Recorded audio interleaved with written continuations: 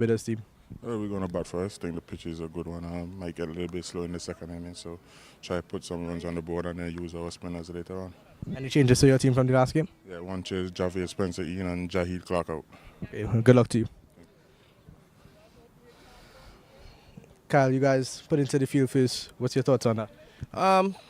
Batting or bowling first, we just need to go there and do the job, you know. If I won the toss, I would probably bat the wicket like a good one, but nevertheless, the job to be done, you know. Guys willing to do anything for the team, you know, whether the conditions be favorable for batting or bowling, you just got to go there and execute. In terms of your team, fresher for win in the last game against Jamaica, what are you guys looking to do today, and are there any changes to that team as well? Yeah, there's a few changes. We have two debutants today. Richards comes in for Kadeen Aline, and Matthew Jones, he makes his debut. He come in for Shamar Holder. We're just looking to improve on the last game. You know, we didn't have a perfect game, so it's just about improving on the small things and trying to get better as a team. Okay, well, good luck to you. So yeah, they take first. The Leeward Island Hurricanes, they've won the toss, and they're going to bat first.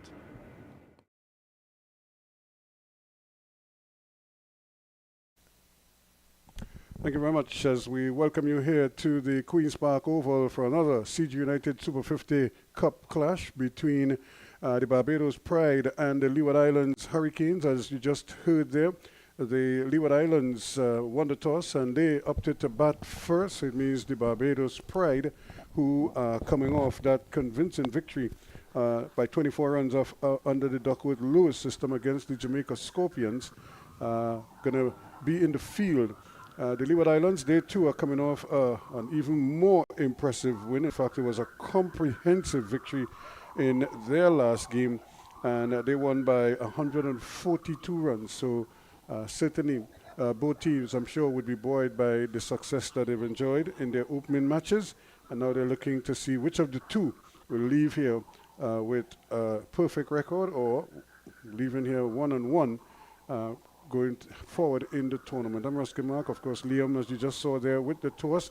And Liam, I didn't get a chance to look at the wicket, but based on what we saw from the last game, I don't think there are too many terrors in the wicket, although it has to be said that what we saw from O'Shane Thomas was really impressive, and he generated amazing speed on a wicket that, for all intents and purposes, wasn't like a flying wicket. Yeah, definitely. He started off well with some good pace. Unfortunately, though, just got to see 3 overs of him before he came off the field, and he didn't seem to be anything serious because he was back on just minutes after. But that was the last we saw of him with the ball in hand. Now, in terms of the wicket, it's a different wicket than we saw in the first game.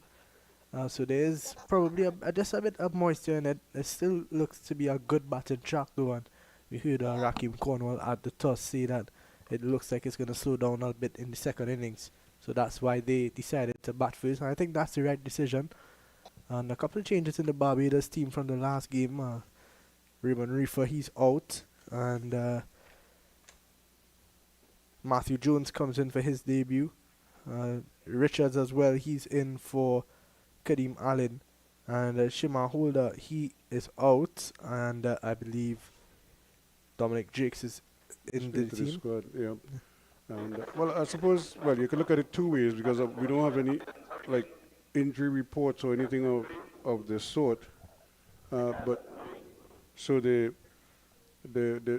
want to believe the idea is to try to rotate players as much as possible, and I suppose they feel this is a good opportunity to give some other players a chance here, and you know, because it's cricket, players could come up with a little niggle here, niggle there.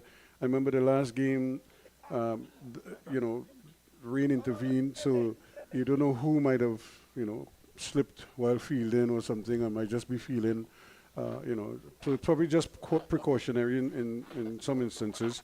But it's good to see that they can rotate players, because that helps with your depth, because you know what you're going to get from players. And how often have we seen that, where teams play the same 11 throughout the tournament, and then you get to a final, and the batting don't click or something, and then you don't know what they're going to get from the other batsmen, because they haven't had a chance to bat or to play, as the case may be.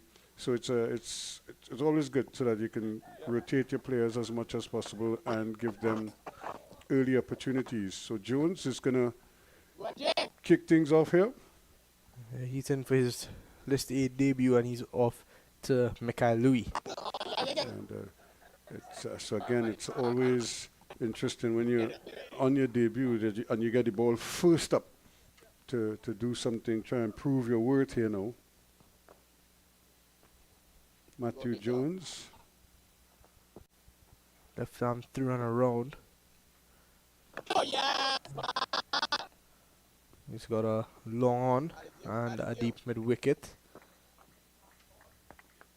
Karma is the skipper. He is at first slip, a backward point, a cover point, short cover, mid off, short mid wicket, and Dominic Drakes is at backward square.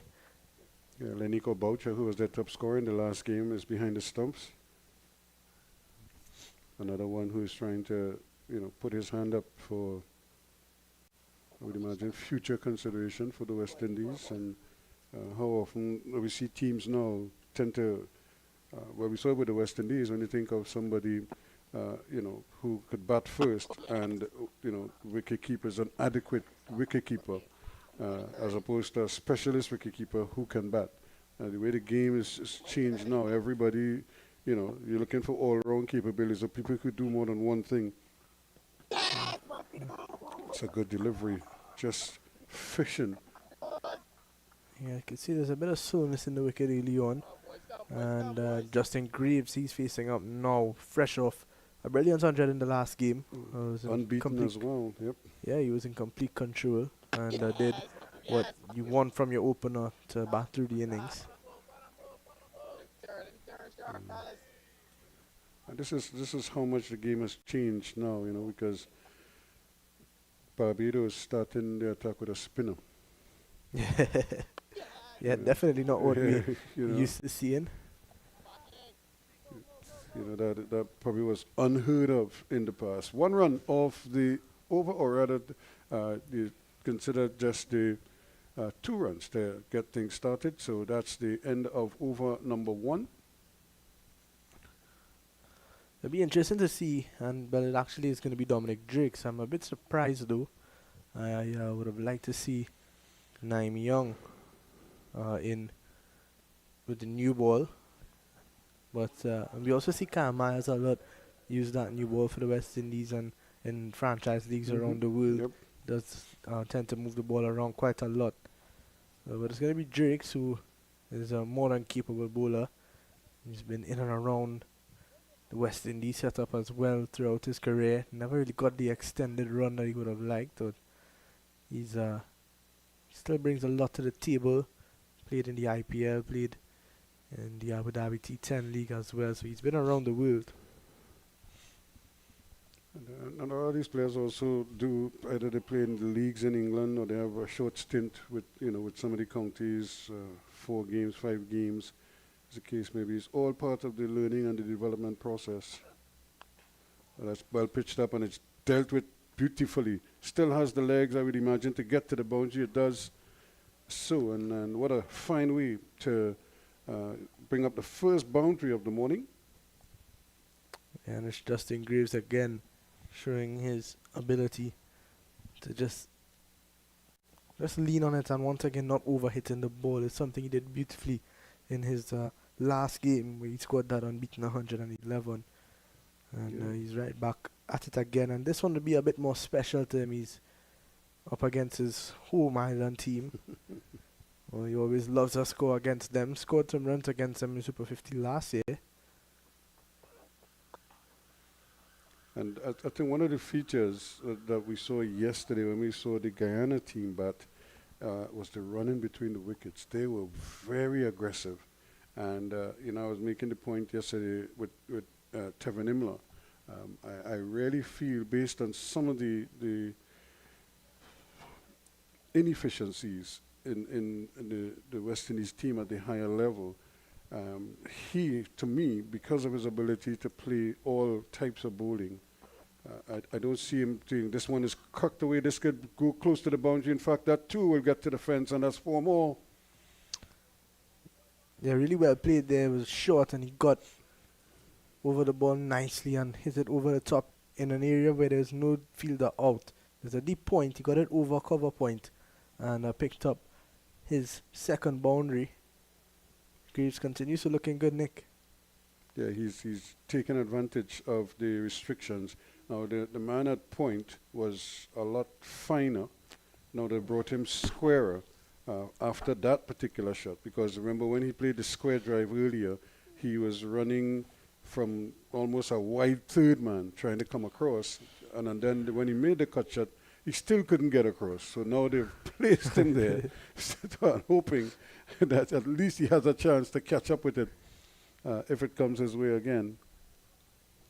Wouldn't it be ironic if the next one goes finer now? That's just the way the game goes. I'd like to see a bit more from Mikhail Louis today. I think he's got so much expectations on him. That one down the leg side. Some good movement from Drake. It's good to see that there's some really swing. And Drake, would just want to get that a little bit more outside the off stump, back into the stumps. Would have been a good delivery to a right-hander, or rather to a left-hander, because it would have been leaving going here.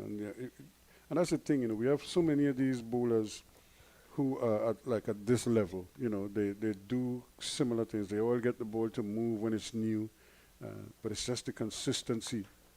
How do you separate yourself now from this pool of talent? And and one of the keys, of course, is to be more consistent, to be a little more aggressive at times. We saw that to some degree from the fast bowlers from Guyana yesterday. Smith and Kimo Paul, they were very aggressive against Puran. They realized that I think the very first ball, Kimo Paul ball, was a short, quick one, and it was all downhill after that. Even though he scored 20 runs, he hit a couple boundaries, but I think they worked out he doesn't get behind the line of the ball too much. He stays on the inside, stays leg side of the ball, so he frees his arms that way. So if you take that away from him, especially if you bowl in line with his body, it's difficult for him to, one, get out of the way, or two, to control any shots he's playing, because he's not balanced. He's just reflex, and eventually he got bowled down, but it was just a matter of time. It's a good ball. Whoa! I don't know if he was really anticipating that at all. I mean, he did well to stay down, because had he stood up to try to adjust to that, I don't know if he'd have gotten his hands in front of his face. Yeah, that could have been really dangerous. And it's Javed Leacock. That ball just jumped from right in front of him. It was traveling, and it just hit like a divot on the ground, and it just took over his head. He's not a big man, and he probably would say, thank God, because a bigger person might have just tried to stand up, and I don't know if he would have gotten his hands up in time. 50 without loss, though, at the end of the over. Yeah, good start from Justin Greaves, though. It was a really good delivery from Dominic Drakes. I thought it was coming back in nicely onto the stumps. Greaves played it nicely. Full face of the bat, middle of the ball. Straight bat, too, the straight man. Yeah. Very well. No risk, really. Just played with the tide. It was moving, like you said. It curled, but he timed it well. And Leacock really lucky to get out of the way of that one. It could have been a lot more dangerous than it was. And you couldn't, because he was so helpless in that position. Didn't have a chance. And here's one peeling off an outside edge. And that, too, will get to the boundary for 4 runs. So you're getting good value for your shots here this morning. The outfield is lightning fast. And that's another boundary. So a big one for Michael Louis, as you said. I think he must be thinking now, how do I back up what I did last year? How do I now build on that? And, and I suppose those thoughts go through his mind, from time to time, but he just needs to relax and play his game. Yeah, I think the key to it is consistency. You saw him have an excellent first-class season, and you want more of that. You want not necessarily to beat that season, but you want him to have those kind of seasons regularly. Don't make it a one-off thing.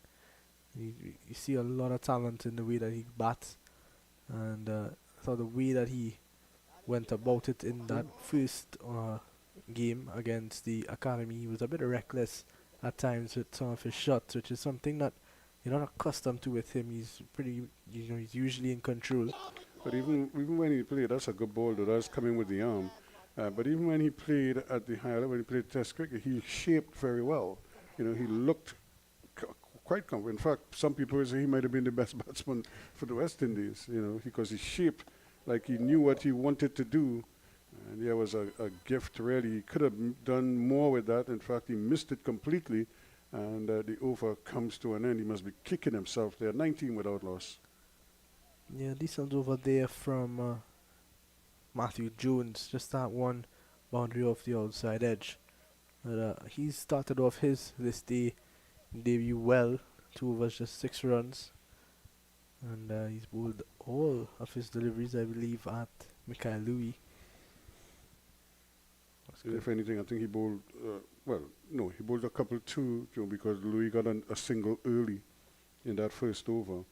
And so he bowled a couple at Graves as well. And before Graves actually got a single of the last ball of his previous over. So here we go again now. Just a one slip.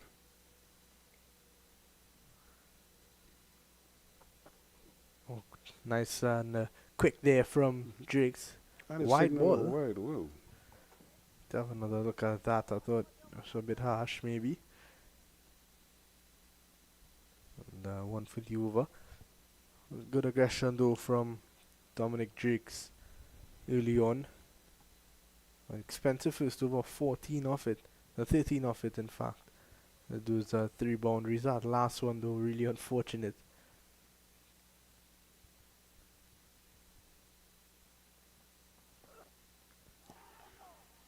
Really playing away from his body there. He just threw the bat at it. And not on top of the ball. You could see him reaching for it. And that's what the inward movement will do to you, because he probably was expecting that one to come back at him a little bit more. It didn't. It kept going with the angle. And luckily for Graves, it missed the outside edge. We spoke about these type of bowlers, Dominic Drakes, Chima Holder, O'Shane Thomas. These guys, you want to see them come back to the regional level and dominate. You want to see them pick up wickets consistently and be a real threat. And I think at times Drakes, there's a couple of times where he'll have games where he'll pick up 4 or 5 wickets and look really good, and then be all over the shop in the next game. And something that you spoke about, consistency, and I think that is the main problem with some of our bowlers. It's a tough West Indies Test team to get into as a fast bowler at this point in time, though. I think it's going to be really hard to dislodge, a Jaden Seals, Zahari Joseph, Shamar Joseph. These guys, it's hard to get them out of the team. But you have to think, Roach isn't going to continue much longer. That's well played. And again, he didn't try to hit that one, but even then, you could see him kind of reaching for it. He wasn't really on top of it, so he could really place it better. So Drake's kind of working on him there in that off-stump line, just outside the off-stump.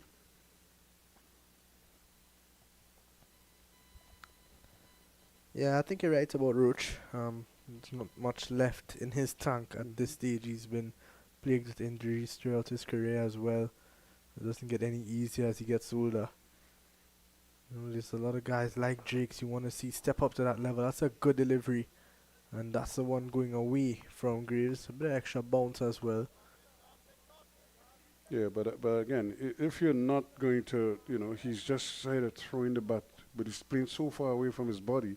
And at this stage, I don't think he needs to do that. He's already off to a good start.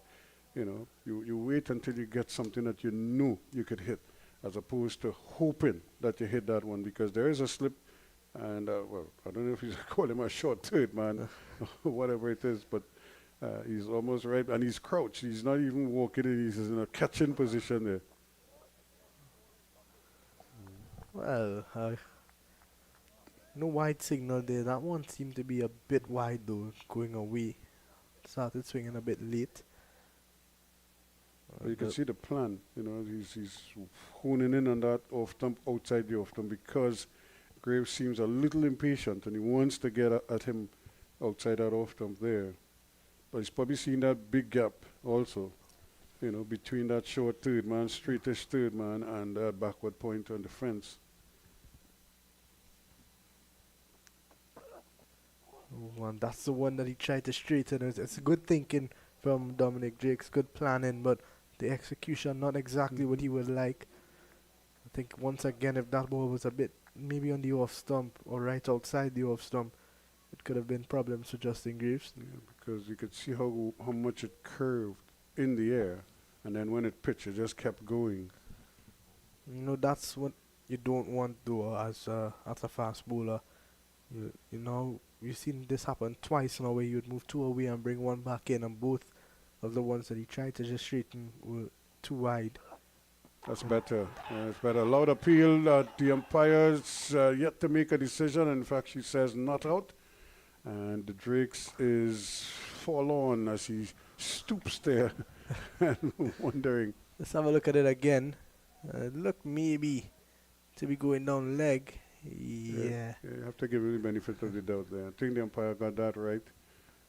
Again, a little bit of movement, not as pronounced as the one before, but again, he probably started pitching middle and leg, and it started to do its business. 22 without loss after 4. That's the plan, though. That's the plan that you want to see, and you want to see him execute it a bit better in the next few overs that he would bowl. And you saw, as I said, there was 2 deliveries where he tried to get that one to straighten, and it went down the leg side. But once he gets it in a good enough area, he's going to get some rewards for it, as we saw right there, as Jones is in. Immediately they set off. They're going to have to hurry here, and they do. Not much they could do about preventing that one. 9 young.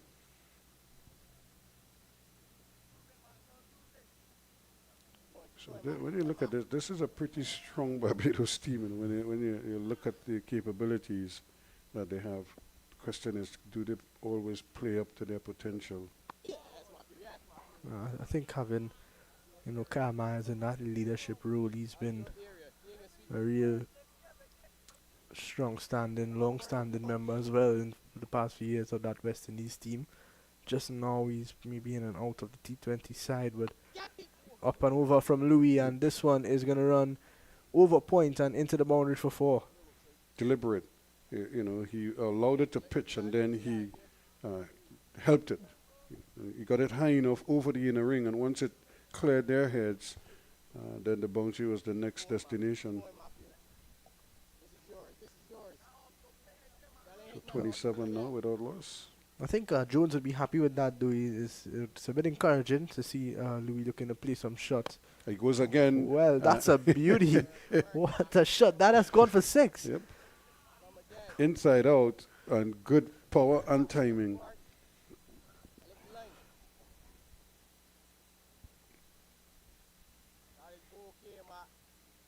Umpire Christopher Taylor, almost as if he's doing some calisthenics with his arms all stretched, trying to reach the heavens to signal the 6. A little bit quicker, as was to be expected, because you don't want to just let him continue swinging for the fences. There is a long on the boundary and a deep square there, well, a deep mid-wicket forward of square to some degree. That one came back in at him, and he probably got the bat down just in time. There was an appeal, and it's just going to be prevented from going over the ropes. And they'll settle for 2. We'll see if the umpire signals anything at all. And he signals it runs, so it did come off the bat. Well, let's have a look at it again.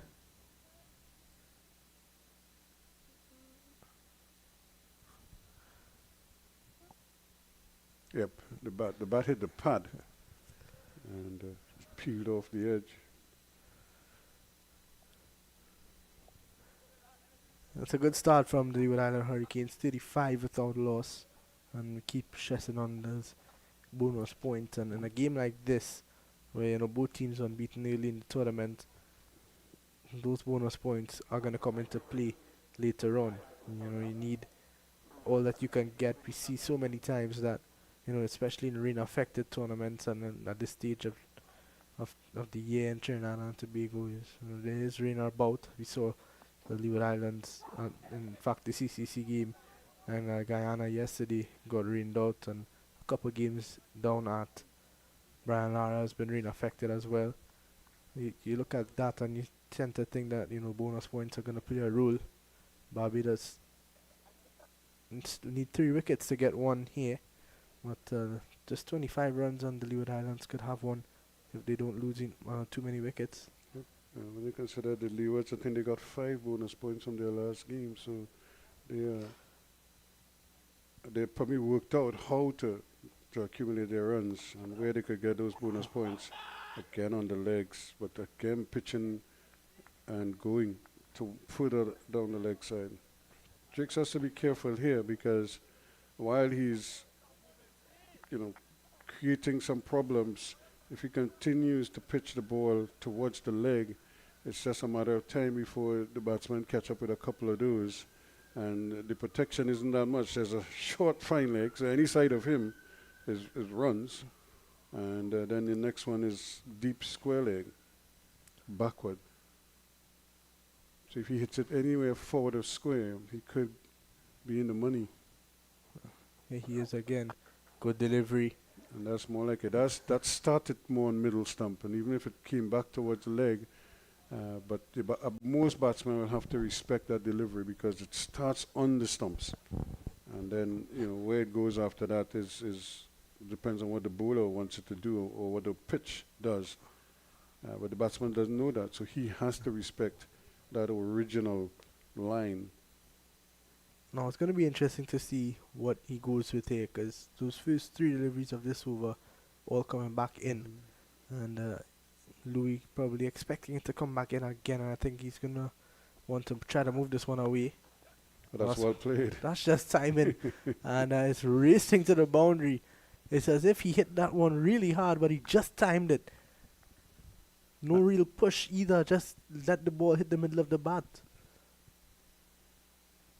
And again, you could see him leaning into the shot. His body to transfer weight was perfect. He just on top of the ball and played it, as opposed to what we saw him do previously, where he was throwing the bat at the ball well away from his pads and his body. And while he survived, but he was really flirting with danger there. That is so much better and more productive too.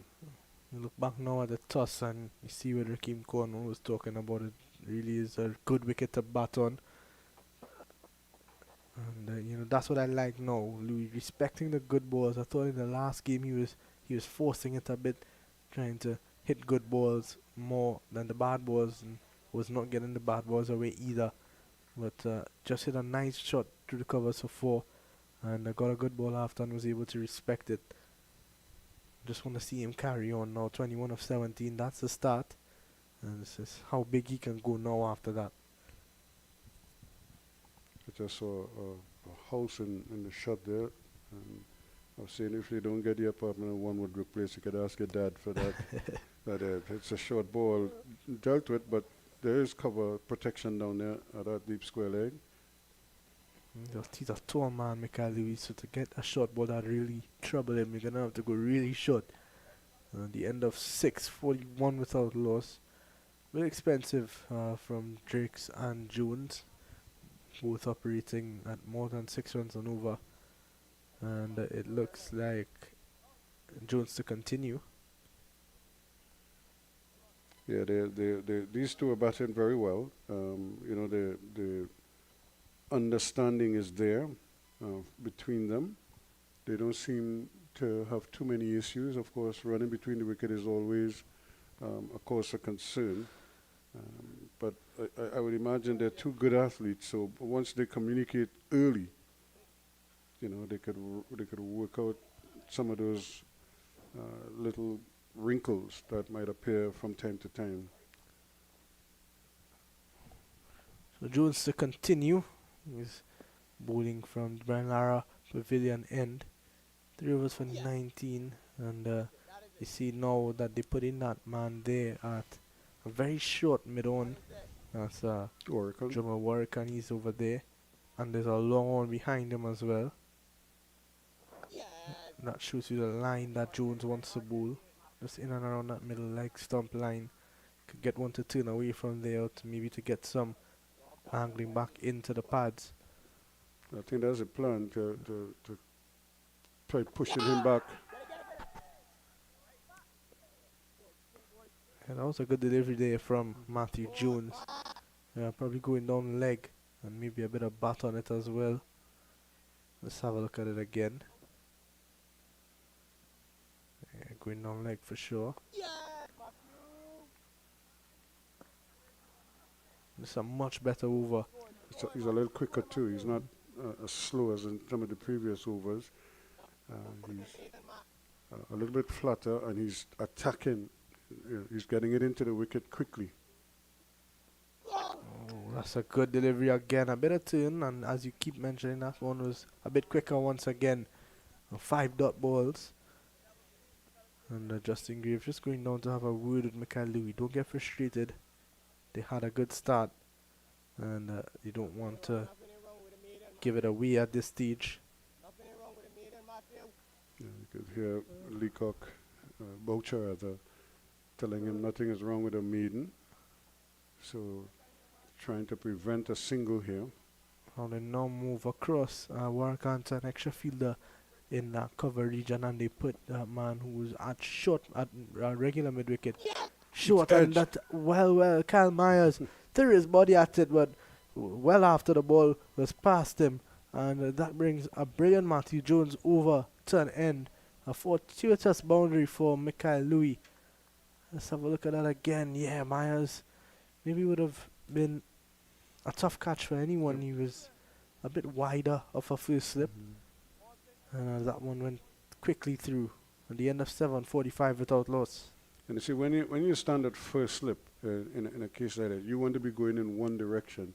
It's like the keeper is going to his right, and the slip you're going to your right. When you have to go the opposite direction, it has to stick a lot of times because it's just a reflex movement. Because you're almost leaning towards your right hand side when you stand there at first slip.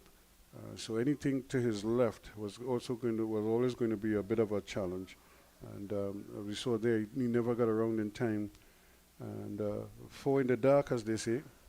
Kyle Myers now is going to take up the attack from the top end.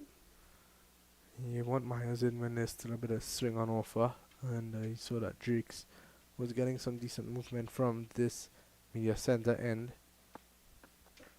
Driving, and that's a beautiful shot from Justin Graves through the covers, 4 runs. It was a real loosener though from Kyle Myers, wide outside the off stump. It was easy to put away. He doesn't have the pace of some of the others, so quite naturally the batsmen are looking to pounce on anything that is loose. So quickly now, they're up to 49 without loss. So they are really honing in on that 60-run total inside of the power play. So they're 11 away from that.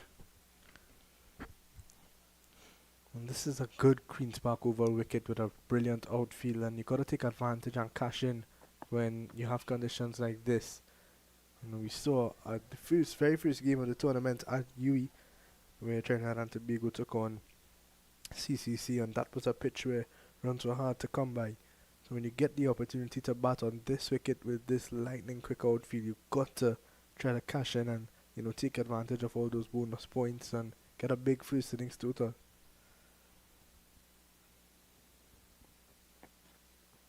And short and wide again this time. Cut away though from Graves. The man out that deep cover point does the fielding. That brings up the 50 for the Leeward Islands. So 50 in pretty good time, and with so they are on their way, as they say. These two really set in a good foundation for them. 7.3 overs for the 50 runs. Good partnership building, and both of these guys now have gotten starts. They need to, find a way to kick on and really get a big total here. You see a change in the field now for Louis. There's no deep point. Point comes in. It goes on to third man, and there's a deep backward square as well. Short from Myers. And Louis maybe pulling a bit too early there. A lack of pace did him in there. And now he's aiming for mid-wicket, over mid-wicket. There's nobody out there.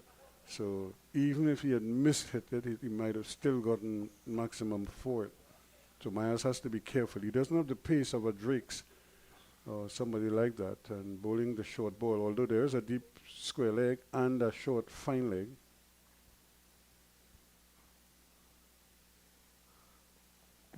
He's really just a medium pace bowler. Once a single does Louis, and Myers has to field that one on his own. Just move the short mid wicket into an extra fielder in the offside in that cover region. He's got a first slip who's now coming out and going back into that short mid wicket. A lot of movement. It's like, what is the plan here? You know? And I think with the field that he has, I think bowling straight is really the option now. He sends out the deep cover and he brings in the third man, so another change in the field. So it's like,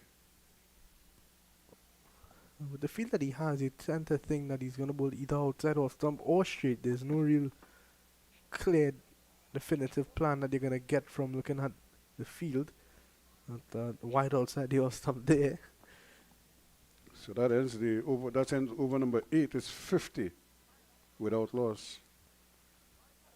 Yeah, you're right, because he started with the slip, then he pulled the slip out, and he threw the third man, brought the third man in. He put the man out of deep cover. So it's a lot of movement. Maybe he's just trying to confuse the batsman and make him think that there's this grand plan that he's working on here. And just doing that. Look at this stuff in the distance here. I could imagine that panoramic view of Woodbrook, Port of Spain, St. James area.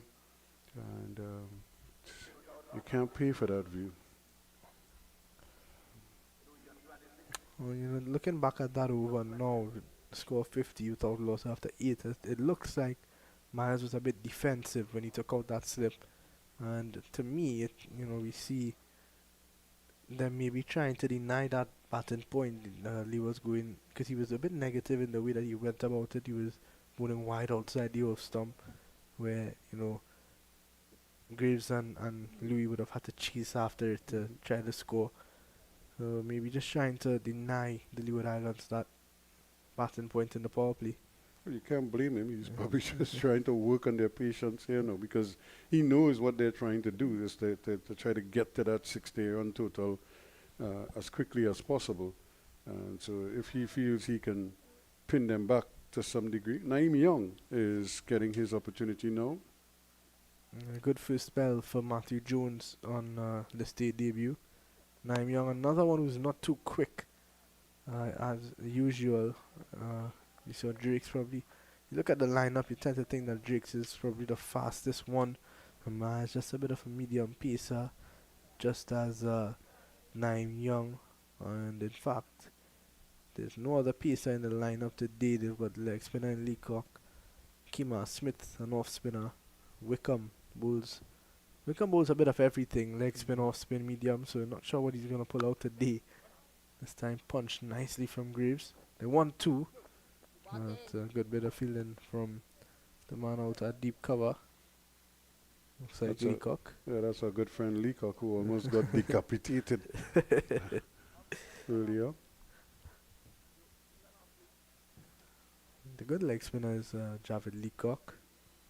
He's been around the team for a couple of seasons now. It's good to, we've seen I think we saw Ned, who's going back to the Guyana team, and that's well bowled. And you see somebody like Naeem Young coming into the Barbados team. So a lot of these players who might have played CCC or West Indies Academy, and now they kind of got their feet wet, and they did well enough. So now their home countries recalling them. Yeah, Kevin Wickham falls into that category as well. And this Barbados team, Kevin Anderson, Jewel Andrew, Well, Jude Andrews a bit of a special case. He would have played for the Leeward Islands and then went into a tour with the academy for the first time. And now he's in the senior team. Well, what a special talent he is. And you see a lot more of these special players coming out of the islands. That's 6 runs. From the moment it left the bat, he just deposited into the Triniposi stand. And it got there in a real hurry as well. Yeah, poor delivery there, to be honest, from Naim Young down the leg side. And it was always going to be put away into the stands. Yeah, Michael Louis wasted no time in going down on one knee and helping himself. So they're 3 away now from the 60-run total, and they're yet to lose a wicket. This pair not separated. Better delivery from Naim Young.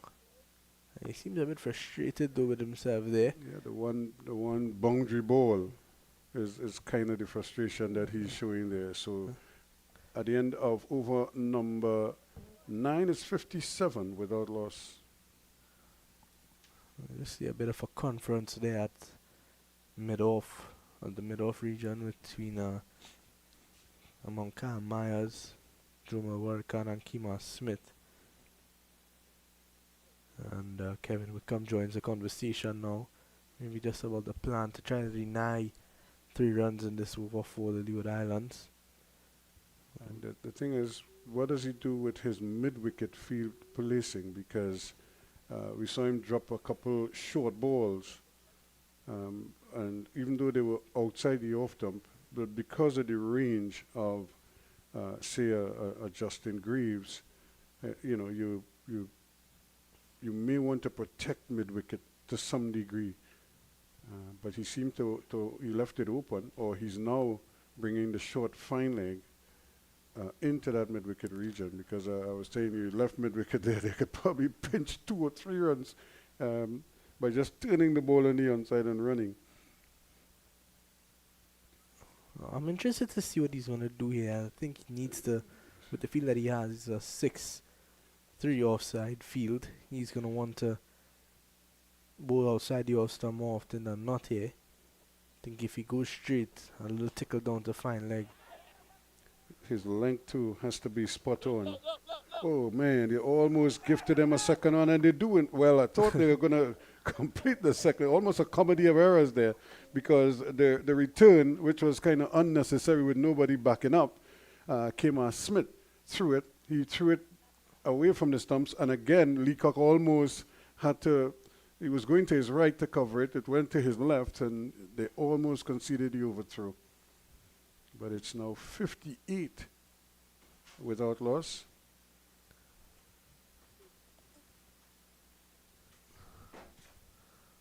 So Myers to continue. And a good delivery. Right on spot. And he's not quick at all, Kyle Myers, so he's going to use that bit of movement that he gets. And we're into the 10th over now. Not much movement on offer already. I don't think we've really seen him swing any ball just yet. No. It'll be interesting to see if Michael Louis kind of walks down the wicket to him to shorten the distance. And that one is hammered square. They go for one, thought about a second, and then decided one is enough. So 1 away now from that 60-run total, and they have 3 deliveries to get there. No pressure.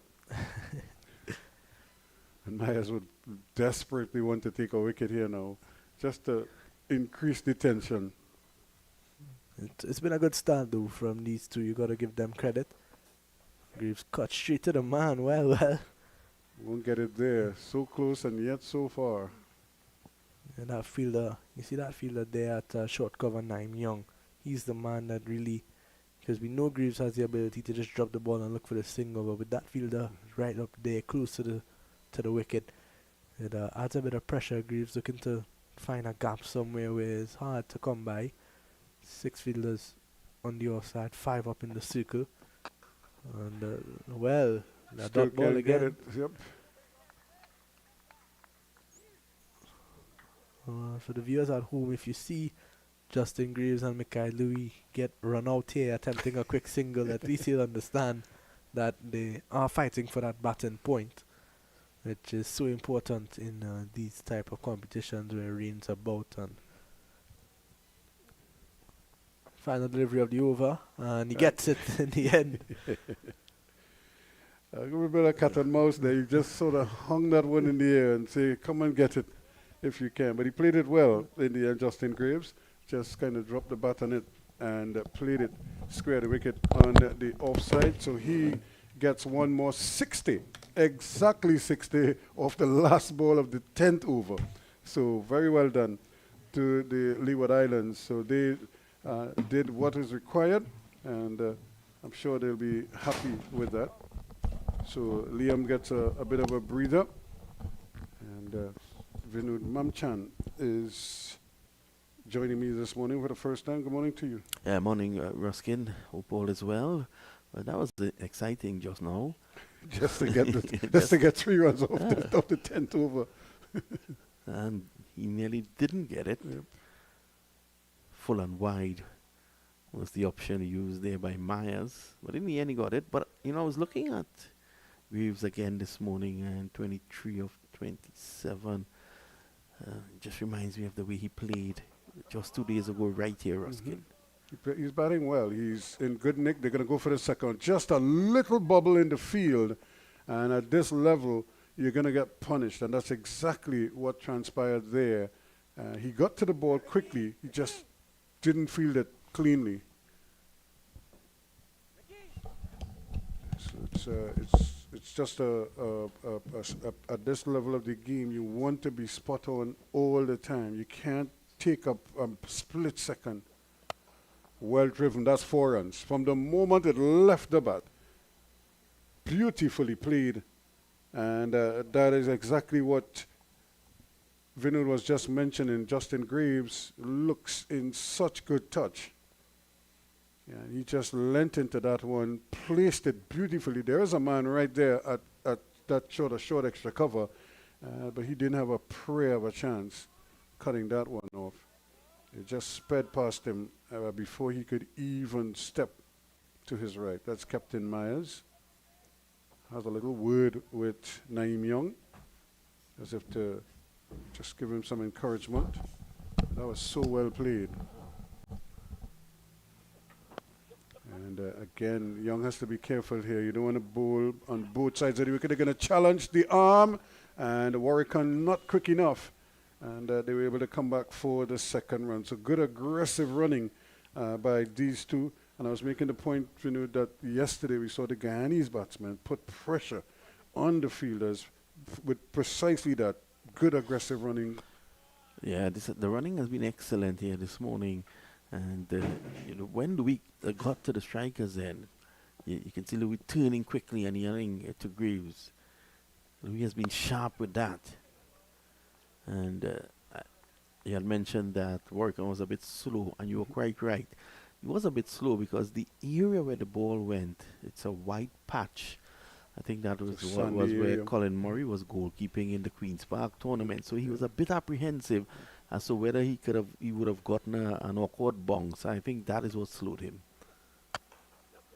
Pitching up a little bit more on that occasion, and played it well. He kind of deliberately tugged it towards the onside, and helped himself to another single. So 33 now to Louis, 32 to Greaves. So Louis is back on strike. Well, they almost are on the ball. Both of them are. Yep. Louis are on the ball. Yeah, both of them. 33 off 33, 32 off 32. Yep. Almost chopping on there, trying to run it probably down to third man. So that ends the over. Another productive one. And at the end of it, 63 now without loss.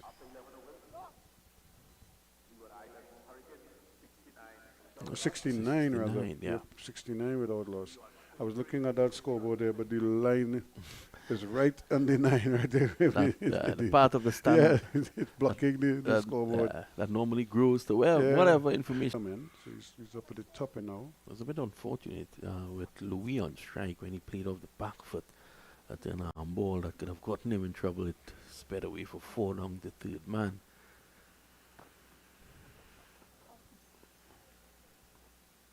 Single, you can see Louis a bit upish, but getting the single. The thing is, they're doing the smart thing here. They achieved the first goal. Well, 2 goals. Not to lose any wickets and to get the bonus point inside of the power play. Now they could consolidate a little bit more. Try and, as I say, continue to fettle. That's a good shot once more. And just rotate strike as much as possible. If you're not going to get a boundary, at least get a single. Graves has been really, really good at that. The century that he scored at in the last game, of course, it was littered with that. Good running in between the sticks, getting the singles, getting the twos, and he was really good with that. 111 not out on that occasion.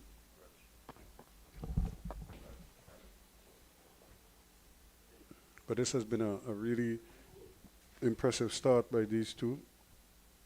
Not afraid to spend time. They pick up boundaries. Sometimes they do it in clusters. There's a little bit of turn there on that occasion. Doesn't spin all, but he every so often he produces one of those that reminds the batsman. I suppose it keeps them honest because they have to constantly look for that. And what he has to do is to kind of put the balls in the areas where that indecision could prove fatal for the batsman. End of a pretty decent over, 62-3 from it. It's 72 now without loss.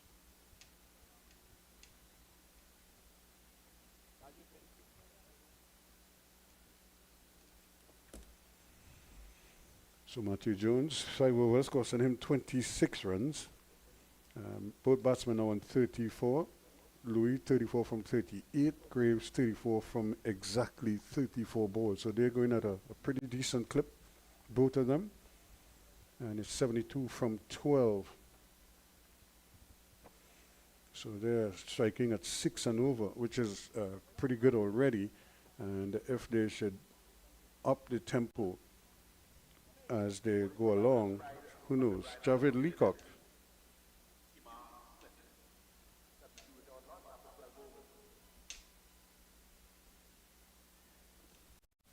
Leacock is going to get his opportunity here now, or is it?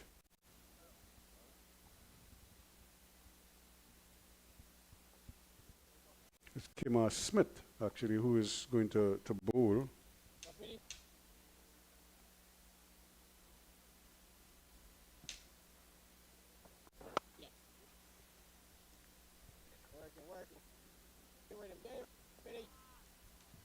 So the wicket really does look a good one for batting. There's a little there for the bowlers, but they're going to have to really bend their backs here to get any kind of purchase out of the wicket. So Kemar Smith trying to get a breakthrough for Barbados this morning. Remember, the Leeward Islands won the toss and opted to bat first. Right now they're 73 without loss, justifying that decision. Raheem Cornwall.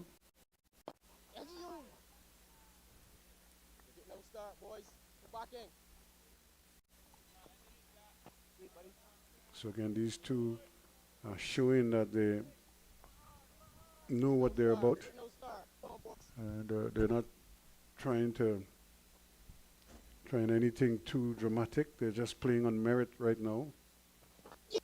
And again, hitting the outside edge. They're going to get a couple here.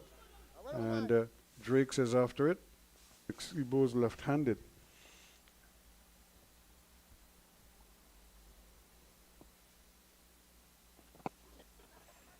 And they're picking off yet another single. So they're just finding ways to accumulate runs. They're just gathering runs on a consistent basis and not taking too many risks doing so, which is good, sensible batting. And it will be interesting to see what kind of a total they get to eventually, and how well they're able to accelerate when that time comes.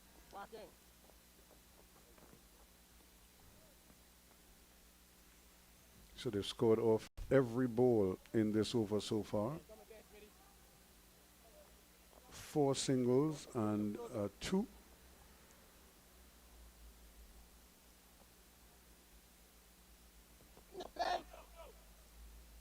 And they won't get one here. So they'll finish with 6 off the over and 13 going, 78 now without loss. So 38 from 38 for Justin Graves and 36 from 40 to Michael Louis. And these two have really done the business. So the players will get an opportunity to be refreshed. And so we'll take a short break here. It's after 13 overs. Barbados in the field after the Leeward Islands won the toss and batted a 78 without loss.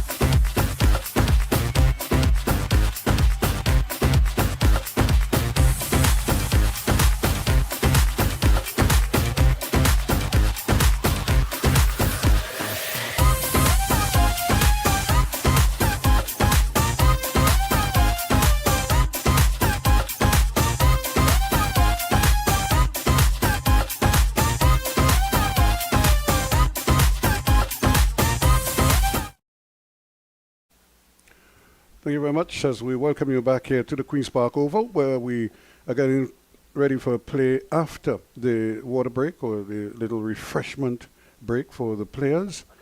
as again the Leeward Islands doing very well, 78 without loss. Justin Graves on 38 from 38. Michael Louis, his partner, 36 from unaffected. And we're looking at Jones continuing here. 5 overs prior, 26 runs, no wickets. He's done well in his first game at this level. And bowling sensibly too, because he's using that arm ball to threaten the stumps and the pads. And then every so often he gets one to spin and go away. So he's keeping the batsman watchful all the time. You can't take it for granted that it's going to come in with the arm every time. Good sensible batting. They're going for one quickly. They're going to go back for the second. These two run very well between the wickets. And Graves makes it home comfortably. Well, not so comfortably, but he had to put on the accelerator there in the end. But did it very well. The umpire just having a word there with the wicketkeeper to tell him don't roll the ball when he's trying to get it to the fielders. Throw it up to them so they could catch it.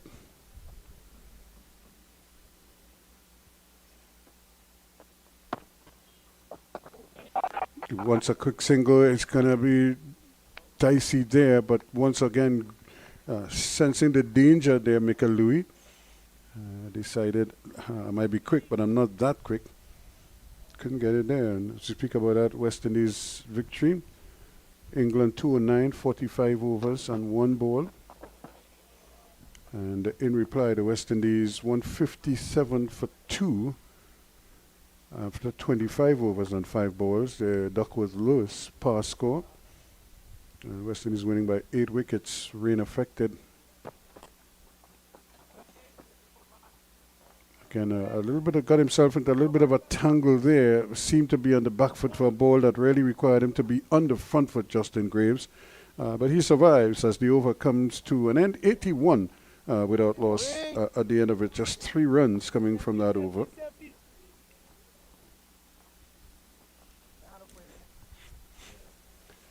Jones not for 29. Drake's not for 21.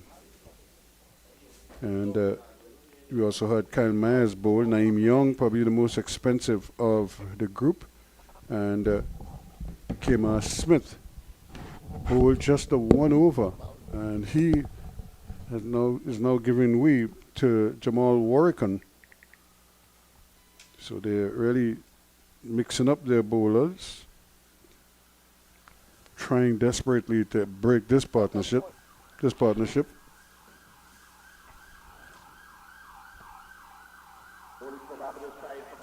And Jamal Warrican had 4 wickets in the last game, bowled very well in that game. And he was really the pick of the bowler. Drake's had 3 for 34, but Warrican had 4 for 25 from 8 overs. Smith had 2 for 48 as they took care of Jamaica. I always say Ruskin, Warrican is the vehicle you will see in a showroom and you might not go for him first choice. But that is the vehicle that never shuts down. Yep. Like one of those good working diesel engines. I remember the test match here recently against South Africa. Thank you. So working again, trying. He really is, and he's been doing this for a while now. Eh? He's just been there plugging away, takes up his wickets. And I suppose he's probably just saying, look, I can't pick myself, you know. But he's on first and he goes about his business. What I like about him, he tries to keep things as simple as possible, but effective.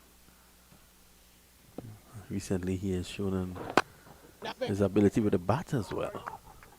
Well, I tell people, I say, if you play at a level for as long as Warrican has, you will pick up, other things to do. Because I suppose during the off season too, he'll probably say to myself, boy, look, I might, maybe I should make a few more runs or play a few more shots, whatever it is. But so what happened to Courtney Walsh? But he learned to defend better as he got older. Or leave alone. Yes, he learned how to do that better. I should have prefaced that and saying there are exceptions to every rule. But you know, and I would imagine that's what it is. You know, when for example, when Michael Jordan first came into the NBA, he was really just a slasher and a dunker. But then he developed the turnaround jump shot, and you know, Magic Johnson was the same thing. You know, then he developed this little baby hook. He couldn't really shoot the ball very well. Mm-hmm. He shot it like Jean Pierre did, and you know, but eventually he developed as he went along. So he had a good, consistent jump shot, and he had a little baby sky hook that became, you know, very, very dangerous tools for him. And you know, you see players like that, Kobe Bryant. Every year he added something. They learned to shoot the 3-pointers better, and as they go along, LeBron James is a classic example of that. You know, he too was just a big dunker when he came in, and now he can do so much more. That's a good shot. He got it into the gap. Oh, that's a beautiful shot. Was never in a hurry, and that's the hallmark of this young man, Greaves. He never seems to be in a hurry to play the shots. Tends to play as late as possible, and it aided him on that occasion. Well, the end of the over, and again, these two continuing to build here, and this must be very worrying for Barbados, because by now they look at the shot again, and they placed it beautifully in the gap between the two fielders there behind the bar on the offside, and picked up 4 more. So Graves is 45, Louis is 39. It's 88 without loss now after 15. Yeah, Louis continues to look good as well as Graves. Graves has been smooth, and Louis has followed suit. I keep saying, Ruskin, this innings of Graves reminds me so much of that century he scored 2 days ago. Yeah, he was patient. He didn't seem to rush things, and he just kept the scoreboard ticking over. Almost a single off every ball. That's dangerous there. He was trying to cut a ball that was nowhere near cuttable, as we would say. Yeah, Graves has really been doing the work, you know, unnoticed. Down the wicket goes Louis. Might get a second, but I think Graves is probably realizing he's a little bit antsy right now. So he decided instead of going for 2, he's going to take 1 and just let him settle a little bit at the non-strikers end. And that's maturity, and this is what, in a short tenure so far in the regional and even for the West Indies, you see a lot of maturity in Graves. Who would think about that? And it's also excellent the way you spotted that to Ruskin, because there are many people who might not even spot that. Or they would think he was bad running. But I think he deliberately slowed it down so that they will have to settle for the 1, and that he allowed him just to clear his mind a little bit, you know. And now he showed him how to play it. Just push it. Don't try and do anything unorthodox. Pushed away. Didn't get the run though, but at least he stayed in the crease and tried to play it from the crease, play it through the offside. You know, there are times you have to kind of take what the bowler gives you. You can't just always manufacture runs. And well bowled again from Jones, not for 31 from his 7, and the 90 without loss now, the Leeward Islands. I've looked at Jones very closely this morning. I like him. I think there is something with him that they can work with. Young Jones, obviously, he would have taken a lot of wickets in the domestic tournament in Barbados. And in Barbados, as I think the boys are giving you the points table there, look at the Roscoe. bonus points on the Leeward Islands as they go at the top of the table. Barbados also with 5. Guyana, Happy Eagles with 8.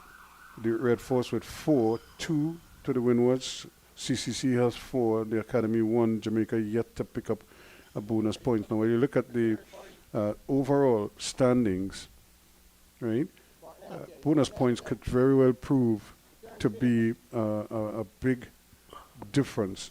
What about the Happy Eagles? 8 bonus points. And I see your good They're batting. They have 2 scores in excess of 270. Yep. I see your good friend, the mayor of Maikoni, Sean Davis is here, and he's wearing a broad smile, as you mentioned that. Good guy, Sean Davis. You would have heard his voice yesterday. I think he went to the Sinclair Medical he has a clean bill of health. Oh, that's good. Yeah. I must shake his hands. That's good. That's excellent to hear. Yep. Davis had his struggles, but like any true champion, he has come through. Mm-hmm. Back for a second spell. Yep. Arm ball there, working. And the Happy Eagles, they've really made their fans happy. I was looking at some of the comments yesterday. What also made them happy, Roscoe, was the fact that they said they were hearing a Guyanese voice. I wonder if it was yours. Well, no, my accent is not totally Guyanese. It's a variation of Guyanese. Gosh. But I look at this Barbados attack here, and this is why I'm even more impressed with the way these two have gone about their batting, because this is a very good bowling attack. Yeah, it is.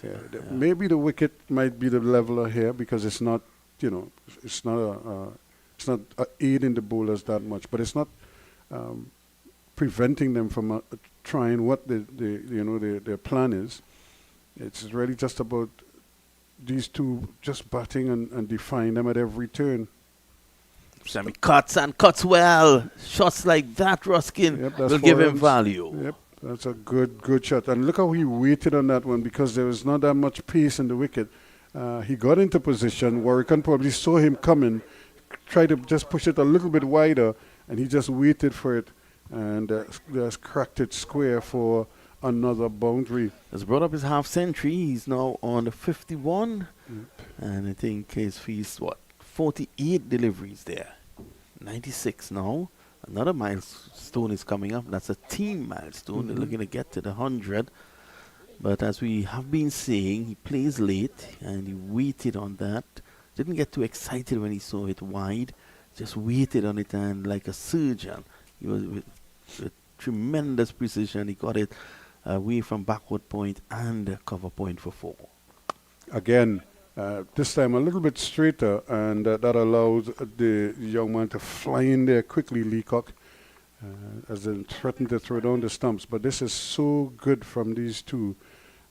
You always try to put yourself in the position of a selector, and when you see two players who have played at the higher level now, they're now kind of starting their careers, their international careers, you must be very encouraged by what you're seeing here, because it means that what they have experienced at the higher level, you could see it working, because in this, their whole approach is that of seasoned batsmen who know what they're doing. This is what you want to see. I take that point. This is what you want to see. When West Indian cricketers come back to the regional level, they must be dominating. The funny thing is that over the past few seasons, you haven't been seeing that. They come back to the regional level and still struggle. But you're seeing good signs. Yep. And they're doing it against, like I said, a good potent attack. In the last game, think about that. Warwick had 4 for 25, Drake's had 3 for 34, and Smith had 2 for 48. All of them are playing here today. Yep. That's dangerous. That ball was right up to him, and he was on the back foot. And that's because Jones has the ability to bring the ball in with the arm, and also to spin it and take it away from the right-handers. So he might have been in two minds there as to what the ball was going to do. And this time, he got it in the arc and decided to really throw the hammer at it. But I really, really like the look of Graves. And, he's so calm. I have a lot of time for him, Ruskin. If he was a bus driver, I would have waited for his bus. A lot of time for him. Very, very calm. He reminds me of another Barbadian. As this is pushed away by Ken on first. Good friend of mine, I'm sure he's logged on. David De Kersey Mortimer Harris. Good guy. You know David Harris? I think I met David already, but I thought you were going to say Shamar Brooks, because they don't. When you look at the way Shamar Brooks plays cricket, he makes cricket look so easy. Easy. He's a Carl Hooper, isn't Yes. he? Yeah. It's like some people like they're never nervous. You know what? That is Shamar Brooks. Yeah, your good friend Philo Wallace on commentary described Shamar Brooks as smooth as Harvey's Bristol cream, down to the very last drop. No, he is, but he's such a gentleman as well. When you speak to Shamar Brooks, it's like, it's almost like his poetry when he speaks. And Adrian Barrett, who would have visited, toured to play the I think it was 2008. Sean Devers might be able to correct me on this. The Under-19 World Cup in Malaysia, and Shamar Brooks was his captain. And Barrett was saying a couple of days ago that this guy at that time was so knowledgeable. So you can imagine from then to now. What are they showing us there? No, I was just about to say, because you're saying knowledgeable, they know how to prepare pitches. So we have to give them their flowers, as they say. Yes, Colin Murray would be very happy about that. Well, Colin don't know a thing about the pitch, but these guys do. But this is his staff, Yeah. so he will take that. Yeah. Driving nicely. That's 4 runs. What does he get there? That's good work. He covered a lot of ground. And again, the batsmen are content with 2. That will bring up the 100 for the Leeward Islands. Watch out, look at how much ground he covered. At this point, I was saying 4 runs. I didn't think he was going to get there, but to his credit. And you look at it, Miles Bascom, wherever he is today, probably in Antigua, I think he'll be smiling to see this performance. And Miles Bascom, of course, from the Windward Islands, but he's the director of cricket. Miles' greatest worry. They're going to have to hurry here. A little bit of an indecision there. For the first time, you saw them not sure, but eventually, and Dominic Drakes really never changed gears. He just kept sort of jogging in, and the batsmen were able to complete that single comfortably. And look at how close he is. Yeah, he was really just lumbering and coming forward. Firmer push this time. Miles Bascom's greatest worry is these dot balls. So you look at 100 from 109, and the oval is intact. When I say the oval is intact, they haven't really plastered the oval with big shots. No, they batted. This is really a responsible effort on the part of these two. And they know that they wanted to give their team a good start. They've set a good foundation here now. And it's now the mindset changes a little bit.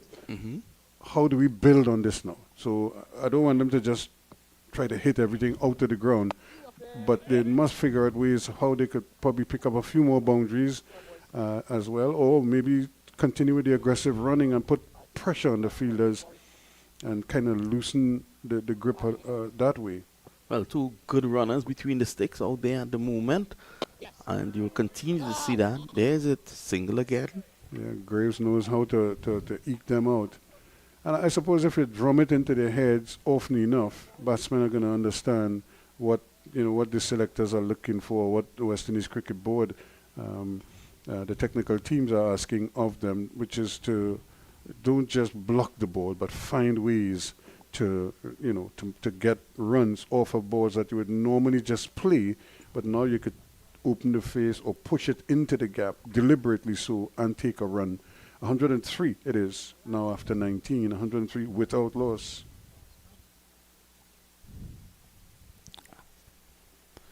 Yeah, so 103, which is good at the moment. It's excellent. And they are producing a platform here to launch against the Barbadians. The Leeward Islands cricket, as I said before, has been on the upswing. And they're really fighting against what Ruskin had mentioned before, a pretty decent Barbadian bowling attack. So this game could really turn out to be an interesting one by the end of the day, because Barbados is also a strong batting. They do have good batting, and there are a lot of players who could contribute, 40s and 50s, 30s, and the lower order as well. So this could really turn out to be an interesting game. It really depends on how these two and how the Leeward Islands, how they maneuver through the rest of these overs, how they negotiate the rest of these overs. What I like about Barbadian cricket is that they always fight. You can never come up against a Barbados team and ever think it's going to be a pushover, it's going to be a rollover. You can never think that. Oh, that's well played again. No, you're correct. They always seem to have, I'm a big fan of the Pittsburgh Steelers, and Mike Tomlin has a saying, the standard is the standard. The standard is the standard. It doesn't matter who is playing. Yep. You don't drop your standard. You don't drop your standard. This is the standard. Yep. And, we will play that. We may not win every game. We may not win a title. Doesn't matter. But the standard is the standard. I like that. And, teams should adopt that saying. Well played again. Look at how confident he is, just standing there. That delivery wasn't that short, but he's on top of it and pushes it into the gap. Tall man as well, another good player. First time we saw him earlier this year in the Regional 40. Watch, look, is Colin seeing this? Oh, Murray, come on. Is Murray still celebrating the Diwali? A celebration that we had here yesterday. It was a wonderful celebration. Colin probably still celebrating that. But I'm a big fan of Barbados, their team, their people, their country, even the crab cakes that Woody Richards never buy for me. I'm really a big fan of that. I want to thank Ruskin Mark for being with us here for the last spell. It has been an education listening to good old Mark, as we will now see he will be replaced by former TNT under 19 fast bowler. Ruskin being a former Trinidad and Tobago senior fast bowler. Ruskin would have played for Trinidad and Tobago at the under 19 level, West Indies at the under 19 level as well.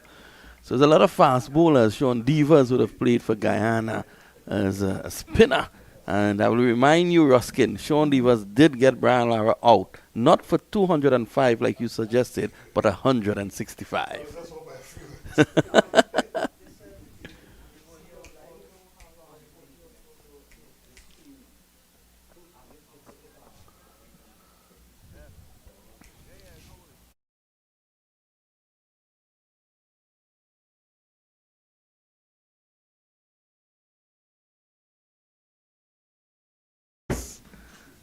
So, Liam was another man who's big on Barbados. He has a number of friends. I think he was annoyed that young Bolden didn't make the Barbados team. Morning, Liam. How are you? Morning. Pretty good. And been enjoying this partnership between Mikael Louis and Justin Greaves. Could see maybe one of them looking to displace Brandon King at the top of the order. I think one man who's there and there for a while is going to be Evan Lewis after that innings last night and the last 100 he scored against Sri Lanka. One thought that Evan Lewis should have been more involved. Well, he's there now, and he is showing his worth. And he waited for his opportunity, and when it came, he was immediately back into the runs. Bit of pitch there from Louis. But these two have been good. They've they got going nice and early in the power play, got a good score, got to 60. And they were able to just negotiate the next 10 overs where the field was spread and the spinners started to take control a bit. And now they're going to have to negotiate Leacock for a bit. He's new into the attack. Like spinner is going to get the ball to move away from both of them. And one thing I can tell you about Justin Greaves is I love the way that he structures his innings. We saw it in the last game and we're seeing it again here. So I now know what Colin Murray was up to and why he was so busy.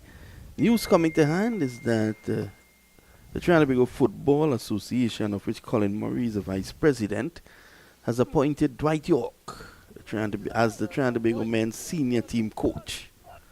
So all the best, good old Dwight, and let's hope Trinidad and Tobago's football can be on the rise again. I'm sure when Ruskin comes back in, he will have a say on that.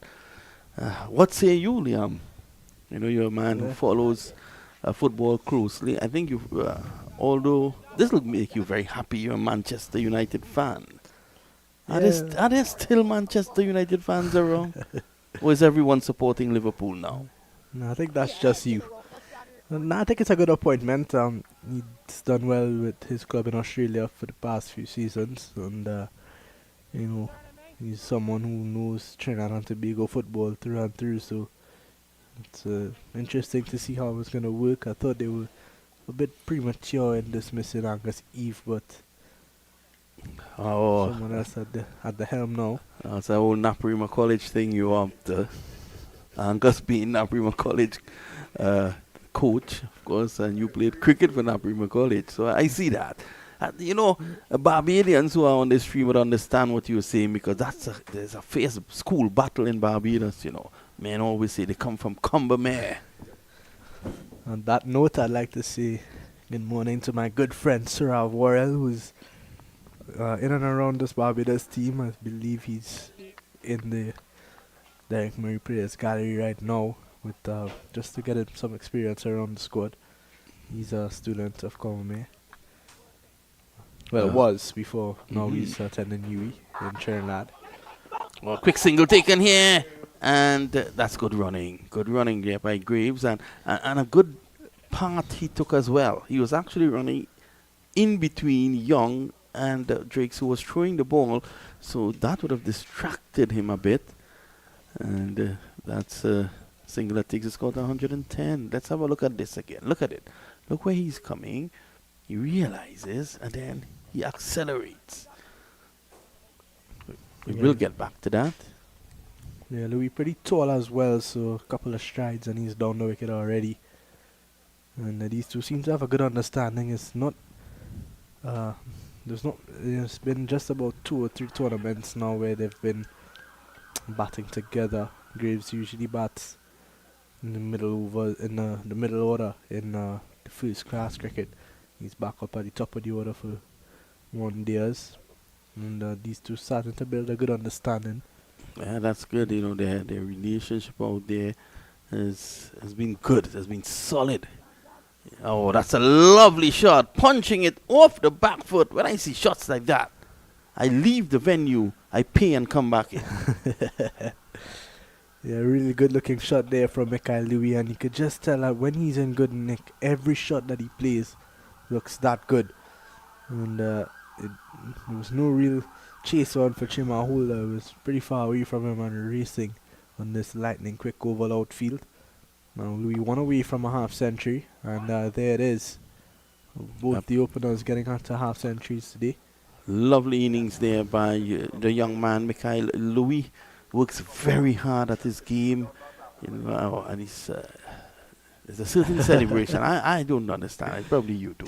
Well, I think that's more of Justin Greaves' celebration. He is playing against his home country, who you know, he was left out of the team, and maybe just showing them that, you know, he's still better and he's still good enough to be playing for Barbados. You think he may get a call from Conde Riley? I don't think he wants it at this point in time.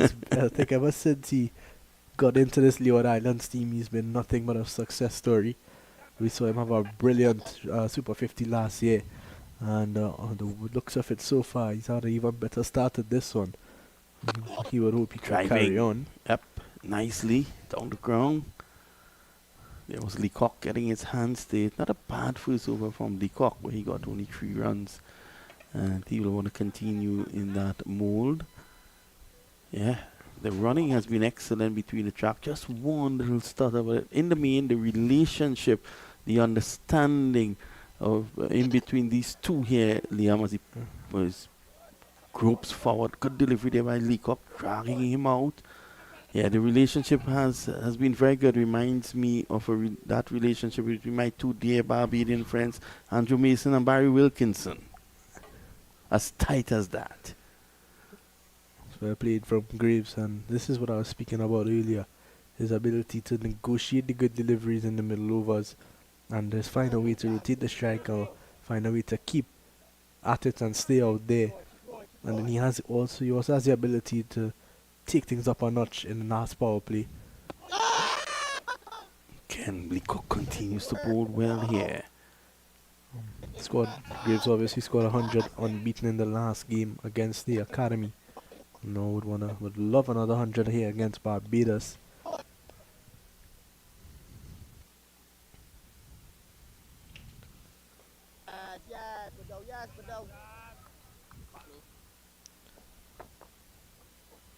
Oh, it's hot! What's that? An appeal for a run out. Well, Louis has to be careful. Wow, it was actually a lot closer than I thought. He didn't ground his bat, had his bat in his arm. Well. He's lucky, Justin Graves. In fact, it's Louis, It's Michael Louis. Louis. If we can see that once more. And Javid Leacock.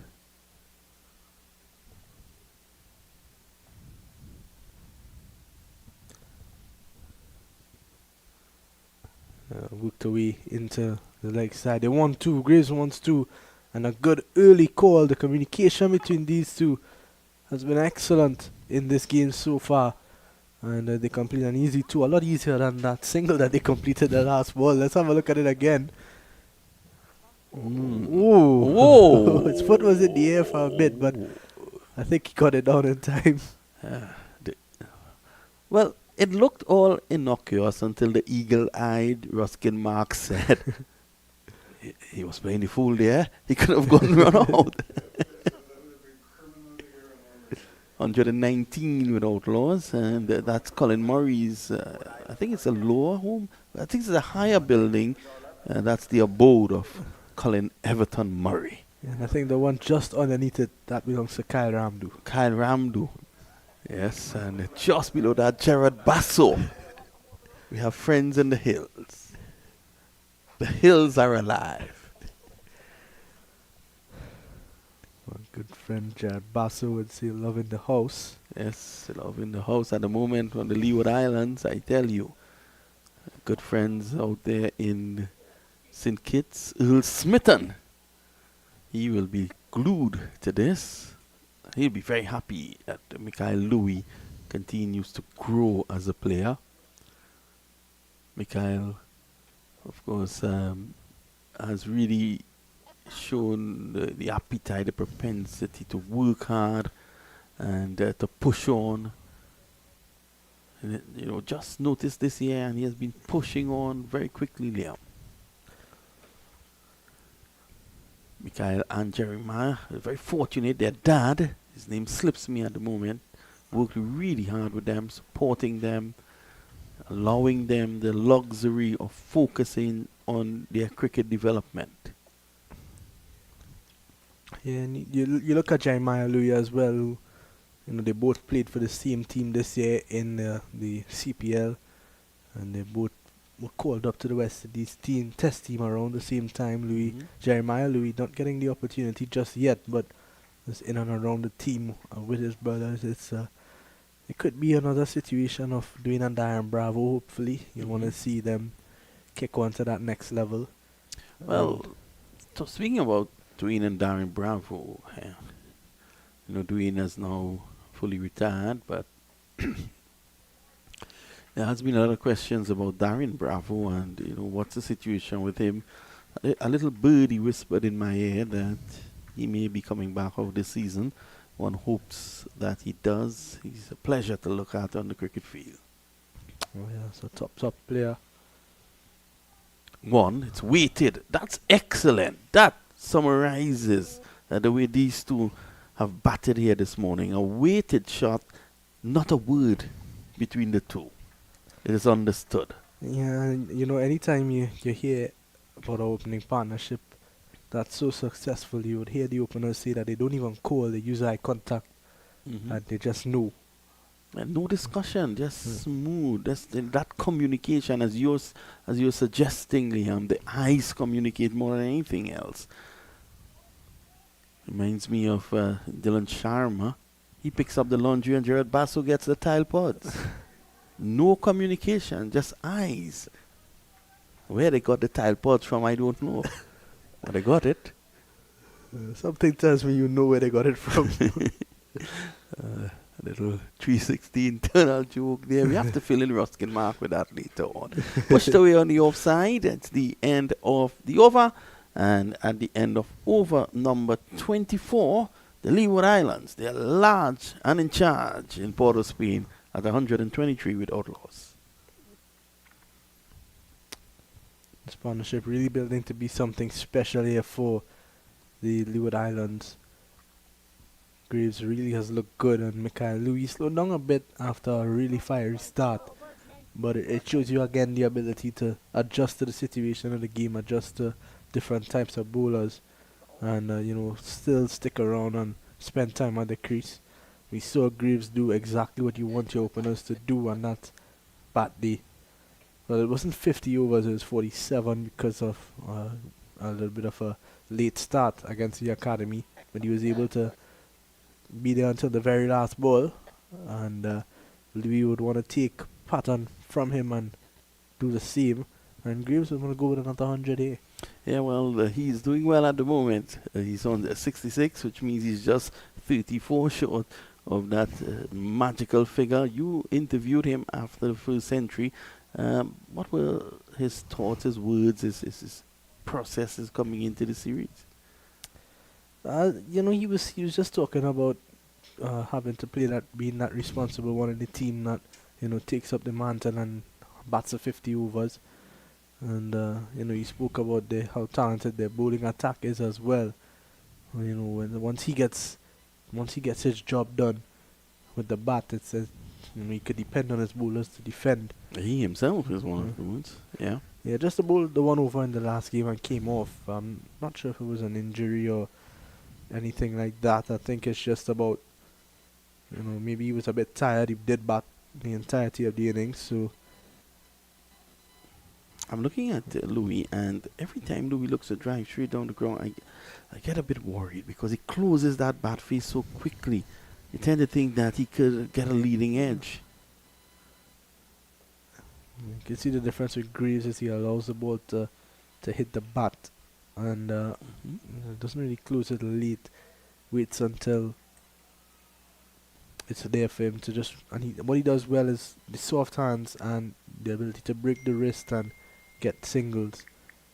This one's short and pulled away, and that's another boundary for Justin Graves. He moves on now to 70. Yeah, it was really a bad delivery. Needed the treatment and got it. It's a nightmare start really for Barbados. We're into now the 25th over, and halfway through the innings they've not been able to pick up a wicket yet. Oh, a bit of a leading edge there from Graves. Just as we were speaking about him not closing the bat face too early, he did it on that occasion.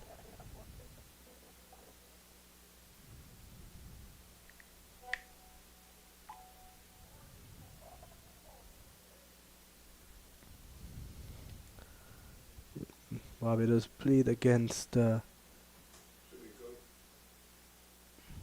Jamaica? Yeah, they played against Jamaica in the first game, and they were a lot better. But this opening partnership has been a bit too good for them. When Graves played against Barbados last year in the regional Super 50, they were chasing 192 for victory, and Graves scored 95 not out. So he's aiming up another half century. Loves to score against his home team. He's aiming up another century, in fact. Just picked up his second this day century in that last game. He's looking for a third here. A lot of time left for him. Still half of the innings left, 24.4 overs. And Louis, that's a good looking shot, but the man is out there on the cover boundary. Looking to go up and over.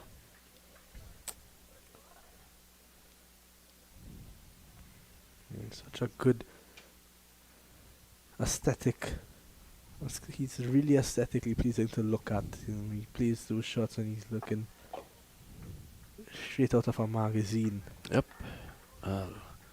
He is on 70 Graves. And I'm sure the guys out there in Barbados, statisticians, Keith Holder and Harold Eastman will be having a field day should he go on to get another century here. Keith Holder, top man out there in Barbados. Journalist as well, statistician, commentator, and a very good man. These guys have served cricket off the field in a tremendous manner. End of the over, and Warkan completes 5. He has had none for 24. At the moment, the score is 130 without loss. Well, before you came on air, Liam, Ruskin and I, we were discussing the bonus points, and the Leewards would have gotten one today, reaching 60 after the 10 overs. But the Leeward Guyana, they have 8 bonus points so far in the tournament.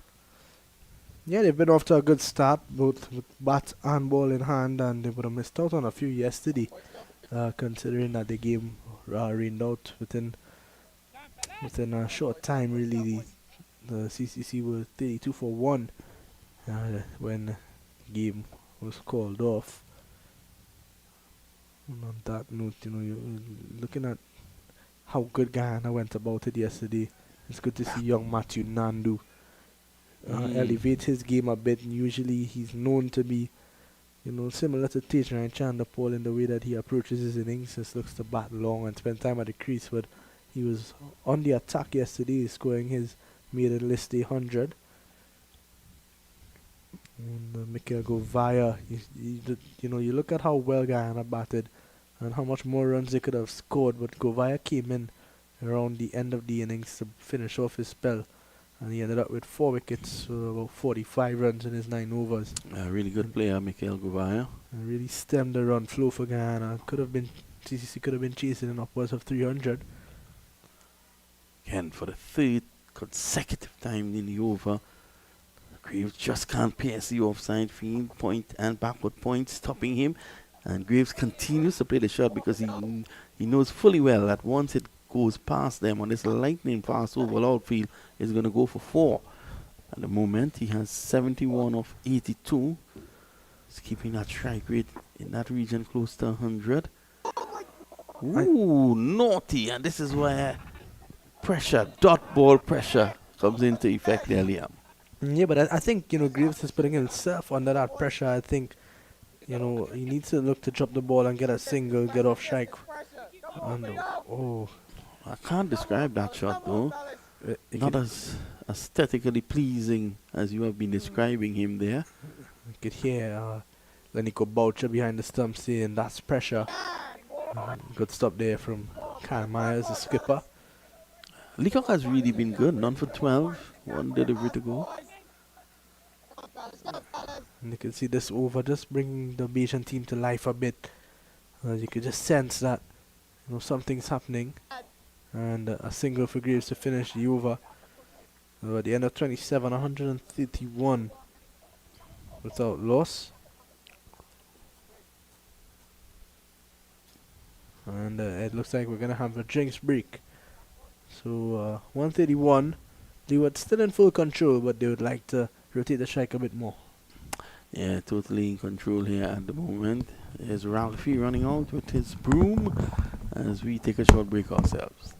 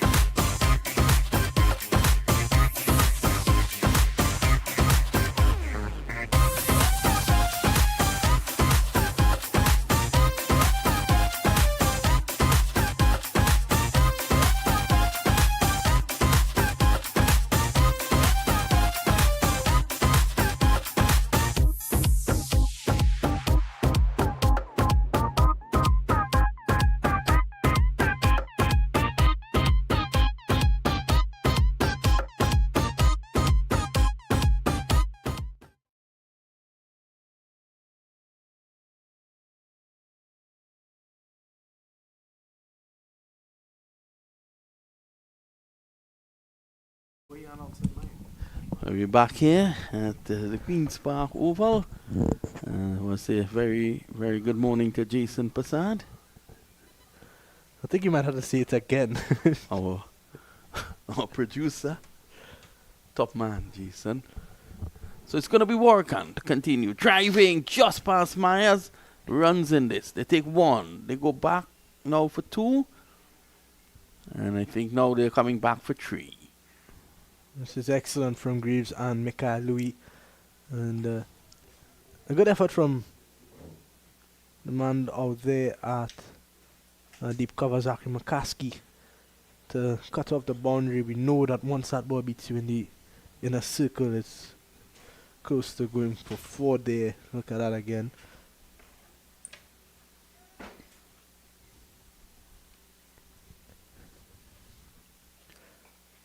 And full feast of the bat there from Louis.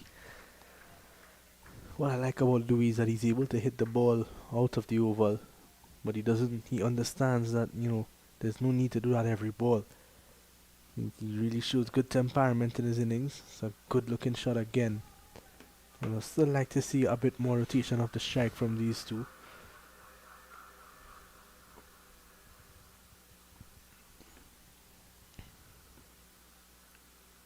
Tossing it up. Yep. And Loose there from Louis. Warkan was doing what he has been doing for the entire morning, just putting it on a spot. He gave that one some air, and Louis probably seemed surprised that he was getting air on that one because Warkan had come flatter to him during the over, and I think he got a bit too excited there late on the shot, and he has to go for 55. yeah, good catch through from Kevin Wickham. I think if our good friend Jaffet Leacock was there at mid-off, that one would have gone over his head for four. Wickham, a tall man, and had to jump a bit to get to that one and completed an easy catch in the end. And that is the fall of the first wicket. Louis would be disappointed because by his standards, 55 is a decent start. You don't wanted to kick on a bit more and get a bigger score. And walking out to the middle is going to be Chesney Hughes, who's been around the circuit for a long, long time now. And he's going to be looking to announce his name and step up for the Leeward Islands here. Yeah, he's batting in the pivotal number 3 position, so I think his job is easier. I'll tell you why. He can afford to come in, take his time. It's a fantastic platform. All he has to do is to just get off strike and get Graves, who's a set batsman, on strike. Yeah, and I think Graves would know that the best place for Hughes to be in at this point in time is in on strike, because then he's gonna have to do a bit of the heavy lifting for a little bit, just to give Hughes that time to settle in and see what the ball is doing, which is not really much, but there's more to see of what the bowlers are doing. Warkan, a good Samaritan of West Indies cricket and Barbados cricket. He's been around for a long time now. Just coming back into the test side recently against South Africa. Picked up a 4-wicket haul in the first test and came in with some runs as well. And a good start right on spot to Hughes.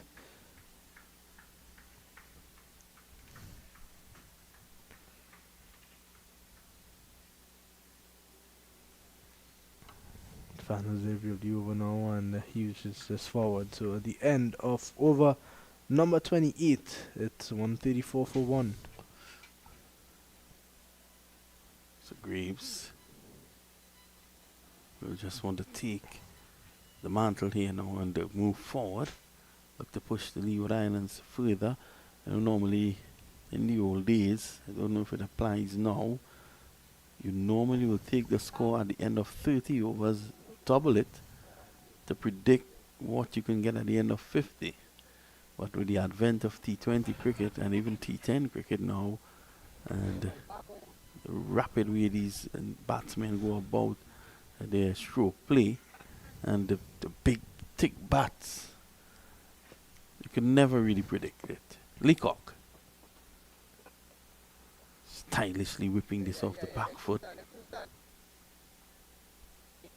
I've been really impressed with Justin Greaves, and Leacock as well has been excellent. I think that wicket of Mikael Louis has a lot to do with Javed Leacock's last 4 overs. He stemmed the flow of runs. We've not seen him hit a boundary in a while, and all of a sudden you feel like Louis felt like he was missing out a bit, and he wasn't able to keep up his flow of runs, and played a bit of a loose shot and got out.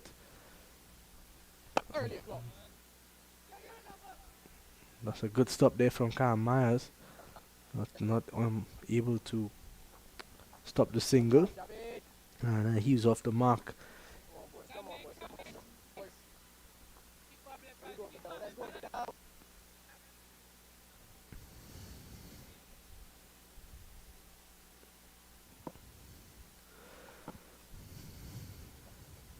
Oh, an outside edge there for Greaves, and straight to the man at backward point, Naeem Young. Mentioned Naeem Young earlier being one of those players to graduate from the West Indies Academy, would have led them for quite some time. And he's now into his home team. He did perform well in the regional 40 tournament, leading the team, and that academy team really sprung some surprises in that 40 tournament. Some of the other players who would have been part of the academy and now into their home territories. Kareem Allen, part of that quota of players. He was pulling away. Look where his right leg is. His right leg is pointing towards the square leg umpire, and he's trying to force through the offside. Rather getting back and across, he pulled away. Leacock. Good ear on that one. Much better. Well played from Hughes down to Wickham at long off.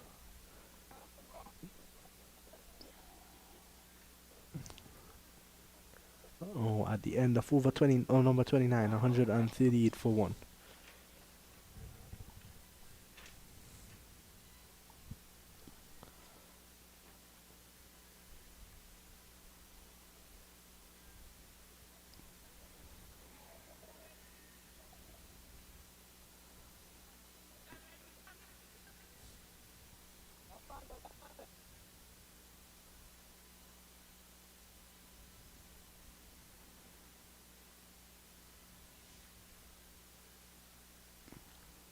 So let's see how Warkan goes now against the left-handed Hughes.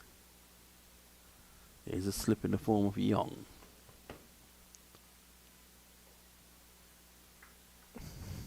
He's been very disciplined with his bowling here this morning, Warkan. He's into his 7th over, 1 for 27. I think that's the main thing that Jamal Warkan is known for, and he's so good at. An appeal there, and umpire says not out, but yeah, it's something that we've seen Warkan do time and time again for a long period of time, is be able to be consistent and be disciplined in line and length. That's a good delivery, going with the arm. Now we see Naeem Young heading out to long off, long on deep mid wicket. The 3 fielders out. He was looking for the single there, but not on offer. Getting some slow turn there, Warkan. Of course, he'll be spinning it back into the left-hander.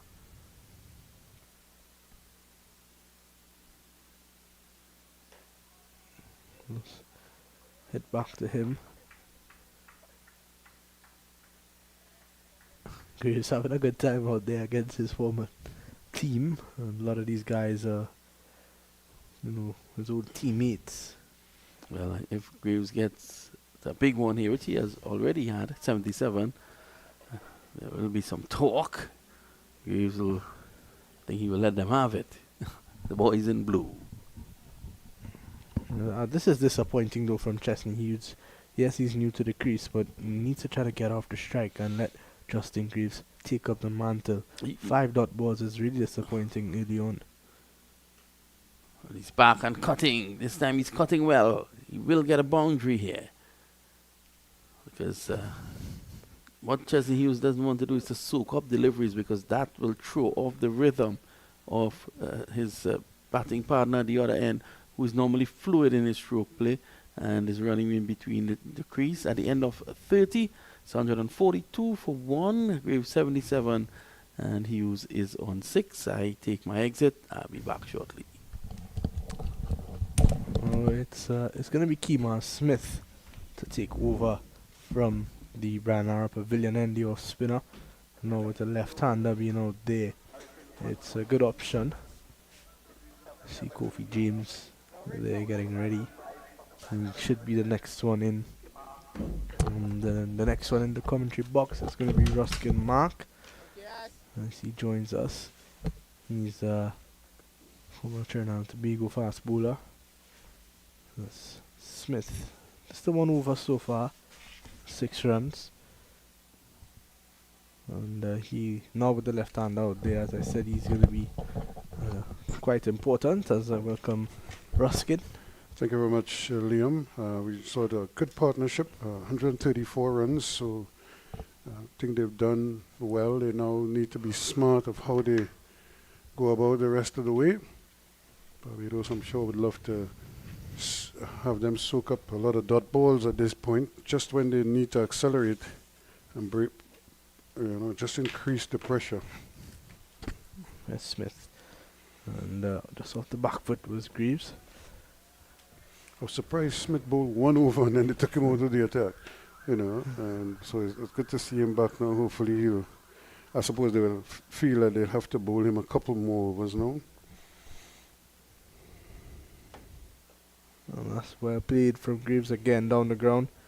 Now, what's going to be important is Chesney Hughes. He needs to rotate the shag just as well as Greaves is, because a lot of the dot balls are going to put him under pressure, and then you see him try to play that release shot.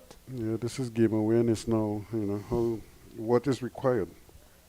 What your role is. That's what Chesney Hughes has to figure out.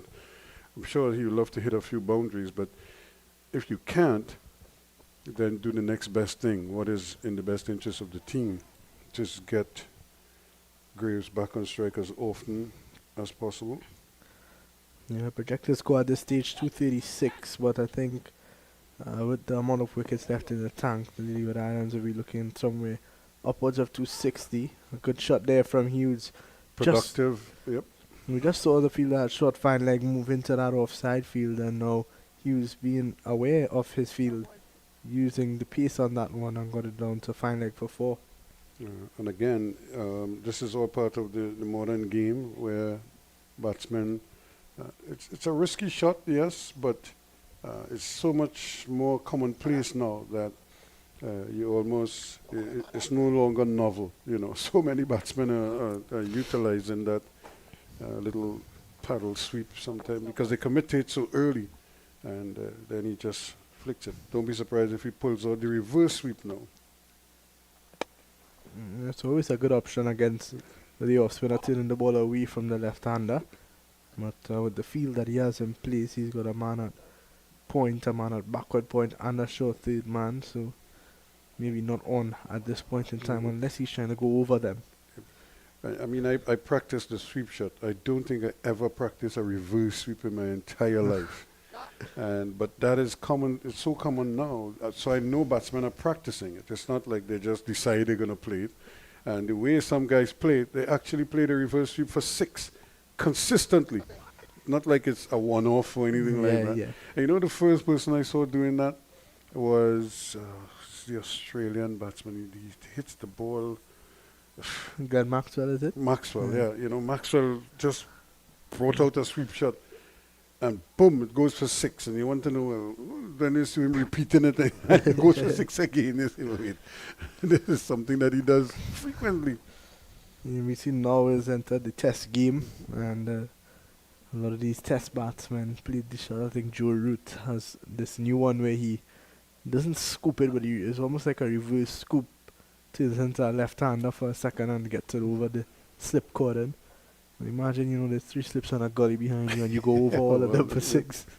So it's 148 for 1 now after 31 overs. We've seen a little bit of cloud build up, and it's gotten cool, very cool here now. The sun has gone in behind some heavy clouds, Still, the flags are still fluttering, so there's still a little bit of breeze around. So Leacock is changing ends. So he's going to come from the top. And we don't normally see spinners bowl from this end. Traditionally, they bowl from the bottom end. And I don't know if you knew of Imtiaz Ali, not the son, but the father. And Imtiaz Ali was one of the most tidy leg spinners that I've seen over the years.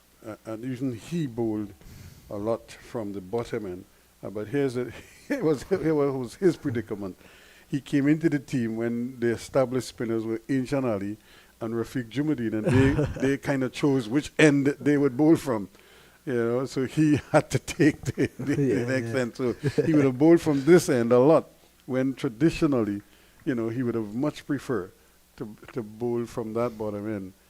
But he was so tidy as a leg spinner. He was very consistent, and leg break googly, and then he had a flipper that just went on straight.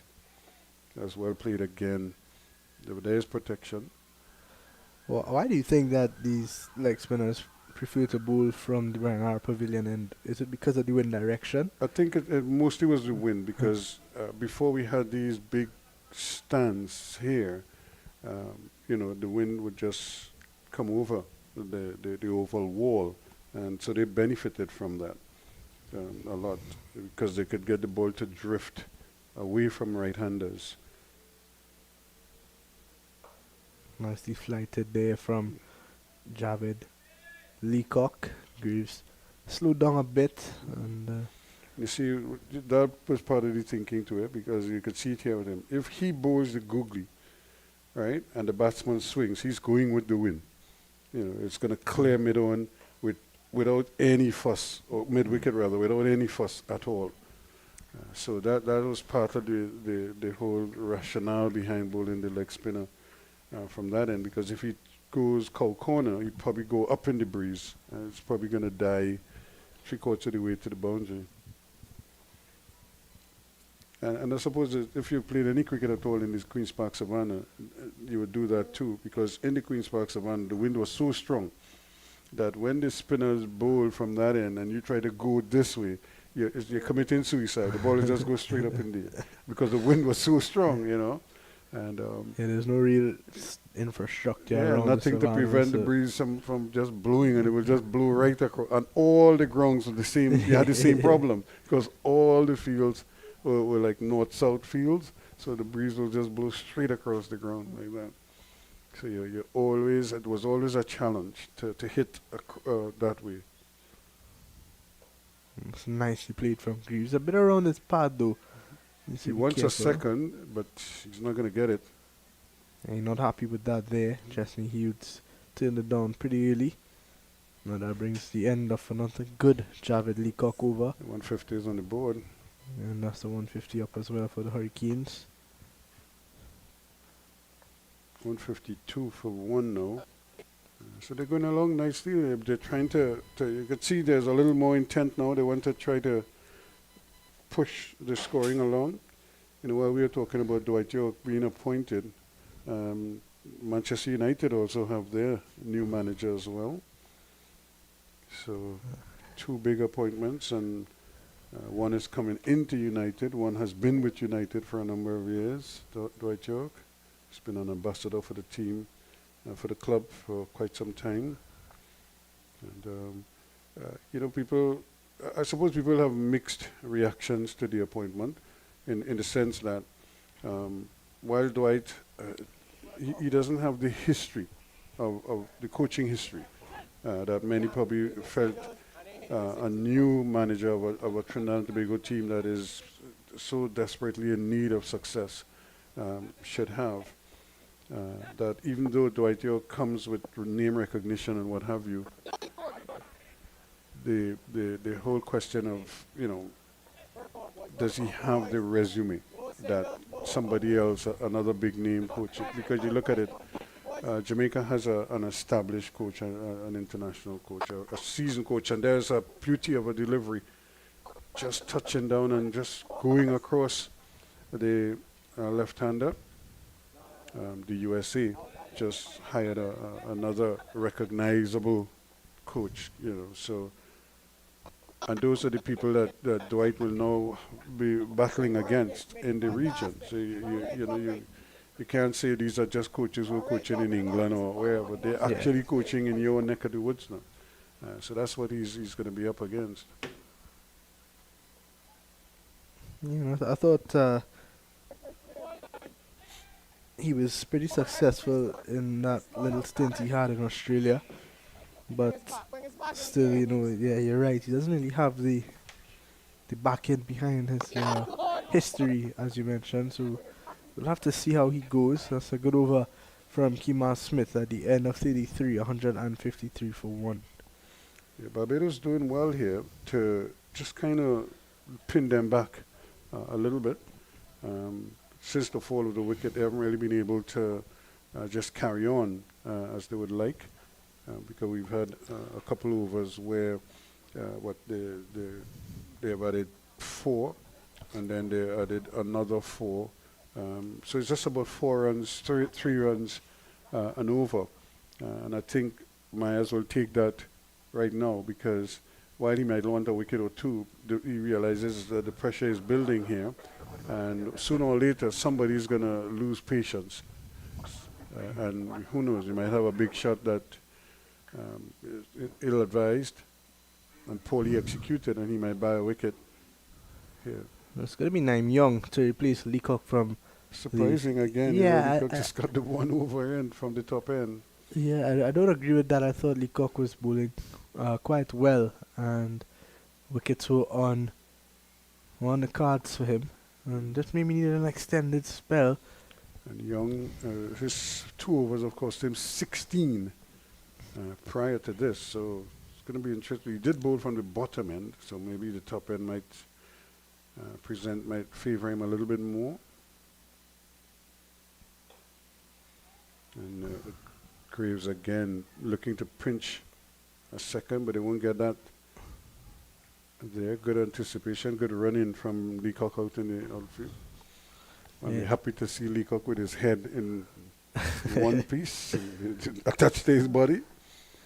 Nice to see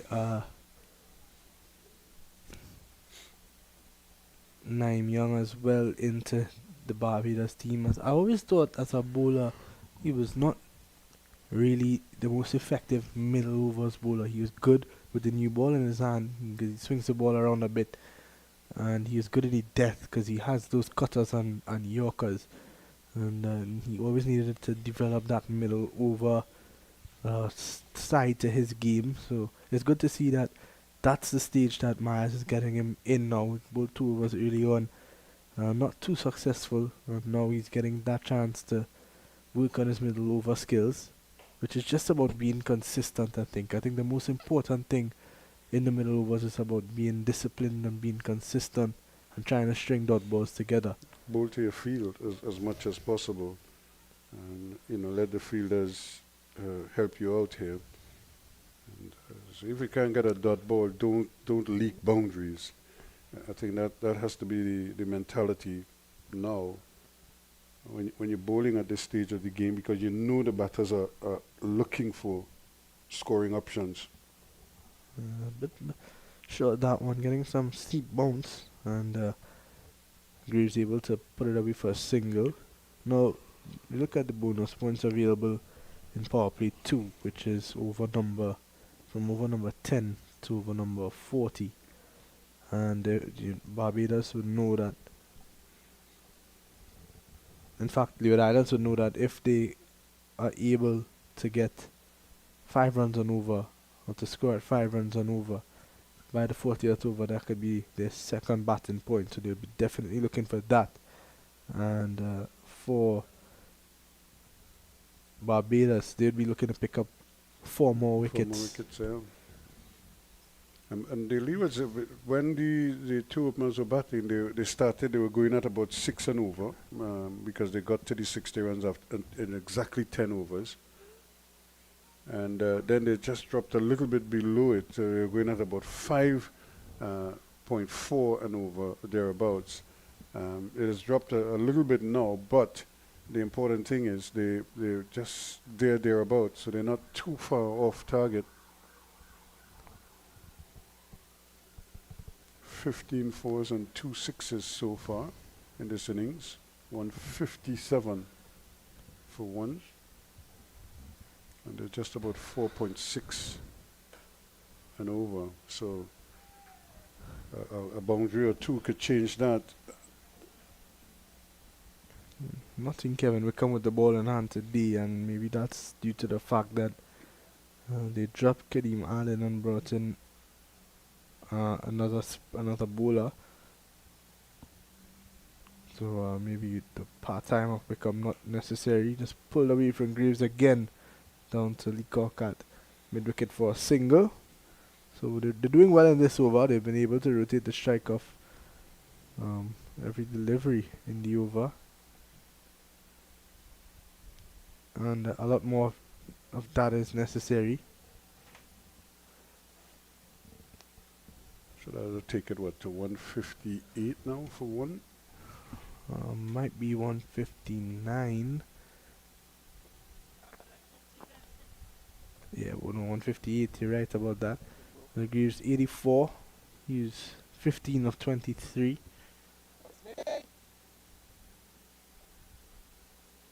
Wouldn't it be great if he could get back-to-back hundreds here for the Leeward Islands? And in fact, the way the game is being set up now, it's almost incumbent upon him to get to triple figures. He could continue to play in his own style, in his own manner, but he's going to now lean on the others to probably take up some of the heavy lifting for the team. Because they're getting close to that point now where somebody's going to have to go. That's good from Graves, working it into the leg side for a single. And yeah, you're right, it's getting closer to that stage now where you want the guys to maybe up the ante a bit. Maybe they're waiting for that final power play. So I think they should take advantage of these next 5-6 overs where there's only 4 fielders outside. And yeah, Chesney Hughes seems to have an earpiece in, because that one has gone all the way over mid-wicket for 6. He's a big, strong man. And he just got down on one knee and said, time to go. And there it went, sailing out of the ground. That would have been where we had the Heraldo Santos stand used to be. It's now a big vacant lot. And he was just aiming for that area there.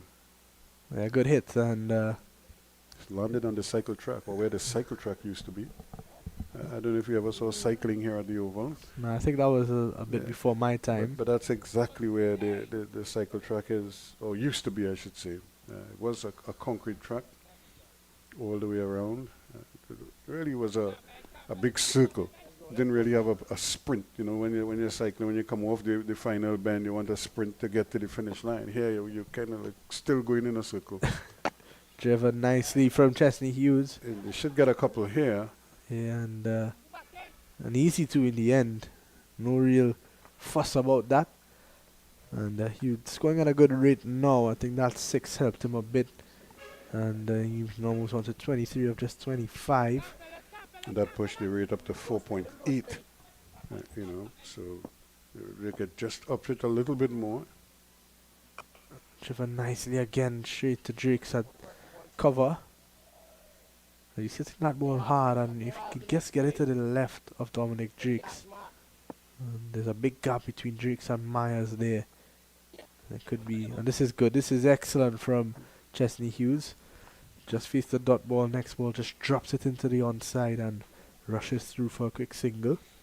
And a lot more of that is necessary. And all these teams are on the regional Super 50 this year, and in West Indies cricket as well. So last night they won against England, and there was not much rotation of the strike necessary in that game when Evan Lewis started going at them. So Brandon King struggled a bit last night, and that's something he could have done a bit better. 168, is it? 168 for 1 after 35 now.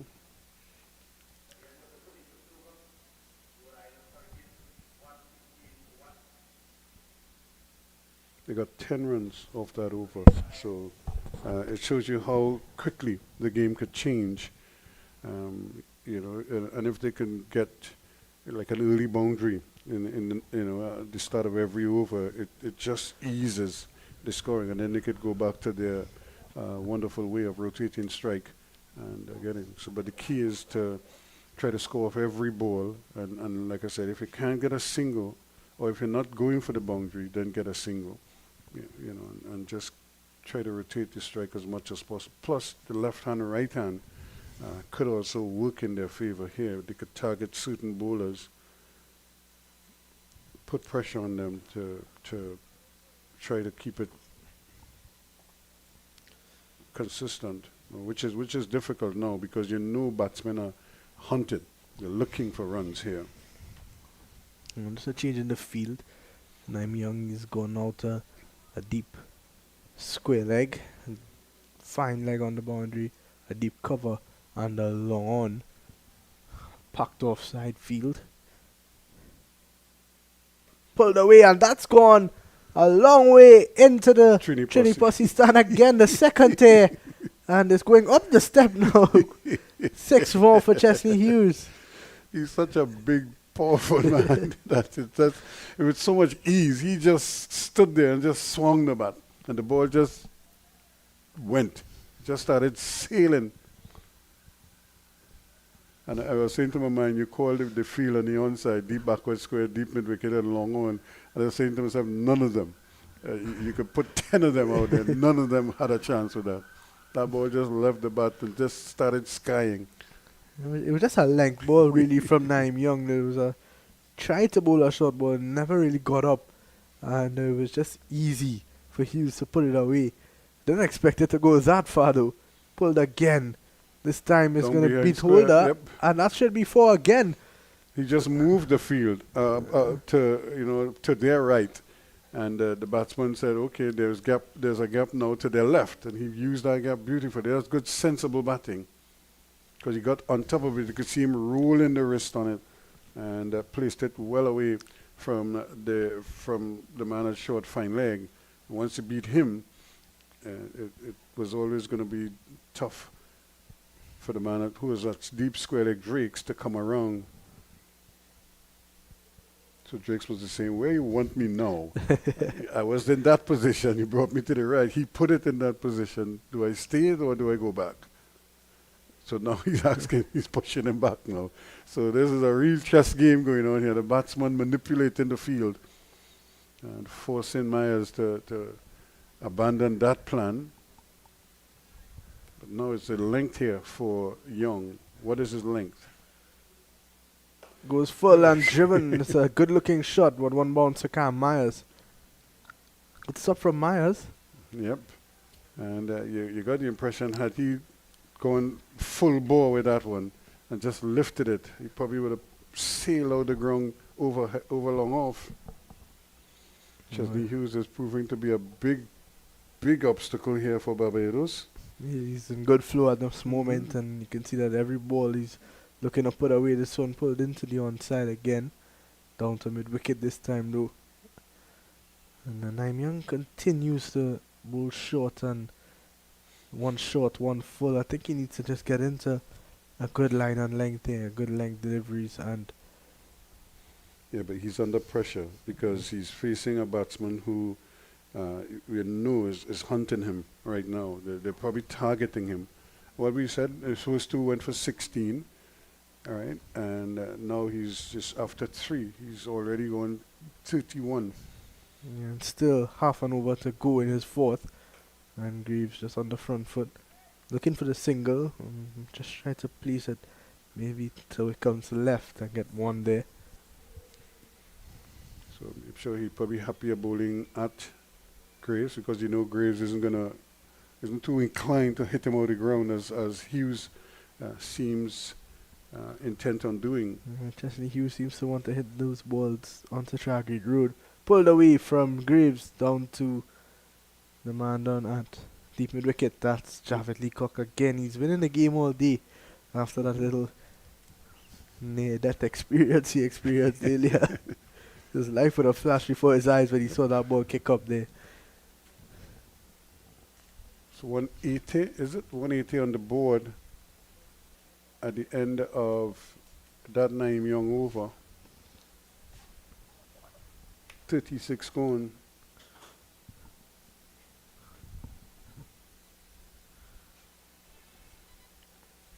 So Young, I suppose Myers is going to have to look at the option of Young because he's going at just about 8 and over, and I don't know if they want that. And look at how the run rate has crept up now. It's back to 5 and over.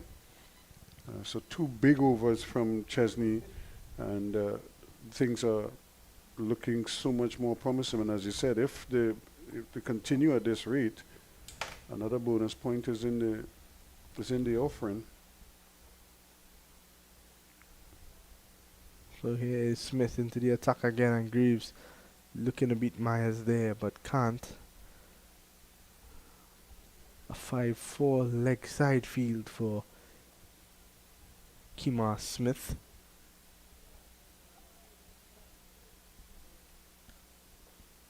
And whip through the gap this time. In fact, Drakes has done well there. He's going to his left, which is his stronger side.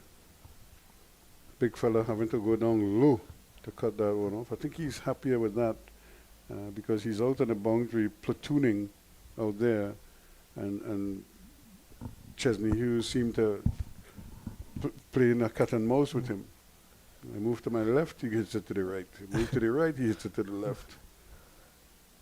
And if he doesn't move at all, you hit it in the stands, Yeah. and that's how Chesney Hughes operated in that last over. Now Smith into him. He's got 4 guys out on the boundary. Deep cover, long on, long off, and a deep mid wicket. Pretty standard field. And Hughes drives powerfully. That's 4. A beautiful shot from Chesney Hughes. He's targeting Drakes again. He went past his left hand on that occasion. Drakes didn't have a real chance of cutting that off. That went with real power. Really good shot there from Chesney Hughes. And he's raced on now to 39.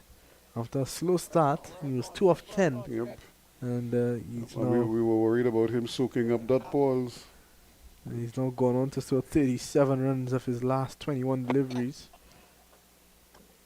He's trying to pinch a quick single there because he knows he has the men on in the inner ring on their heels, because he hits the ball so hard that they all just waiting to see what he does. Steps across this time, looking at sweep. And the umpire says not out, an appeal there, but it looked like it would have hit him outside the line of the off Yeah, stump. it was way outside the off stump. I don't think he was in danger there, but I don't understand why he feels he needs to make that shot. He could hit that ball straight. He's so big and strong. If he hits that straight, he could go past the bowler and get an easy single every time. And just like that, he goes now. He's into the 40s at the end of 37, so 186 for 1. They won't mind that, 6 runs of the over. And Greaves has been an innocent bystander for the last few overs, Yeah. just looking at this Chesney Hughes show. So, he won't mind. You know, he knows what his role is to stay there and let everybody bat around him, and he will just accumulate his runs as he goes over after over. If he can get 3 and over, and the batsman at the other end could get a boundary or 2, I don't think he would be overly worried at all, because he knows the scoreboard is going to be ticking over. So it's going to be a change in bowling from the media center end. Naim Young, who's not been at his utmost best today, is replaced by Dominic Drakes, who 3 overs for 21 earlier on. Got hit for a couple boundaries early on, a couple wides, but did have the ability to swing the ball back in and cause some problems for the early for Mikael Louis and Greaves. He's now in with the old ball. 37 overs on the board, and he's in to bowl to Chesney Hughes. This is huge here right now, because if he cannot line it up properly, and the mood that Hughes is in, it's going to be very important, at least it's vitally important, that that Drakes wins this battle here for Barbados, because Like I said, Hughes is in a no-nonsense mood right now. And he looks like he just wants to feast on anything that is short or well up to him. Yeah, deep mid wicket and a deep square leg on the leg side. How does Drake's go? He goes back of a length into the pads and he just works it away for a single. It's going to bring Graves in now. Yeah, and I think Graves just needs to continue in the manner that he's batted so far. And just get Hughes back on strike. He's firing at the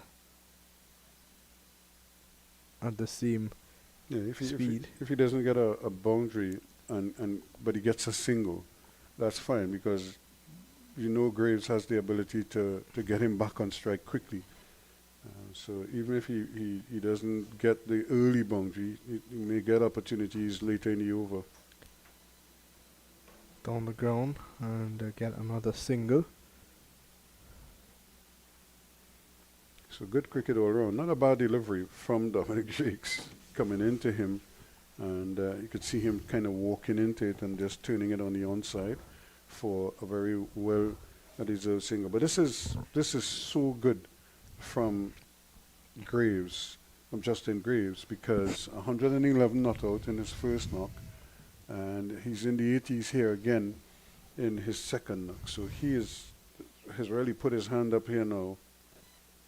He was looking to go down the track. And after hurry, and they could have been. In fact, now it would have been a tough two to get Warren Khan because he was sprinting. Leg by signaled by the umpire there, so 189 for one. Greaves, yeah, you're right, and he'd want to not end up like Evan Lewis last night, who had the chance to go double, and just falling short. He got out on 94. So a ball that you would usually hit for 6. I'm not sure what went on with him last night. It's Graves again. What's a beauty from Drakes.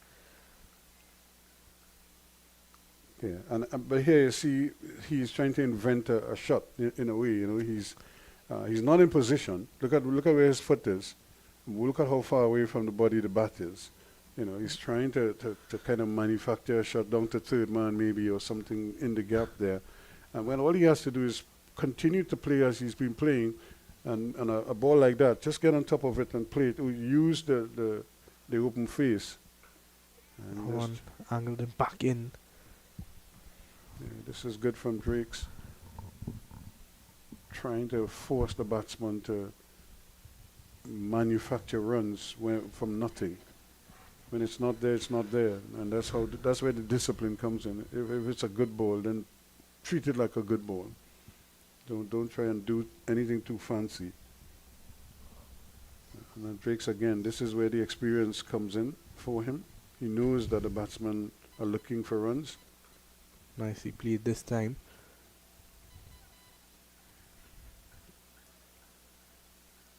And both of them are just chatting away there, I'm sure. Probably saying, keeping you quiet here, partner. So they're going to get some refreshments as the over comes to an end. 190 it is for one after 38 overs.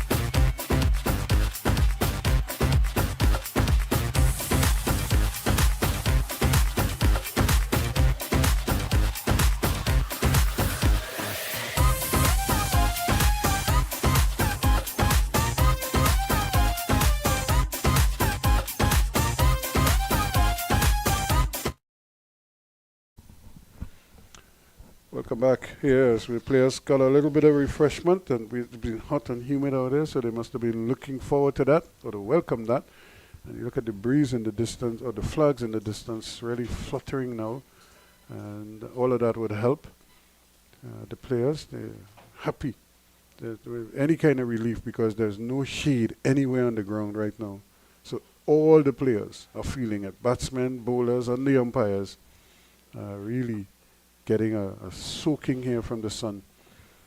It's going to be Kyle Myers to replace Smith from the Brian Lara Pavilion end, and Graves pulls this one away first ball after the break, but straight down to Leacock at mid-wicket. A real loosener there for Myers. Lucky he didn't get punished. I'll tell you what, he was not going to be able to bowl that ball to Chesney Hughes. Well, he gets his chance now to really, he has to tighten up here. Here's the danger, because Chesney Hughes is so powerful that even if he mistimes it, it could still sail out the ground. And look at the wind, how the wind is blowing. That if he picks it up, it could really go a mighty distance. So we wait to see. Slower delivery from Kyle Myers. You saw that one come on the back of the arm, and a real good length to bowl it at as well. Let's have a look at it again. No pace at all. Say you have to apply the power. Good delivery. Bit of Almost like a movement away. googly. Yeah. Kyle Myers leg spinner. He's a handy bowler, and I don't think he's used enough at international level. And there he goes. Yeah, that's going to be 4. Yep. Good shot there from Hughes. He didn't time it as well. It kind of hit the inner portion of the bat. But again, he's so strong. And he placed it well. He placed it well away from the mid-wicket fielder. And picked up a boundary. And this is what I think Barbados, they had a long discussion during that water break.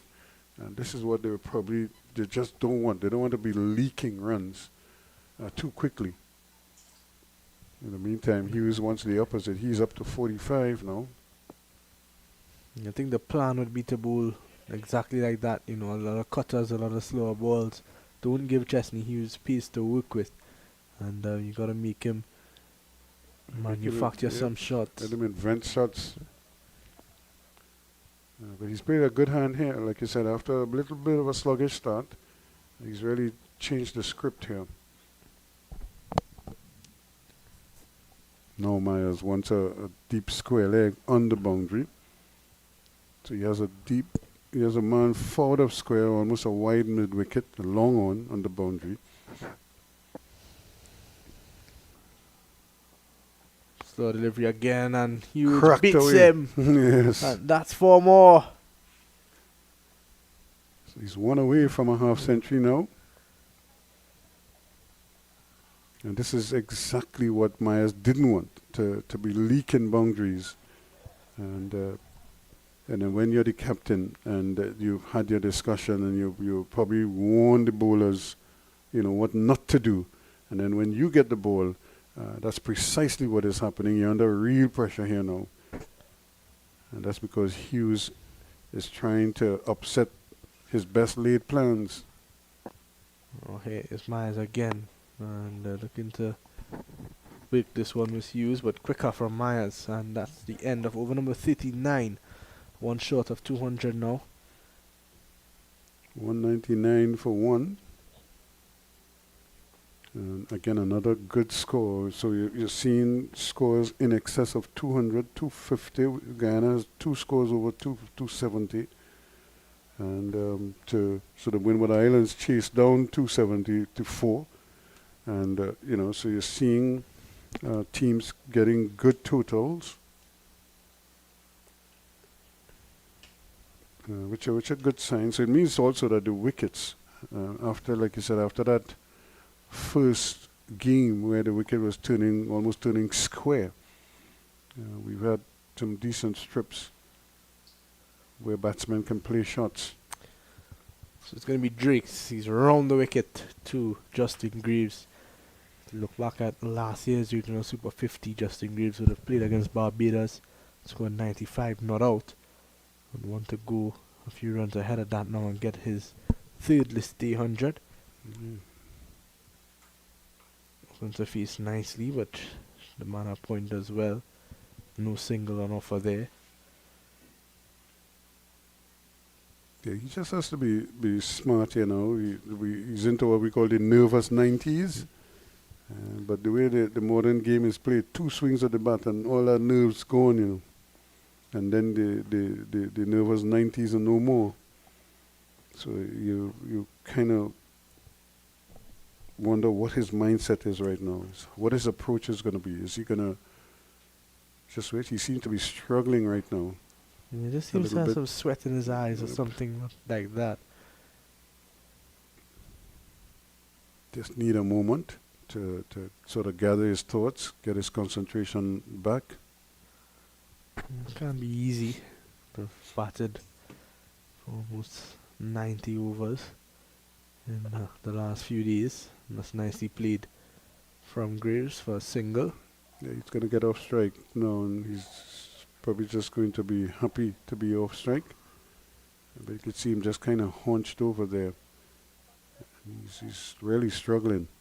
I'm not quite sure if it's just the perspiration. It might just be dehydration. He just seems a little bit off color at the moment. Yeah, he's a fighter. He'd want to stay there till the end and get a good score for his team. That's a 200 up for the Leeward Island Hurricanes. And down the leg side on appeal. And maybe just off the pad. On the way through, no wide signaled. Again, he was taking his life in his own hands there and chewing all his stumps, walking across the stumps, trying to bait the bowler into bowling into his pads, and he did. But he missed everything. Bowler missed, batsman missed. One away from a 50 now. 49 of 43. It's been a good innings from Chesney Hughes. Down the ground. In fact, an outside edge. He tried to go down to mid-off. Got an outside edge. And that has brought up another list day half century for Chesney Hughes. 44 balls, 6 fours, 2 sixes. It's been a pretty good innings from him. And we spoke in the last game about him wanting to improve on his list day record. And he's now brought up his 13th half century.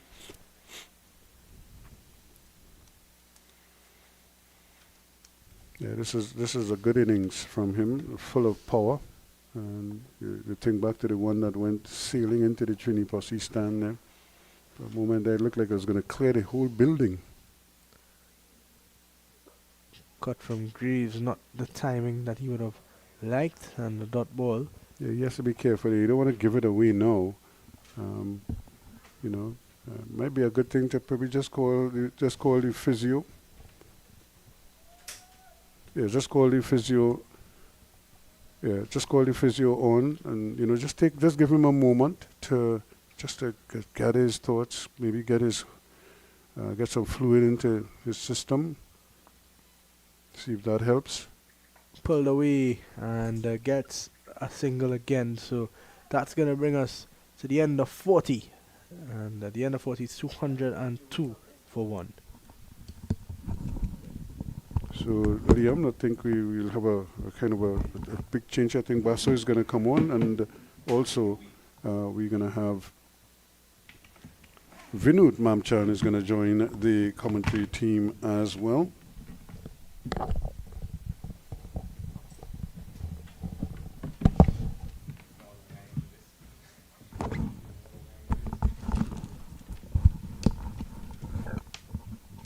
Thanks a lot to Ruskin and Liam. Chesney Hughes, man who has played a lot of cricket in England, 50 or 44 balls, as he has come in and fit in nicely. The Leeward Islands are well poised there, 202 for 1 with 10 overs to go.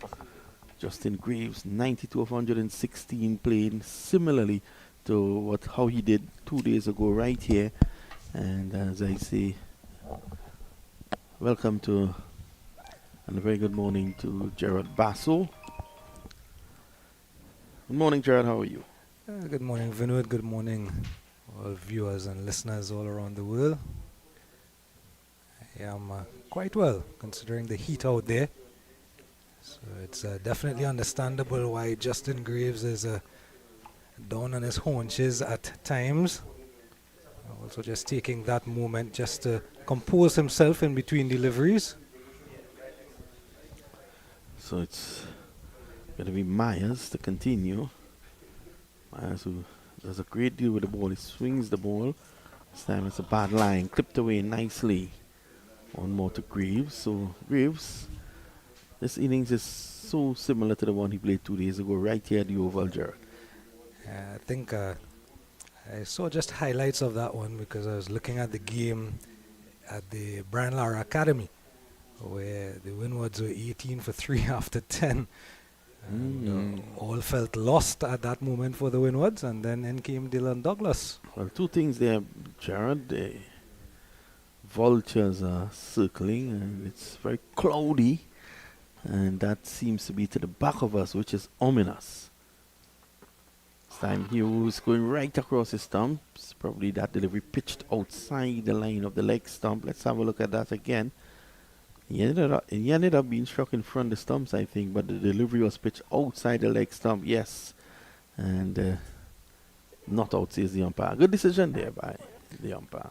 You can understand the shot as well. On his legs, and there's a short fine in Naim Young, but no one behind him. And a big gap between him and a guy at long leg. So Myers, slow delivery. Hughes has to put power on it, and he does. They should be looking for two. No, just a single.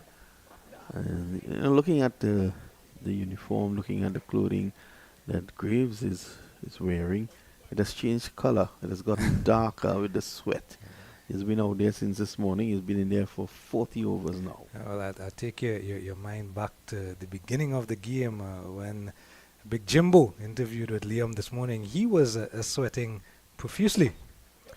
Pushed away. Was Jimbo sweating because of the weather or the fact that he was being interviewed by Liam? I'll give him credit. I think it was the warm-up.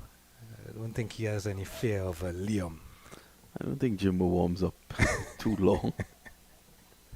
There's no need. The man bashes the ball. It's yet to come. Imagine this now. I think if any of these two get out now, you will see the big frame of Jimbo coming down those steps. Ooh. Having said that, waft outside the off stump. Did he get an edge onto that? Drop short. Well, there's no signal from the umpire, so he did indeed get a bat on it. But it died on the way to Rashidi Boucher. No relation to Mark Boucher.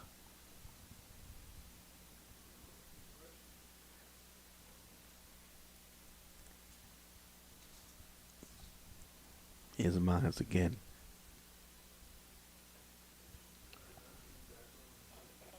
Easy batting. Seems that he's just going to do this in singles. Take no undue risk. End of the over. 41 now gone. 207 for 1. The Workan has been good. 1 for 51 of his 7. Jones, not bad. Just 42 of his 10. No, not taking a wicket, but he was economical. You mentioned possibly at the fall of a wicket that Big Jimbo himself may come in. There's a consideration that Jamal Hamilton as well may come in, but for whoever comes in at the fall of the next wicket, if a wicket does fall, they do have quite the platform to kick on here. Of course, the consideration for the bonus points in the power play 3 as well. Of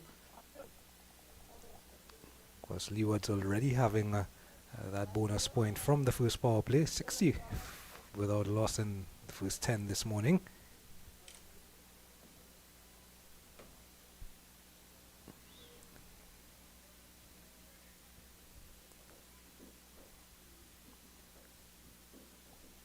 is young. Work on, sorry.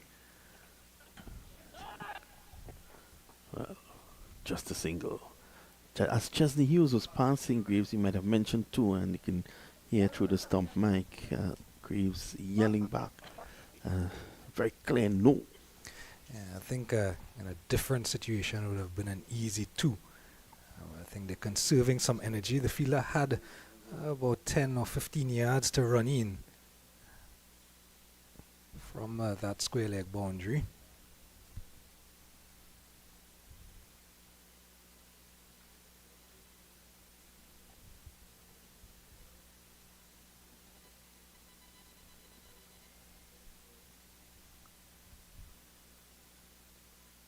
This time he's pulling away and edging, and he's out caught behind. Pretty innocuous delivery, but Workan has a habit of taking wickets. That's the second wicket to fall. Yeah, just by the nature of the shot, it seemed to just keep a bit low on him as well. Well, a good innings here comes to an end from Chesney Hughes. But again, those deliveries outside the off-stump, he always tends to pull away, looking to make room to play through the offside. He has to go 208 for 2, and you should see, well, Jamar Hamilton seems to be walking down the steps. Yes, it's just past the steps there now, Jamar Hamilton. So he's the man coming in. Oh, he can hit the ball. Yeah, always the bundle of energy. There's a Jamar Hamilton on and off the field. Leeward still well and truly in charge here. And a couple of wickets today for Jomel Warakan. And usually one who changes his pace quite regularly. And tends to be the undoing of so many batters. And just by the way that Jamar Hamilton strode to the crease, you can tell he means business.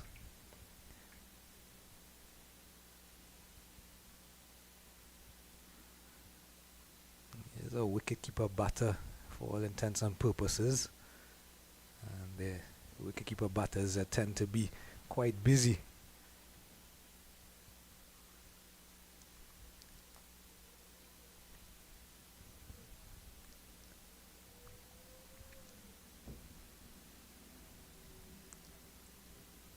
Jomel Warakan, 2 for 32 from his 7.2 overs so far.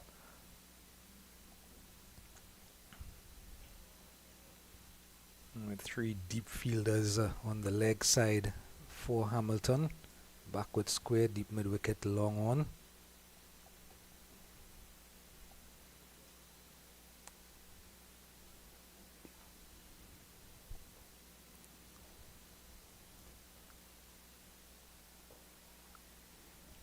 Just played away quietly, just wanting to feel the ball onto the bat a bit.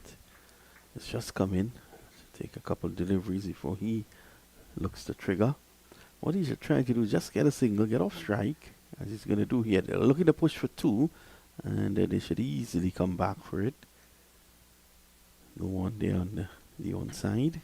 Yeah, bad delivery there from Warakan, pushing it down the leg side. Possibly looking to pitch it on the leg and turn it back to off, but on a pitch like this, hasn't offered him much spin. Seems to be really a batting friendly pitch.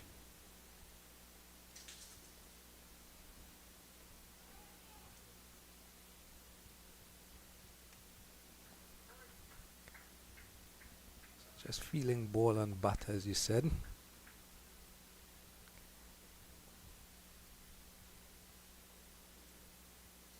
Sammy's back. That one close to cut. Goes down to point. Good over there from Jomel Warakan. Just 3 runs, and he's bowling in the happy hour. So just 3 runs coming from it, and it's 210 for 2 after 42.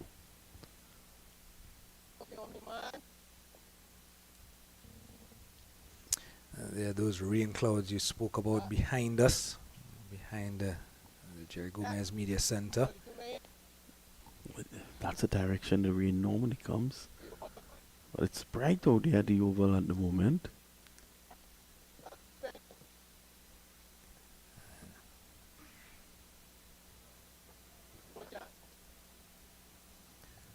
So at 210 for 2, this present rate, the Leeward Islands would get in and around 260. But you think the longer that Jamal Hamilton stays there, maybe quite a bit more. Justin Graves as well. Dare I say, well set on 96. Well, he's on strike now, and he's going to face from Leacock, the leg spinner. Bad delivery. He's back swiveling, and he'll be angry with himself as he's showing it there. That should have put that away for 4. He could have put that anywhere. That was a give. And there's a big gap down to fine leg. That could have been his century. As for now, he's moved on by 1.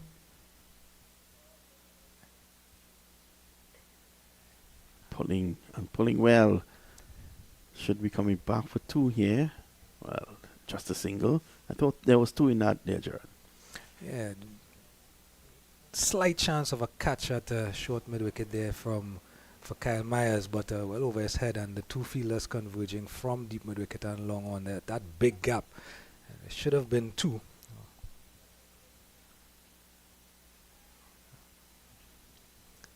Still a little bit down leg side from Leacock. Much better length than the 2 previous deliveries, but just straying and allowing Graves to get inside the line of the ball and tuck it down to that vacant fine leg region. And he seems really gassed. There's Justin Graves. I heard Liam mention that this is just a testament to the character of the gentleman, the mental fortitude, the fitness. He has shown a lot of good qualities. It's back again. It's a single, and that's it. Century there for Graves. Back-to-back centuries. And there comes the celebration. I think that celebration tells me that he's locking out the noise, Gerard. 123 balls and 8 fours. A strike rate of 81.30. Yeah, it came at a very good click. And even from that first power play when he came in to open with Louis, you can see that he meant business, and he definitely looked throughout his innings like a man in form. Back-to-back centuries, testament to that. Milton is back. He's punching. He's looking for 2 here. Can't get it. I think that century has woken up Justin Graves, because he was running that first one really hard. Yeah, I think now he's going to look to push further. There it is. There's the century celebration coming up. I think if you throw your mind back to Super 50 2023, Justin Graves was a second leading run scorer in the tournament, so he's just carried on from where he left off last year. He was second leading run scorer in the tournament to Darren Michael Bravo. And he was actually injured to the end of that tournament because he missed the finals against Trinidad and Tobago last year. And end of the 43rd, it's 217 for 2.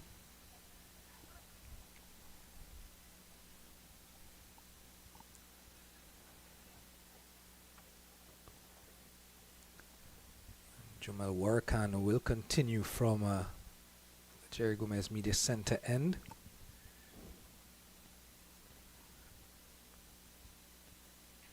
I mentioned in the last over that they may get in and around 260. Do you think this 260 might be enough on this track? Well, it's a good track, and Barbados has a powerful batting lineup, so they'll want to get as much as they could here. I think looking to probably push on to about 280s, back and pulling, not really getting hold of this. Now remember, there's one guy sitting in the pavilion there called Jimbo Cornwall, and if he comes in here and plays a cameo, they could get up to 280. At one point they seem sure to get to 300, in fact. So it's been good control bowling through power play 2 from Barbados. That's held them back a bit.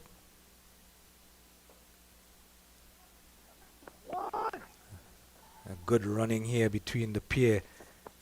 Hamilton with soft hands, putting it into that mid-wicket gap.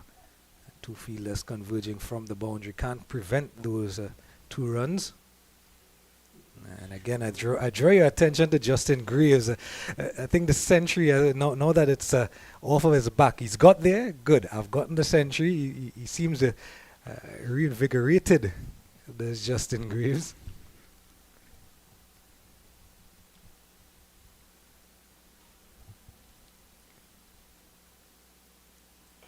Giving himself room.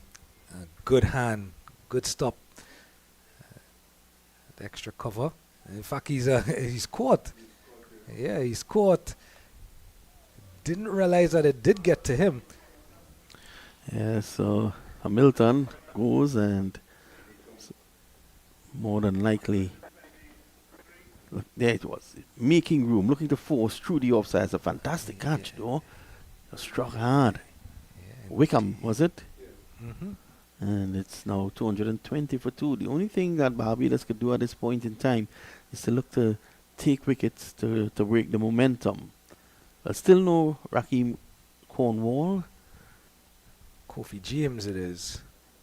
Well, this is a bit surprising because it's not a matter of Cornwall not being able to run quick singles with Graves at the other end, because Graves himself looks winded at this point in time. So it's just about hitting. They have wickets in hand. I'm very surprised. Jimbo Cornwall has just walked across to the front of the pavilion there, and I think he's now padding up. I think there's also that consideration for giving the opportunity to the younger ones. It's definitely a wonderful catch from Kevin Wickham. Gave himself some room to Hamilton, hit it with some venom, looking for that extra cover gap. Couldn't beat Wickham on that occasion. I think possibly just the consideration of giving Kofi James that opportunity to get much time in. Good here from Warakan, right on a line and a length, and you mentioned that in his last over, he has a knack for just picking up wickets, does Jamel Warakan.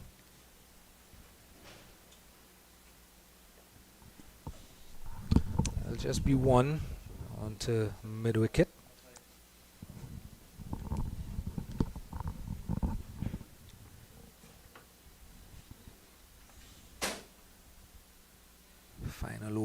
Final delivery in his penultimate over. Jamel Warakan, 3 wickets on the day.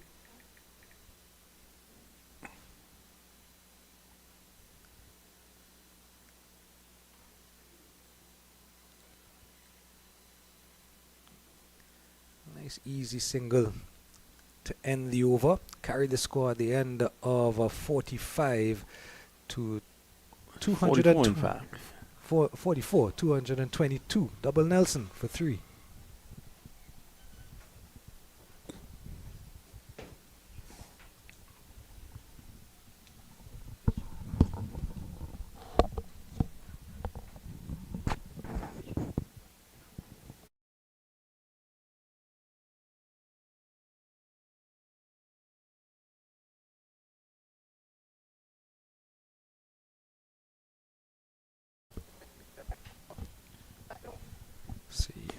Young Javed Leacock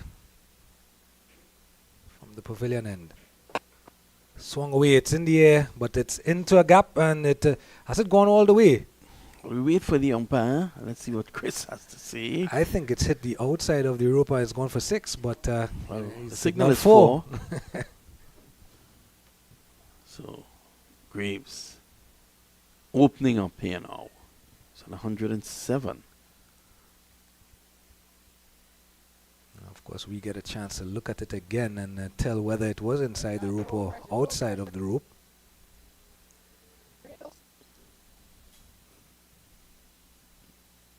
Well, the fielder quickly signaled that it was a 4. Sammy's back, forcing it away. They should be looking for 2 here. And he is looking for 2. Gets it quite comfortably. We can go back and see that replay again. And to distinguish whether or not it did hit the ropes, as you were saying, Gerard Basso. You seem to have good eyesight, Gerard Basso. Well, not this one.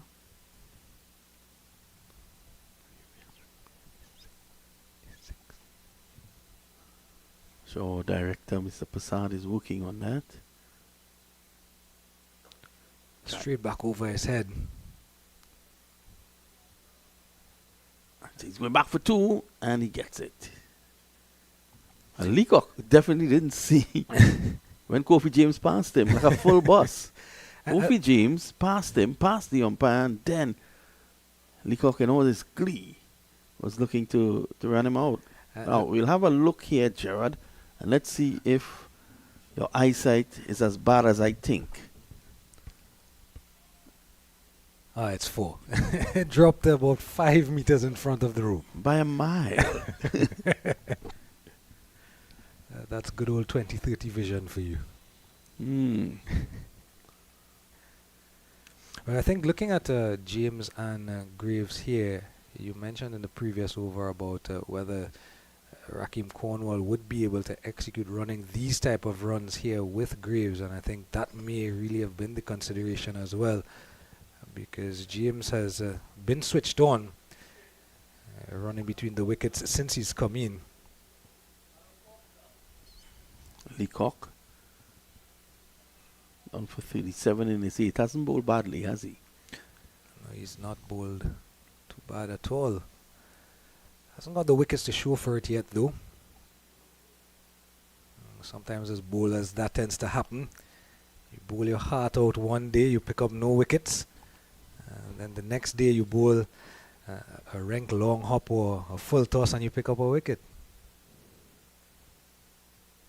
You're quite right with that. Down the track, it's in the air, and it's out of here. 6 runs. Even my 20/30 vision can tell you that that's hit the Caribbean sign on the flush, the front of that Caribbean stand. And Kofi James is definitely no mug with the bat, using his feet well on that occasion, and ends the 45th over now. 237 for 3. So they went on course to get around, let's say, 280 here, Gerard, or even more. I think if they do well in these, you can see here, just using his feet well, meeting the ball on the half volley, full swing of the bat into the Caribbean stand.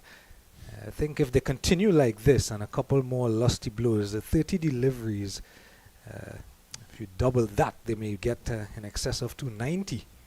3 for 39, Jamel Warrican, and this is his final over.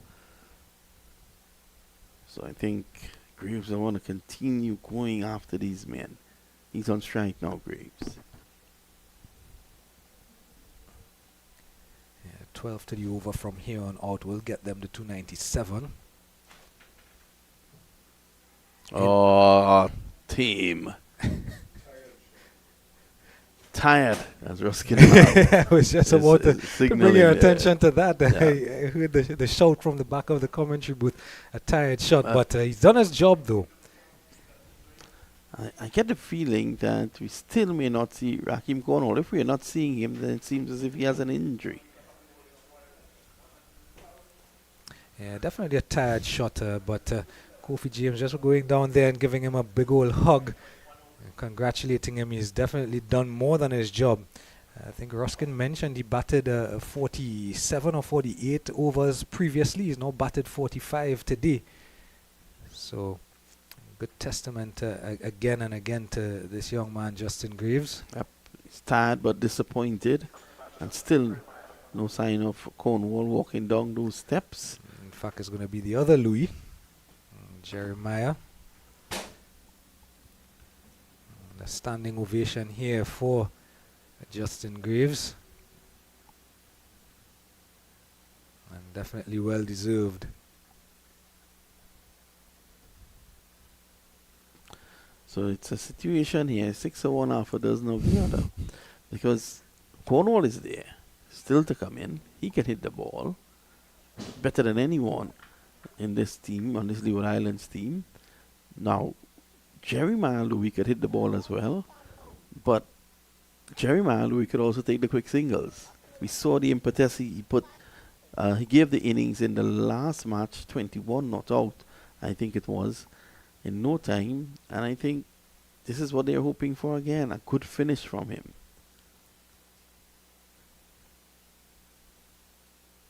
Struck on the pad, that looks good. That arm ball looked very good indeed. Let's have a look at this.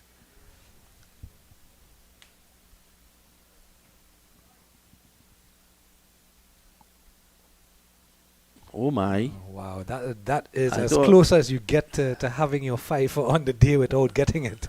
Stevie Wonder would have given that.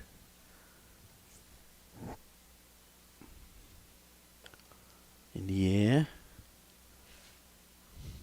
That looked very good indeed, if you can see that again. Yeah, Jamal Warkan has definitely been good today, picking up 4, and now he has 3 more deliveries to pick up what, if memory serves, would be the first 5 for the tournament, this year's tournament.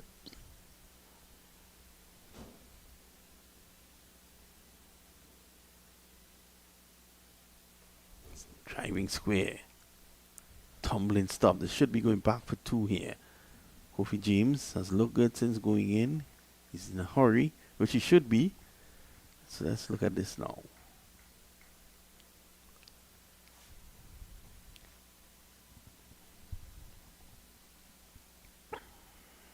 You tell me. That ball was already showing signs of straightening.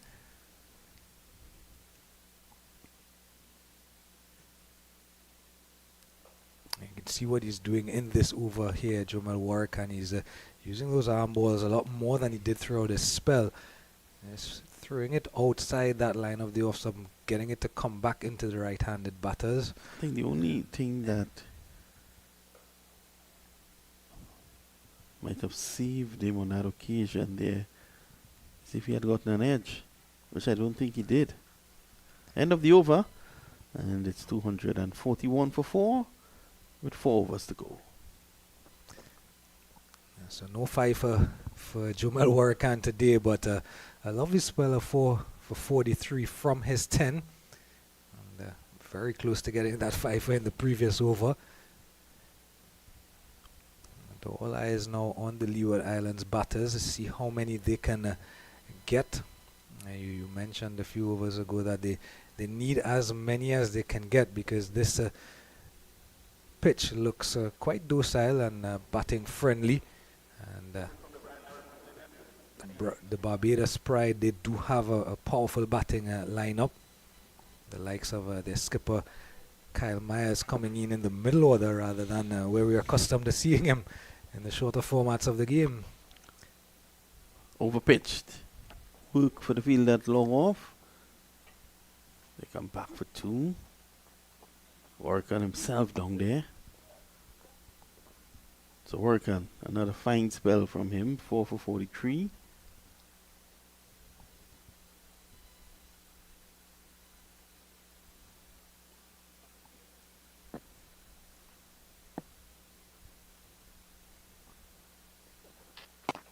Slow delivery, had to wait on that an eternity. He did well to hold back the shot, the James.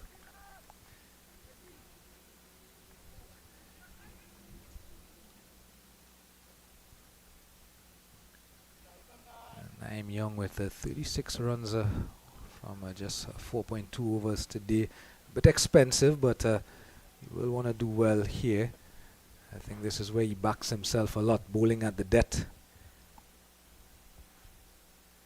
And this may be his opportunity to pick up a couple of wickets as well, with knowing that the batters are going hard at him. Again, similar type delivery. Slow ball bumper.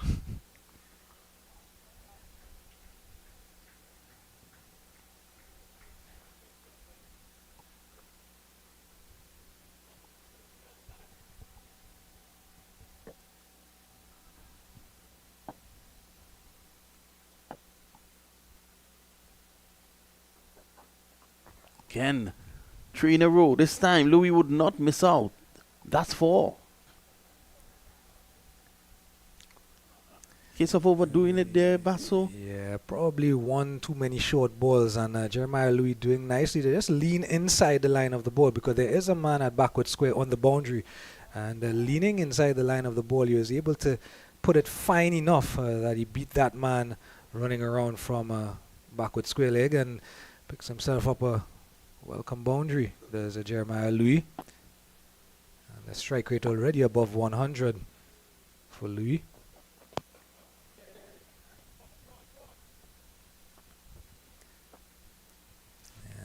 As you said, one too many short balls, and almost like that one would have been telegraphed, going full on that occasion. Naeem Young.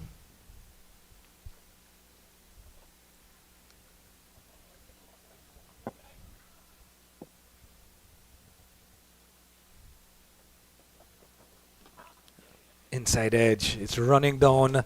Kyle Myers is after it and will not get there. That boundary will bring up the 250 for the Leewards. So at the end of 47 is 250.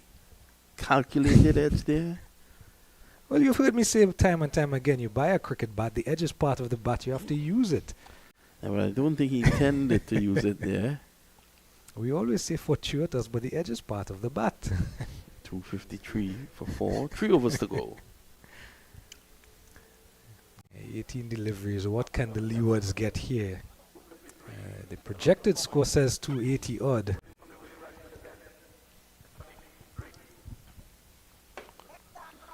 As Dominic Drakes takes the ball from the media center end. Well, look at that view on that house at the very top of the hills there.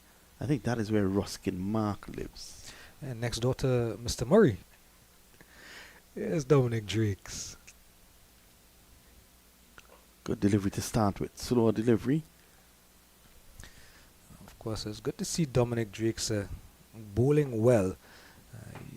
He's done well today as to follow up his good performance in the Barbados first game at the Brian Lara Academy. Deliveries here at the death.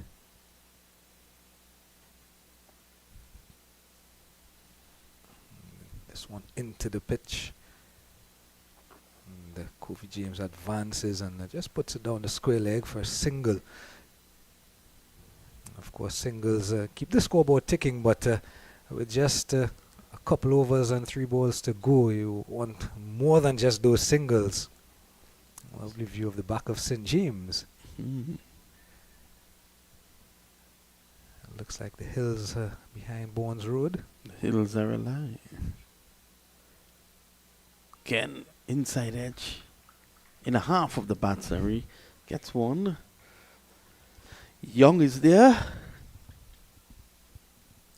And you can see Dominic Drakes changing his angle to each of the batters consistently, and changing his pace, changing his lengths as well. He's going full, short, full. And then full again.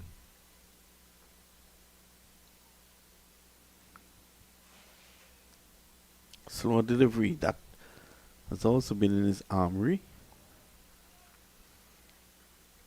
It's always about keeping the batters guessing, especially at the latter end of an innings when they're going hard.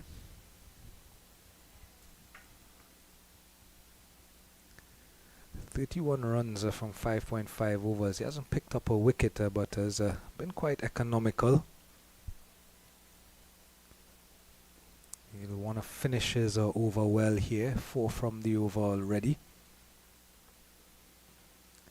Brings in the long off and sends the fine leg back. And this one stopped well on the edge of the 30-yard circle from the skipper himself. That will end the Dominic Drakes over at the end of the over. 258 for 4. Just 5 runs from the Dominic Drakes over. Yeah, 2 overs to go still. Let's see who will get that. I think he's going to give Naeem Young. See, Young will bowl 49 and possibly Drakes will bowl the 50th. Young, 5 overs, none for 45. Drake, 6 overs, none for 32.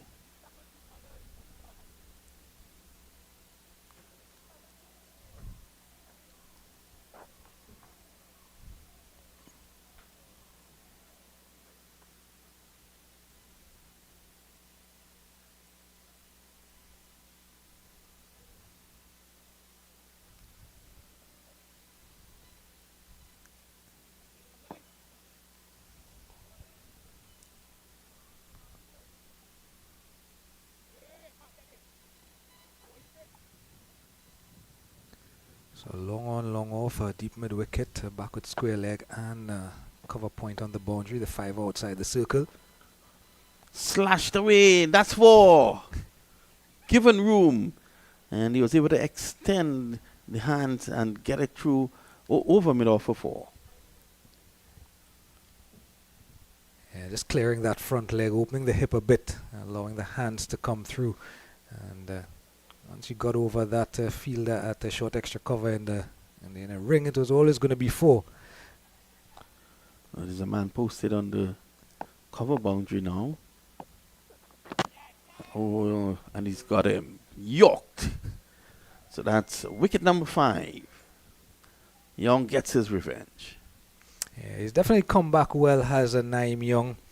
And as I mentioned earlier, he backs himself in these type of situations. A well-executed Yorker. The most unplayable delivery, you think, in the world of cricket. Well, the man you've paid to see is on his way out. And that's Raheem Cornwall.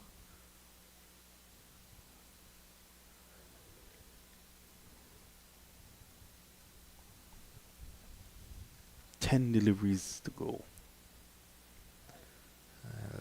We've been talking about Cornwall for a while, and if he faces all 10 deliveries, you may be looking at an additional 40 runs or so.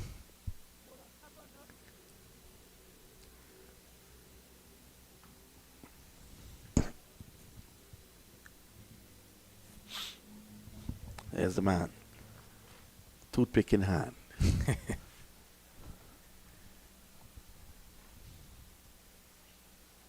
He definitely is quite the big gentleman, is Raheem Cornwall.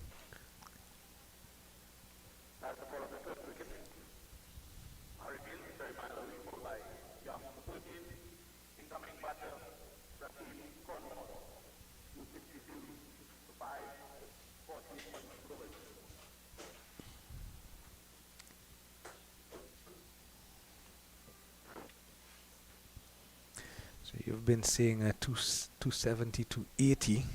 Seems to be on the cards. Well, that could change rapidly if this man gets off. Good slow delivery into the pitch from Naeem Young.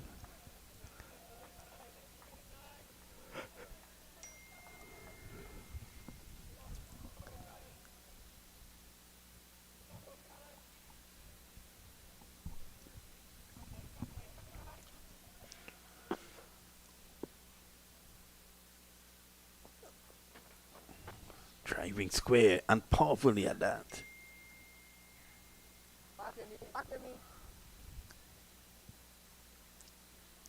So getting and feeling bat on ball to start with, but you can see the power of the man even in that shot. The fielder at that deep cover boundary had to dive, put in the dive to stop the ball because it was racing away to the boundary. Oh, that's a mighty hit. Off the back foot as well. And that's 6 runs. Kofi James comes to the party. Like a bullet out of a gun, and the sound to match as well, clearing that front leg.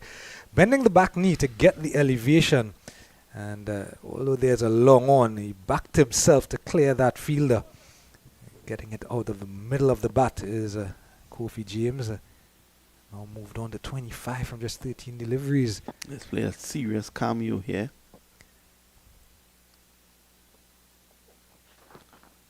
Slower delivery again from Naeem Young. He did well to hold back on the shot, did Kofi James. And these, you mentioned cameo, and these are the type of cameos that can make a difference. As the 270 that you mentioned comes up at the end of the 49. There's 270 for 5. So just a over to go. Orkan finished with 4 for 43. Jones done for 42 in his 10. Young 1 for 57 and 6. He would want to forget that. So Cornwall is on 1, and Kofi James, the man of the moment, 26 of 14. Yeah, definitely showing what he is capable of, young Kofi James. That fearless brand of cricket that you see from so many of the young ones.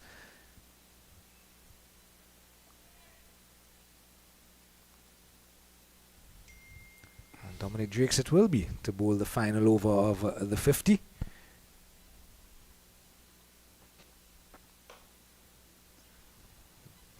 Looking to go full was Drakes, and powerfully driven to extra cover from James. Just a single. Let's see what Cornwall can do now with the 5 deliveries that remains. He's faced 2 so far. And Drakes in his 7th over, none for 33. Has gotten better as the spell has gone along. And he'll stay over the wicket to Cornwall. Wow. Lovely shot there by Jimbo. Showing his flexibility and mobility and agility. I think that's the shot of the day, no disrespect to Justin Greaves and some of his cover drives and so on, but this is something that we don't see that often from Rakeem Cornwall, but it shows the awareness and the experience of Rakeem Cornwall. He knows that the fine leg is inside the circle. It's a short fine leg, and once he gets himself inside the line of the ball, he backs himself to clear the fielder, and lightning quick Queen's Park Oval outfield took it the rest of the way. Down through mid wicket, only 1. Yeah, good comeback from Drakes. A slower delivery. You can see Cornwall having to fetch it a bit. 3 deliveries to go, so they're well on course to get up to 280 and above. So I'll take some chasing here from the Barbadians. Yeah.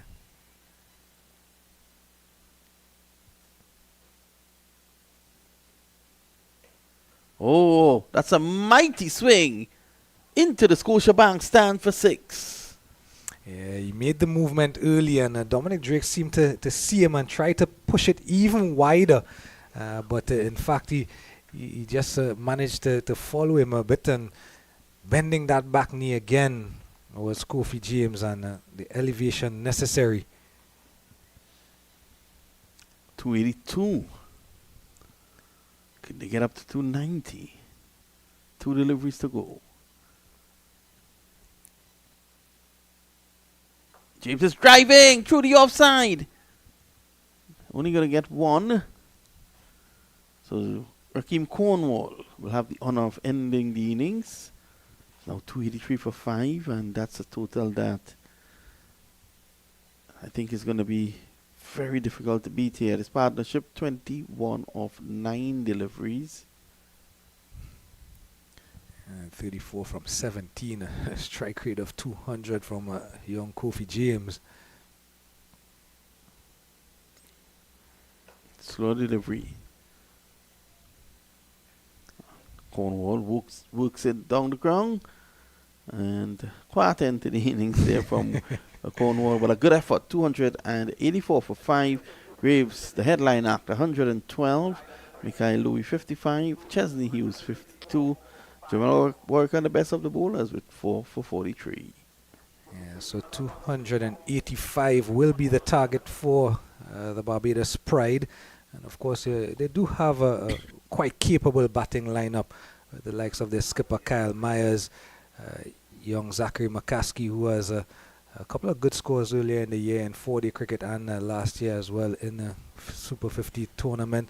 So they'll back themselves with the Barbados Pride to get these 285s, but of course the standout in this first half of the game has definitely been Justin Graves with that 112 with the bat, and Jomel Warkan with his 4 wickets. Probably could have had 5, but not to be on the day. So 285. When we come back, the target is 286. I think we have Liam standing by to do an interview at the far side. As we wait for that, we turn you back to Master Control.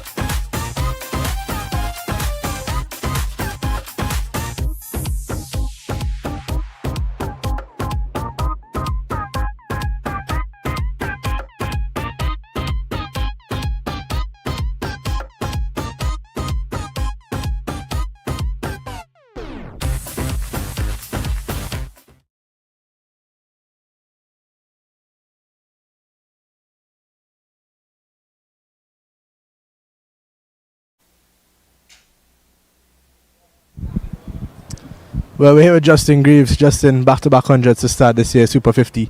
Doesn't get much better than that, does it? Yeah, pretty good feeling, but once we come up with a win, I'll be more happy. Okay, well, last game you structured the innings nicely. This game again, you got off to a great start in the power play. Barbados came back a bit in the middle in terms of some tight overs. What was your mindset during that period of time? The best bowlers bowled really well. Warren can bowl really well. Leeward came in and he bowled a good spell, but for me, it's just getting through the tough periods and, to take the team as deep as possible. And with a score of 284 at the end of the day, it just puts us in a good position. We want to wish you the best of luck for the rest of the tournament and hope that you could keep up this good form. Cheers. Thank you very much.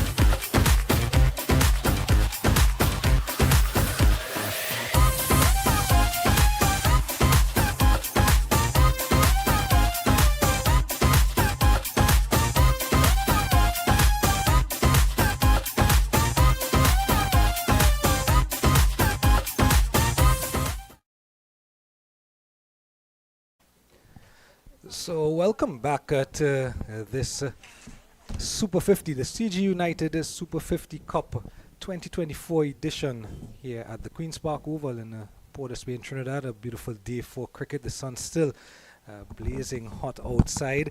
It is the Leeward Islands Hurricanes up against the Barbados Pride, and the Pride having fielded, and the Hurricanes having selected to bat first earlier in the day, managed to get up to 284 for 5 in their 50 overs, thanks in the main part from a brilliant century, back-to-back centuries from Justin Graves, 112 today, and half centuries from Mikael Louis and Chesney Hughes. So the target for the Barbados Pride will be 285 in their 50 overs, if they do need the entire 50 overs. And as you can see, the umpires are back out on the field along with all the players, the batters in the middle as well. As I welcome back into the commentary seat alongside me. And I know he has a lot of thoughts on that first innings. Good afternoon to you, Ruskin. Good afternoon to you, Basso. Of course, good afternoon to all our viewers. Yes, this could be a very interesting battle here. Not over by any stretch of the imagination. Boucher, who was the top scorer in the last game, is out there.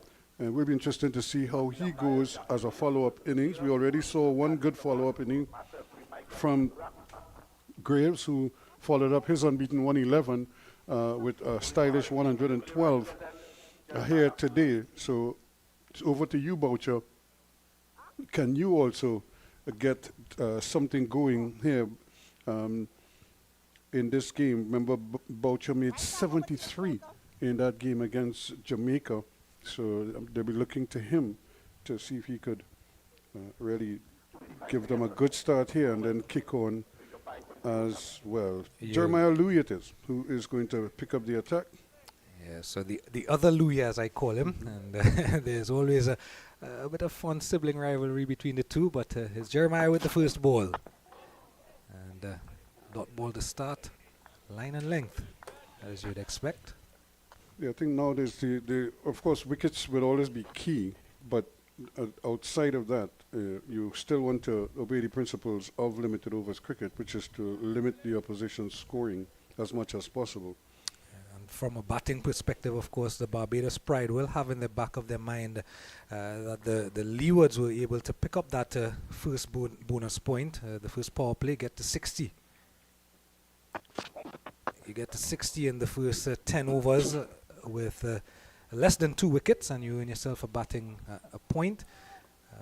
Conversely, for the Leeward Islands, they have that batting point. They'll be thinking now in the field they can get the bowling point, which is pick up 3 or more in that first 10 overs. Yep, and they have bowling to achieve that.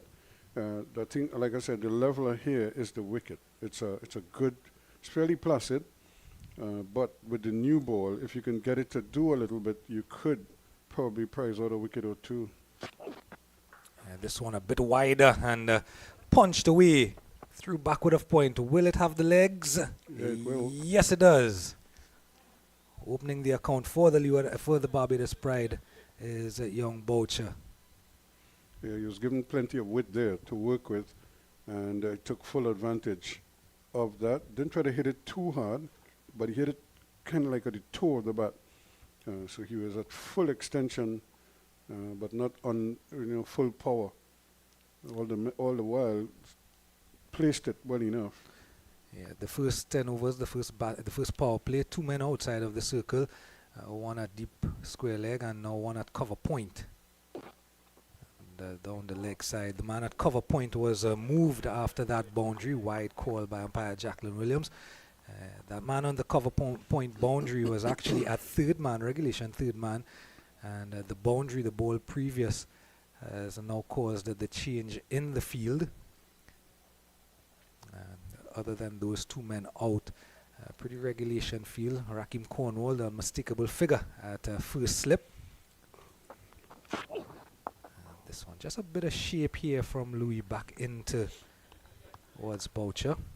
Well, he sprayed one wide, got hit for 4. He tried to compensate. He went down the leg side, and so he decided, look, let me take the middle of that. and put it plumb on the off stump. And that's where he wants to stay until he kind of gets into rhythm, gets that adrenaline flowing a little bit, and then could start to work on moving it in, moving it away. Yeah, of course, Jeremiah Louis, of course, one of the mainstay bowlers, if you will, for Leeward Islands across different formats, because we were here, we saw him in the 4-day championship earlier in the year. He's a workhorse, man. We saw him last year in CG United Super 50 as well. And with one delivery to go in the over, maybe in the next over, you can tell us what impresses you about Jeremiah, because you yourself would have done just a tad, a bit of bowling in your day. No, but it's really about his consistency. You know, he always shows up. It just seems as if he just has a knack. Going a bit wider on this occasion, and that dot ball will bring us to the end of the first over, and requiring just above 5 runs to the over for victory. The Pride 5 without loss after the first over. Yeah, not a particularly good over, but not a bad over by any stretch of the imagination. He did offer width that was punished, and then he did have that follow-up delivery down the leg side. But once he did that, he kind of got his radar fixated on the off stump and kept it pretty much there throughout. And like I said, that is what that I've seen from him over the years. You know, he will try, and he will force through. In fact, I think last year we saw him bowl, even though he was injured, he was still bowling. You know, so he's that kind of individual that somehow quitting is not in the vocabulary. Yeah, I don't think it's in that Louis vocabulary at all. The big figure of O'Shane Thomas from the pavilion end with the second over. On the legs and guided. Has the legs indeed. The fine leg too wide on that occasion, and a boundary to start. I think it was a leg by, four leg by, brushed the pad on the way through. Yeah, so just getting a little bit straight on that occasion, O'Shane Thomas, and the left-handed Richards picking up some leg buys here. He's still not off the mark. But O'Shane Thomas, another one of those players that from a West Indian perspective, you're always glad to see him running in as he is with good rhythm. And they're appealing for a catch at the wicket. Everybody has gone up, and he's been given out. Well. The umpire took a long time before raising the finger, almost as if he wasn't going to do it. And then he just decided, yes, the batsman indicating that it might have just brushed the thigh pad on the way through. You could see him talking to his teammate, but he has to go. And Demetrius Richards is leaving the scene. And he goes without scoring. Yeah, I think he's probably a little hard done by just that first glance on replay. It definitely looked like it touched just on his hip there, as you said, just above the thigh pad. But through the stump mics, even as they all went up in unison, we heard a nick through that stump mic, so it did touch something on its way through. It clearly brushed the thigh pad. Whether it touched the glove as well, I'm not certain. He isn't a happy camper walking off there. Yeah, so a bit of early trouble here for the Pride. And I was just making the joke with the guys in the production room. Are we sure this game is going to 3 o'clock? And I said to them, suppose the Barbados Pride gets bowled out before 2:30. With the early wicket here from the Hurricanes, the Pride will look to the rest of their batting lineup now to steady the ship. Zachary McCaskey is the first one who must be thinking here of playing another long innings. Demetrius Richards could consider himself a little bit unlucky, but you know, when you play cricket long enough, there will be days like this. So I don't think he should be overly worried about that. There are days too when you're out and the umpire says not out, and you live with that. You're happy because of that. Yeah. But you kind of take the good with the bad. That's why I've never been one to get overly agitated with umpiring decisions, because I know they're human. They will make errors at times, It's not deliberate by any stretch of the imagination.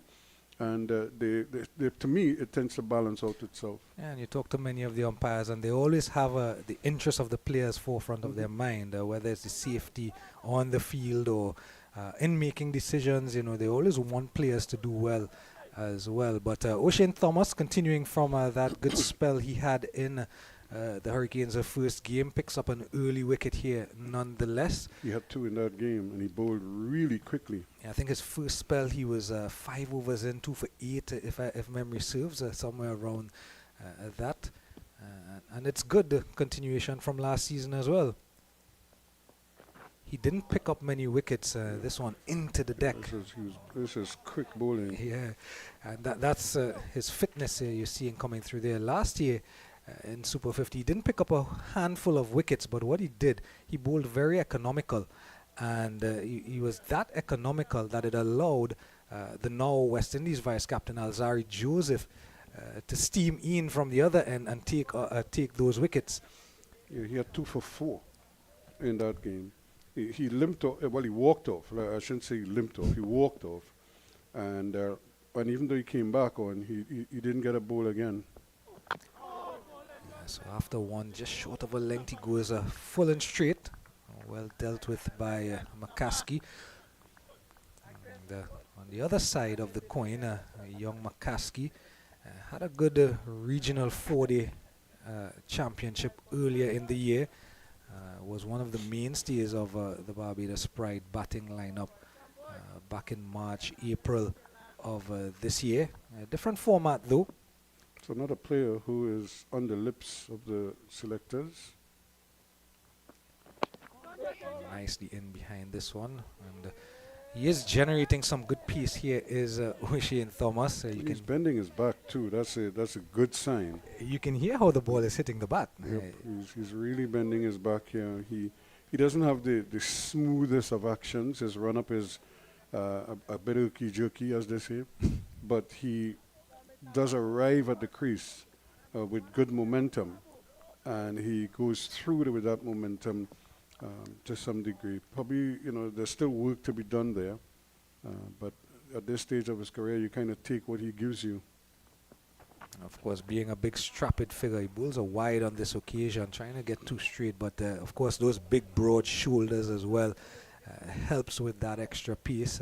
Quite the big unit. It doesn't help when you miss your run up and you still deliver the ball. And to be fair to him though, Ruskin, he's improved quite a lot. Yep, takes a lot of energy out of you. When you can see him chopping his steps, sometimes because he either started too quickly or his strides were too big when he first started, and then he has to chop them to make up as he comes to the crease.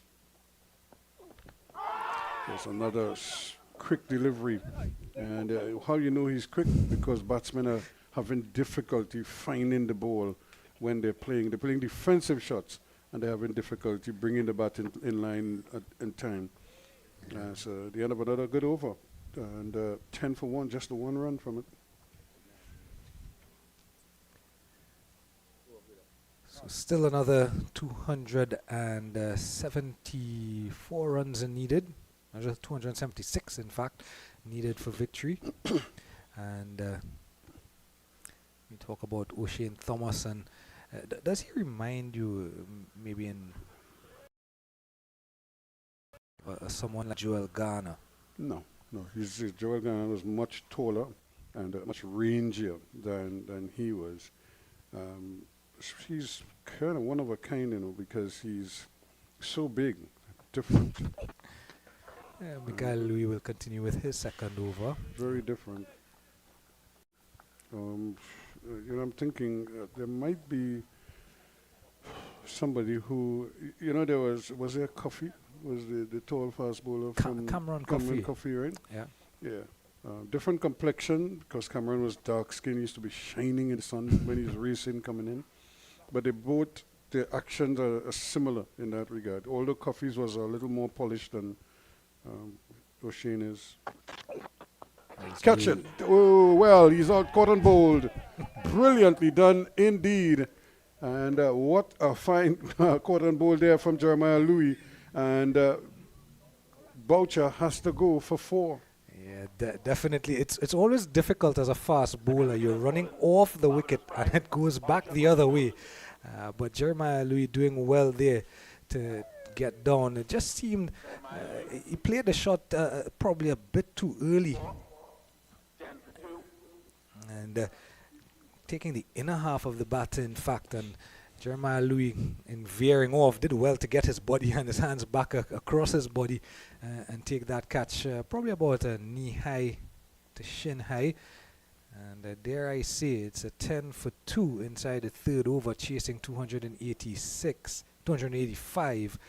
I beg your pardon. And it begs the question of what I just said. Are we going to make it to 3 o'clock? Well, the thing about this is a powerful batting lineup that the Barbadians possess. Here's another one of those young lads who you mentioned being on the lips of selectors. Kevin Wickham is another one. He's had his time with the academy in times past, and is one of those young players. Again, he also had quite a good 4-day championship earlier in the year, and is one that Barbados will look to, steadying the ship and then kicking on and carrying them in a position to probably eke out a victory here. You talk about the strong batting lineup. We've seen their captain Kyle Myers all around the world and usually at the top of the order. And in this Barbados Pride team, he is in the middle order, coming in sometimes at 5 or 6. So they do batter. They're strategically placing him there to bolster the batting. Yeah. And maybe give opportunities to other open batsmen. So Jeremiah Louis, one of the top wicket takers in the 4-day championship back in March, April, now has a wicket here today. And he starts... and stops. He's probably, I think the gold chain around his neck was not in the ideal position. So you adjust that and he will start again. Into the deck. And QN of the bat. And Raheem Cornwall has moved out a slip and is at a short extra cover. He's feeling it. He's feeling it. He feels he wants to run around in the field, you know. I'm not going to stand in the slip anymore. A big Jimbo. I don't know if there has ever been a more loved cricketer in the West Indies than Raheem Cornwall. I don't know. Well, I could think of a Brian Lara. I could think of a Vivian Richards. I could think of a number of players who really captured the imagination of the cricketing public. Indeed. I mean, despite the state of West Indies cricket, the pros and cons of one way or the other, the West Indies, the legacy of West Indies cricket is so great and so rich. You know, when you think back to all we had the gentleman in Sir Frank Worrell. We had the master in terms of the unifier, in terms of Sir Clive Lloyd.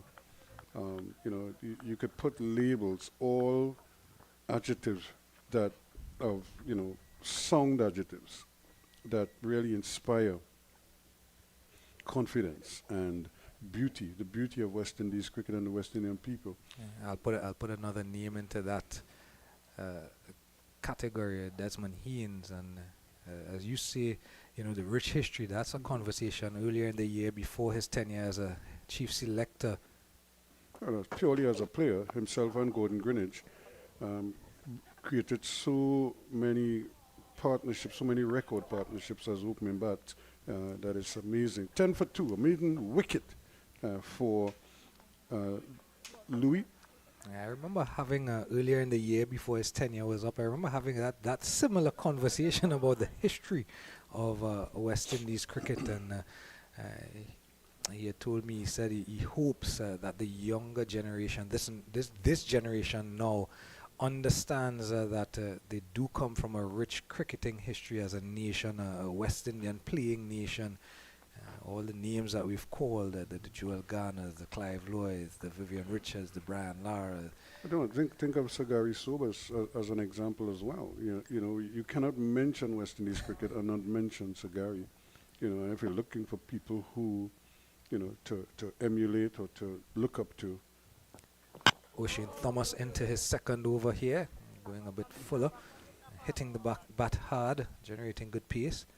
Well, this is where O'Shane Thomas, because of the injuries and the kind of setbacks he's had over the years, O'Shane Thomas reminds me of O'Shane Thomas that we saw 5, 6, 7 years ago, or whatever it would be. The initial O'Shane Thomas, when he right? first broke onto the scene. Yeah.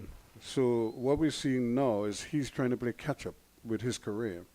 Now, how he's bowling here is how he bowled back then. But with all that experience that he's garnered over the years, I'll tell you after this ball. Guided. Played, well played. Into the gap, and that's 4 runs. You know, that was very well played. Again, just coming onto that front foot, Zachary McCaskey just stroking the ball quite nicely. Fearless, coming onto the front foot. And picking the gap as necessary as well. I held back for a moment. I thought they did have a fielder on the sweeper boundary, but that's for Jeremiah Louis. They have that sweeper. There's no one out on the boundary on the offside. Saving apart the third man. Third man on fine leg. Those are the 2 men out. Yeah. Again, that's a testament of the pace he's bowling. I'm surprised we don't have a second slip. Just as we're praising him, he's well, just to continue what I was saying is that had he been fit and healthy and probably played as much international cricket as we anticipated that he would have over that period of time, he would have been now the bowler that could probably run up and show greater variation. You know, still bowl quickly, but bowl with some variation, bowl with a little more control, and he probably would have been feared even more because he would have shown his capabilities time and time again. You know, so it's just a pity that he is at this stage, really, not through his own fault, but because, like I said, the body just not cooperating, and it drives home the point that fast bowling is hard work. You know, and sometimes the body just can't carry the load.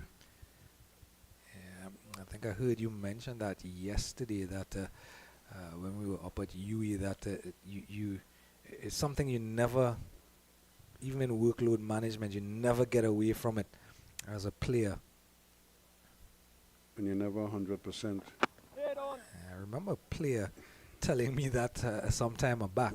I can't remember who it was, but they did say that. I said, "You're fit and ready to go?" He said, "You're never 100% fit." Something is always hurting, one. There's the finger hurting, the heel hurting, the shin hurting, the ankle bruise, you know, your hip hurting, your back painful, you know, something. So it's always something that's nagging you, you know. But you're able to operate, you know, in spite of the pain. But you're never, on very rare occasions are you 100%. And sometimes a short window. And this one guided down to fine leg, just a single, keeping the scoreboard ticking over. McCaskey and Richard. And this is where Wickham, I beg your pardon. Yeah, this is where that lack of work for O'Shane Thomas, that lack of performance, really hurts him now, because he's still learning to bowl. He's still learning how to control his own bowling, how to control his own pace. You know, just look at the lines that he's operating. You know, already here we've had about 2 or 3 deliveries down the leg side. And even in practice, he was doing the same thing. Yeah, you know, because he's still kind of working through, you know, some of the nuances of his own bowling. End of the over, and at the end of it, it's 16 for 2 now, 4 completed. Yeah, wicket apiece for Jeremiah Louis and O'Shane Thomas. Talking about Thomas, he's 1 for 7 from his 2 overs today, 1 for 5 from his 2 overs is Jeremiah Louis. It's expected that Louis is going to continue from our media center end. Those are some clouds that are building up around the place, but we hope that they stay high. Well, those are behind us, though. You can see the northern range there. That's those are clouds behind us. Hello, I have learned. I have learned that we're living in 2024. Well, you were there with me yesterday in Uwe, where the rain came from. We are accustomed to the rain in Uwe, coming from the east. You look up to the highway, and you know if the rain is coming. And yesterday, the rain came from the south. It came from the west. It came from the northwest. It came from the north. It came from the east. Quite unfortunate we didn't get an end to that game yesterday, but shared points yesterday between CCC and Ghana. A wonderful century from Matthew Nandu yesterday. Louis it is to continue.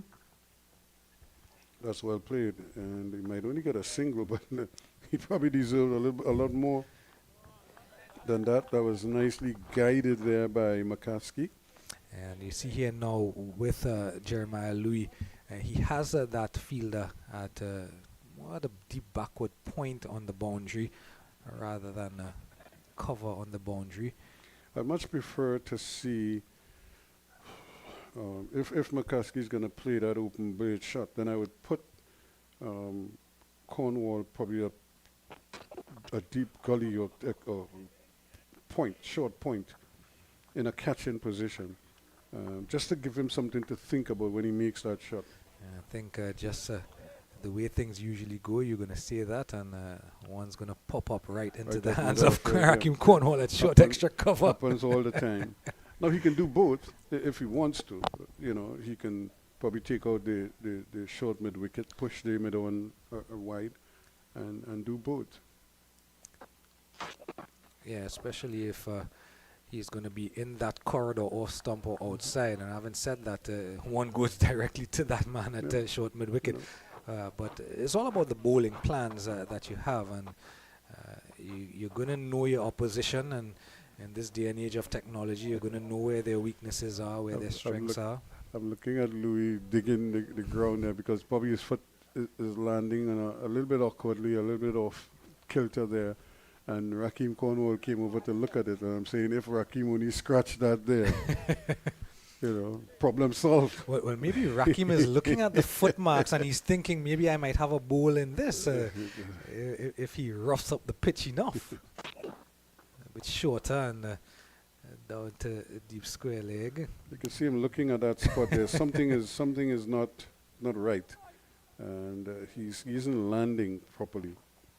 Seems as if something is, here he goes again, scratching at it. So something is just throwing him off there, just a little bit, taking care of his rhythm.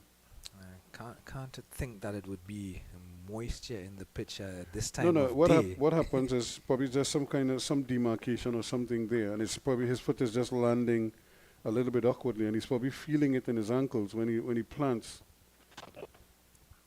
There you go, another body part that might be hurting after today because of that. Yeah, and it's what it is confidence, because when you're running up to bowl, you don't want to be thinking about where your foot is landing, because it's all automatic. He probably has his run up, mapped out for years. This is what he's been doing for however long, so his body he knows the rhythm, whatever. But if you're not landing properly, then you start to worry about that, and you're not worrying about where you're bowling the ball. You're worried if your foot is going to land properly or what have you.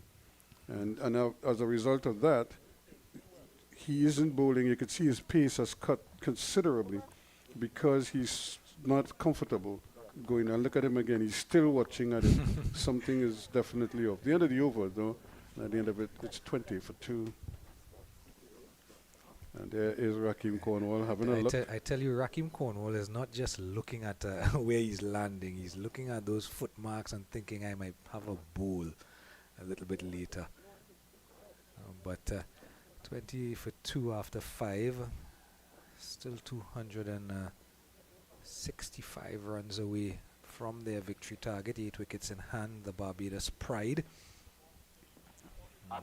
O'Shane Thomas waits at the top of his mark there, and probably at this juncture with 5 overs to go in this first power play, that batting point may be out of the minds of the Pride at the moment. Down the leg side.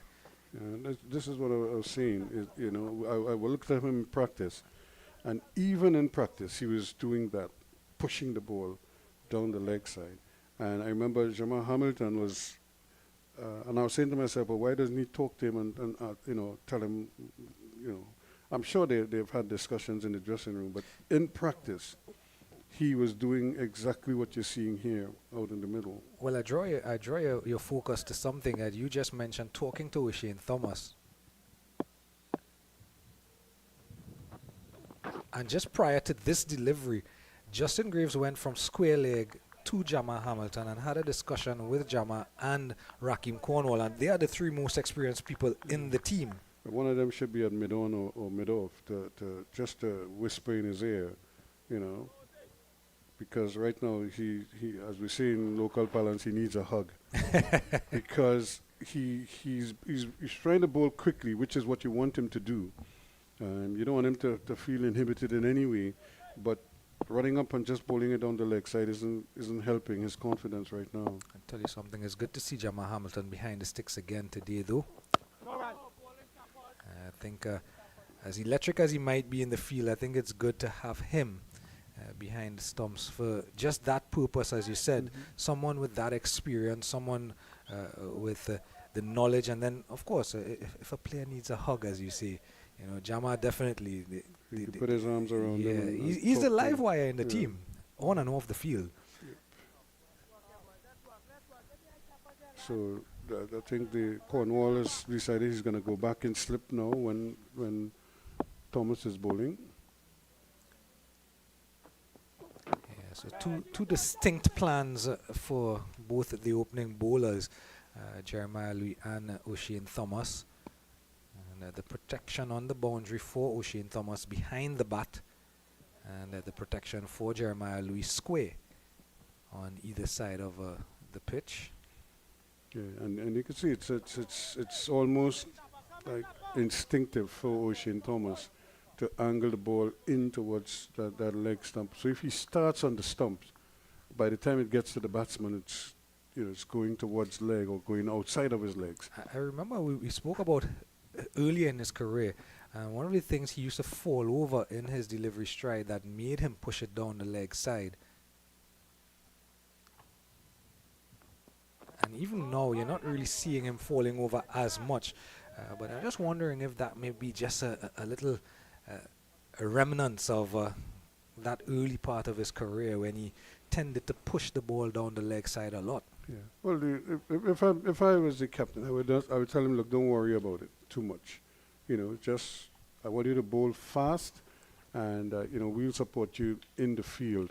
But here's what you're hoping. You're hoping that he produces enough good deliveries, enough wicket-taking deliveries that he could get away with the odd one or two down the leg side. And that's a great shot. That's going to be 4. Yep. Because again, he was challenged with pace there, but he got into the wicket nicely and placed it well away from everyone on the onside for a boundary. Yeah, 3 fielders on that leg side, fine leg, backward square, and regulation mid-wicket. And Justin Graves, who was at square leg, is now going to be sent back onto the boundary, which is something I'm never a fan of. You're hit for a boundary, and immediately the captain sends a player into that position. If you have your bowling plans, even if you're hit for a boundary, don't follow the ball. I'm never a fan of doing that. What Raheem Cornwall has done now, he's set a field similar to that of what he has for Jeremiah Louis. There's a sweeper out on both sides.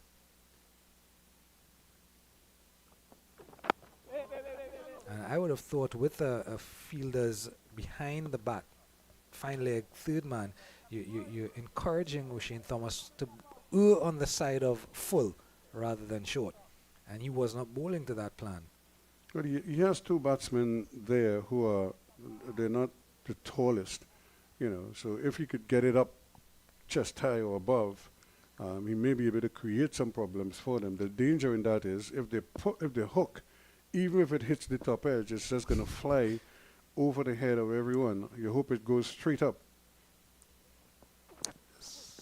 Yeah, again, another wide from him. Yeah, maybe this should have been the field prior. Because he's doing this all the time. He's getting his hands up, but then the arm it's not coming across his body, it's going forward of his body. So when by the natural extension, it's going to go down the leg side, or at least it will in cut towards the right hander, inside to the right hander, sort of like an off cutter. But I don't think he's trying to bowl off cutters. He's trying to bowl fast. But the way the hand is pushing the ball down the leg side. Yeah, it's resulted in 3 wides in the over. Still a ball to go. And there is the final legal delivery of the over. 6 now gone, 28 for 2. Yeah, you could see him thinking there. He has a lot on his mind. And it's not the easiest of situations for him. Now they're going to probably bring the repair kit out, the big rammer, to see if that helps. Yeah, there's the evidence of what you were talking about. Those divots in the front foot landing area for the fast bowler. And the umpires have summoned the ground staff here to do a bit of repair work. There's the rammer. And you can hear how heavy that is. It's coming through our stump, don't Mike. You don't want that on your big toe. Yep. I'm worried about the guy who's dropping it, because you don't want to miss. Yeah, you don't want to distract him at all. And next thing you know, it comes like whenever I go to the meat shop to buy meat, and I see these guys cutting up the things, and I'm like, I wait until they switch off the machine before I speak to them, because I don't want them talking to me while they're doing that at all. I just want chicken. I don't want chicken and other things in it as well. Just give me the chicken. I think you talk to some of those butchers. Some of them will tell you that they have cut their fingers on those they left a little bit of flesh sores. And that is a skill, but you just have to concentrate on stuff like that. You can't be distracted at all. So I think repairs are finished, and the rammer and his 2 cohorts on 4 wheels, and they're off. Yep. And Mikael Louis with ball in hand. Hopefully he will be a little more confident now of where that left foot is landing. But that you will be surprised how, as simple as that is, how that throws off everything. Because your mind, you're thinking now only about where that front foot is landing, because you could actually damage yourself if it's not planted properly. And right on target again. And in the midst of the couple of wickets that have fallen early, and the daunting total of 285 for victory needed, McCaskey and Wickham have done well the last couple of overs just to keep the scoreboard ticking over. McCaskey, who's at the non-strikers end, is actually on 11 from 15 deliveries, which tells you, he hasn't let his strike rate drop off too far. So Wickham, though, on 3, just punches and looking for 2, because they run the first one hard and they're coming back. They'll get 4 because they were misfielded out there in the deep. He came flying in, trying to get the handle on it, and again took his eyes off it. And would you believe it went right through the gate? That's Javier Spencer. Yeah, they ran that first one hard, and they always tell you, run the first one hard and put pressure on the fielder, and there's the evidence. The pressure on the fielder, and threw his hands for 4. Had he picked up, though, I think it would have been close. A good pick up and throw. This one guided the third man, and the same fielder running around will only be there to pick up and retrieve another boundary. That's good. That's better from Kevin Wickham. He was on top of it and opened the face nicely. And that is what I was referencing, because I don't, unless it's like an uppish drive, then where Cornwall is positioned, that short extra cover is fine. To me, it should be like a deep gully or a short backward point there, catching. Because batsmen will tend to open the face to try to run the ball down to third man. Good hand from the big man, Rakim Cornwall.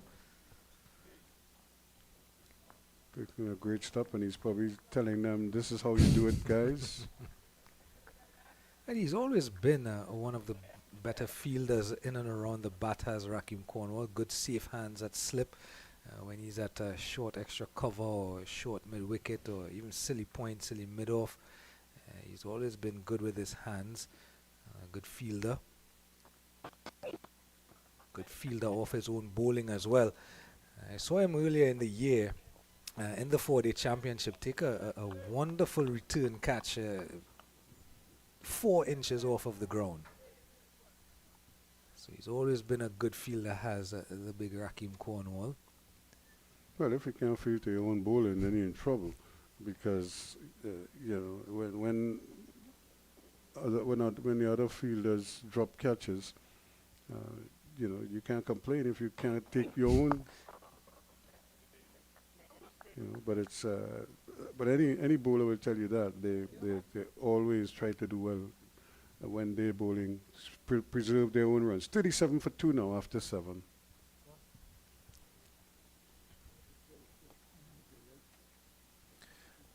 That boundary, Kevin Wickham now on 12 from 16, so he's carried his strike rate up a bit, has Kevin Wickham. Just to give you a little comparison, after 7 overs, the Leeward Islands are 45 without loss. Yeah, so they're not far off in terms of the actual run tally. Of course, the 2 wickets is the big difference. Yeah, so they're not far away in terms of keeping up to what the Leeward Islands are doing. And of course, they can still think about getting that batting point. 18 deliveries before the end of the power play, 23 runs away. It is still very much possible. McCaskey and Wickham seem to be more or less set. You would think after facing 15 to 20 deliveries in this shortest format, a batter is set. They have now faced 16 apiece. So we have a change. Graves is coming into the attack.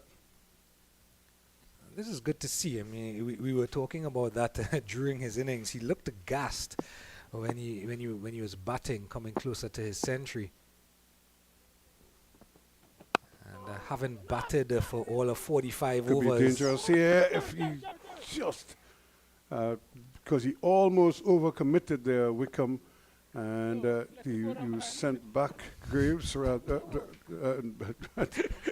can see. Hamilton. Yeah, but look at who was throwing the ball, Kofi James, and he took a real aim and fired with all his might. And Hamilton was running to the wicket. There's never a dull moment with the Jamal Hamilton, I tell you. But just to go back to what I was mentioning as he gets to his top of his mark, Justin Graves, it's good to see him bowling, having batted 45 overs in that heat. And steaming in now. This one is guided. It has the legs. Yes, it does. Another boundary here. This time, Kevin Wickham, again, favoring that boundary behind point. Yeah, he's opening the face of the bat, so he's using the bowler's pace to his advantage. And so it may mean, too, that Cornwall may have to plug that gap, because Wickham seems very intent on just opening the face, using the pace of the bowler. And now that they've gotten a boundary early in the over, it puts some pressure on Graves.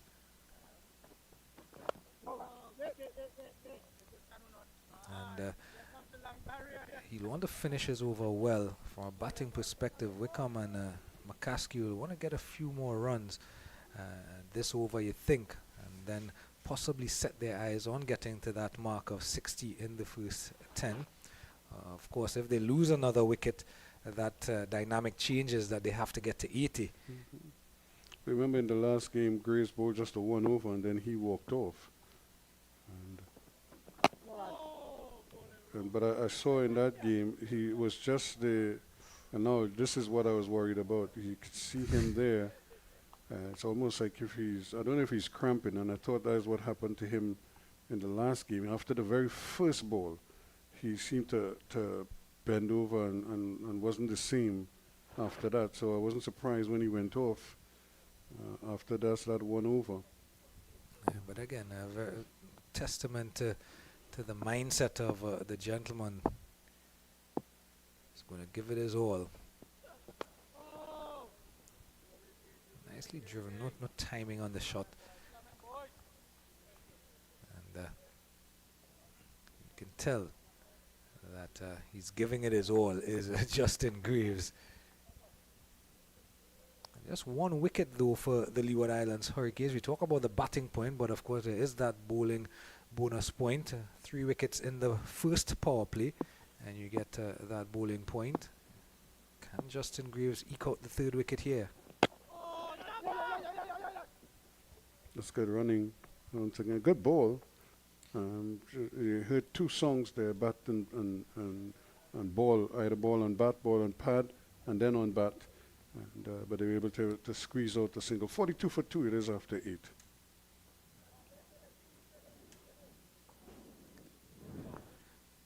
So the game within the game, as many of these players call it, when you ask them about that bonus point, the bonus point system.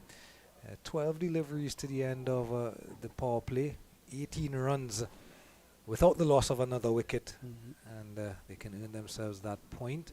12 deliveries, of course, for the bowling and fielding team to pick up that bowling point. Of course, if you effect 2 runouts as well, we saw near runout in the previous over with Kofi James. If you effect a couple of runouts in the innings, you're also going to pick up a point. So Javier Spencer is coming into the attack. And he's the one who effected that misfield down at deep point a couple overs ago. So I'm sure he's keen to get back in the good books.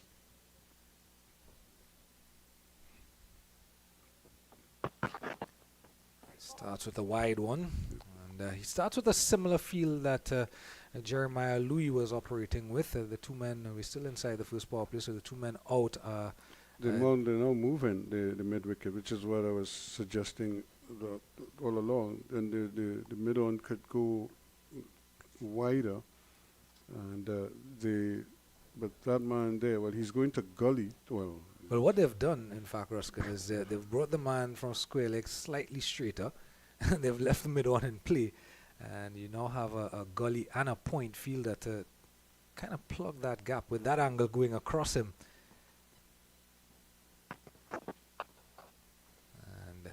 Puts it right to the left of one of those fielders.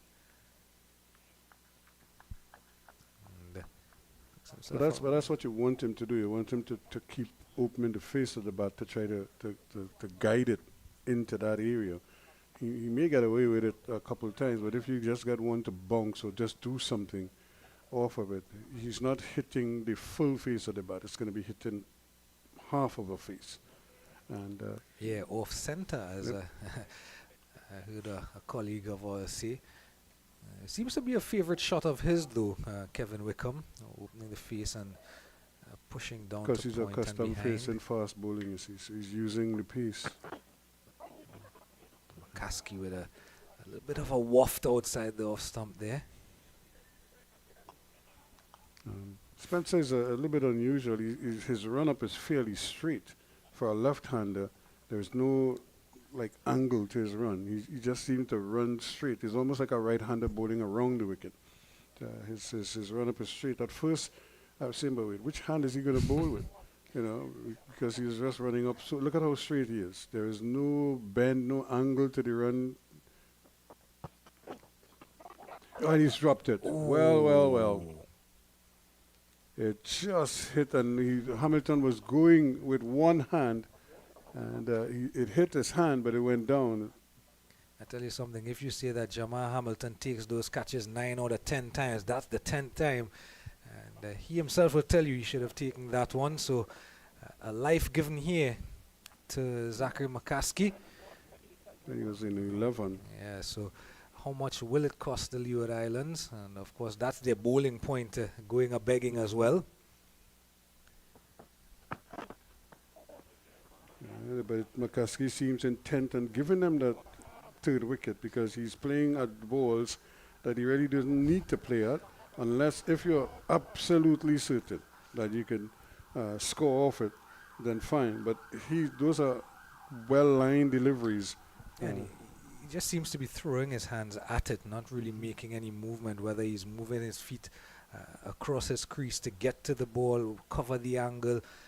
He's not making any adjustments in the early going here, facing up But to Spencer. now they bring in the square leg, the deep square leg into the circle, and they've pushed the, what was the short straight third man back down to the boundary. He's pushed him really fine. He's at a regulation third, in fact. And that's because of the angle that Spencer's bowling here.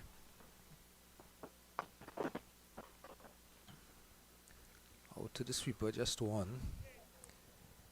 A good solid start here from Javier Spencer. Just the 2 runs off the bat and the wide, 3 in the over. He'll want to finish his over well here, Will Spencer. They always say finish your over well. Doesn't want to give away a boundary or let that pressure that he's built just whittle away.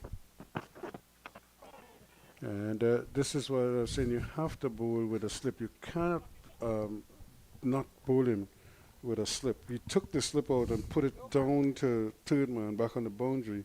But with that angle, there's always a possibility that he could hit the edge of the bat twice now. He hit it with the full pitch delivery that was dropped. McCaskey was, 11 at the time. And here he is again now, hitting the edge again, but nobody in place to get it. He's 12, 19 to Wickham. It's 46 for 2 now after 9. The players will get a little bit of refreshment, and we too will take a break.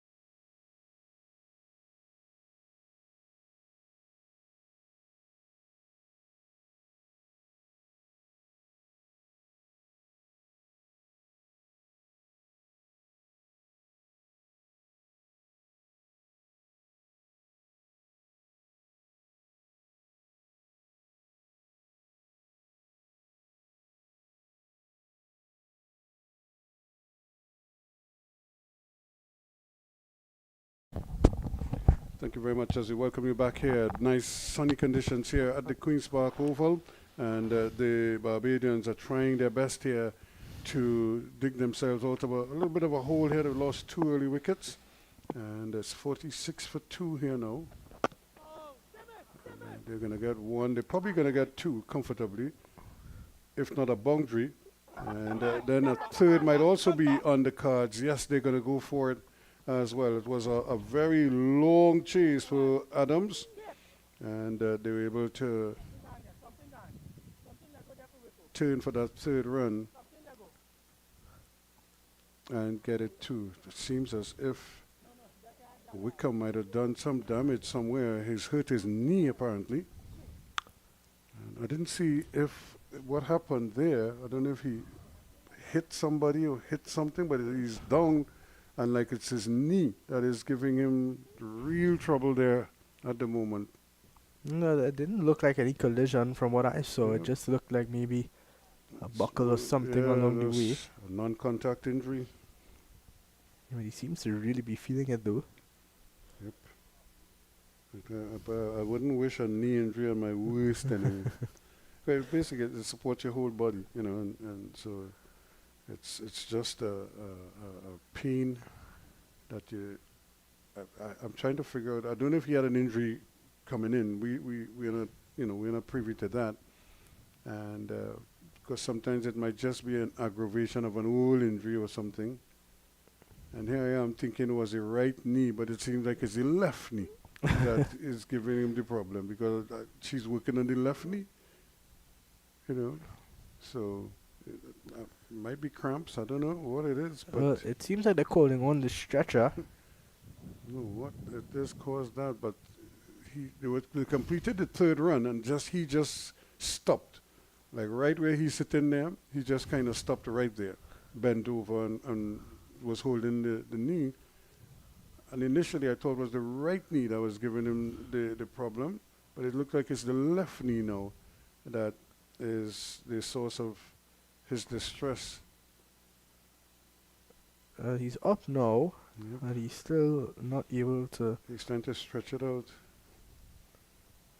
One hope that everything is okay with him. Yeah, the problem with that is because he's right-handed, that is the leg that, you know, pushing towards the ball. And Well, it looks like he's stretching Both both of them, so I don't know. I'm not quite sure. But when the physio came on, she was treating the left leg. That's the leg I think she spent the most time. That was the focus. So hopefully she was able to kind of get the nut out of the joint. And so maybe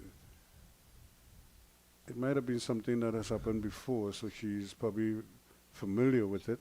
And they probably have a routine that they go through with him. Probably a salt tablet or something that might. But he really seems in some discomfort here now. The question is, can he run? Yeah, I wouldn't be surprised if he goes off, you know. Yeah, just that's to get a bit of a rest. Because it would be criminal if he goes off for a run and cannot run and gets run out. I think it's still early days in the competition Yeah. as well, and that I don't think there's any real risk. Need Taking to him and risk go it. off, yeah, it doesn't make sense. He could even rest and come back a little bit later on when he feels comfortable. Look at how badly he could barely walk right now. But he looks as if he wants to continue. So he doesn't want to go off. That's the Iron Man in him. He feels that he could he might be better off just going off, get a rest for a couple of overs maybe to when 2 or 3 wickets fall and then come back. To me, that might make more sense. And it seems like that's what he's going to do. I Yeah. think he was going to turn around and come back, but Yeah, he McCaskey called had for a the word. helmet. McCaskey came down and had a word with him, Yeah. and maybe he just told him, there's no need for this right now. Yeah. Just head back in the And pavilion. look at him, he work on can't his- run. He barely could walk, you know. And so it's unfortunate because he was batting well. And then this just, adds another layer to the issues here for Barbados right now. They've already lost 2 wickets, and they're going to lose Kevin Wickham now, who is on 22. Now we look across to Brian Lara Stadium. Brian Lara Cricket Academy returning on Tobago Red Force in action against the Windward Island Volcanoes. And Windward Islands are batting at the moment, and after 15 overs, they're 51 for 2. The batsman out, Alec Athanaze bowled Jed Gully for 9, and Hodge caught pair, bowled Anderson Phillip for 12. So now Ambrose and Solizano out there. Solizano struggling a bit, 11 of 41, and Ambrose 17 of 22. So 49 for 2, 9.1 overs completed. It's Myers, the captain, who is striding to the crease. And, well, Kyle Myers.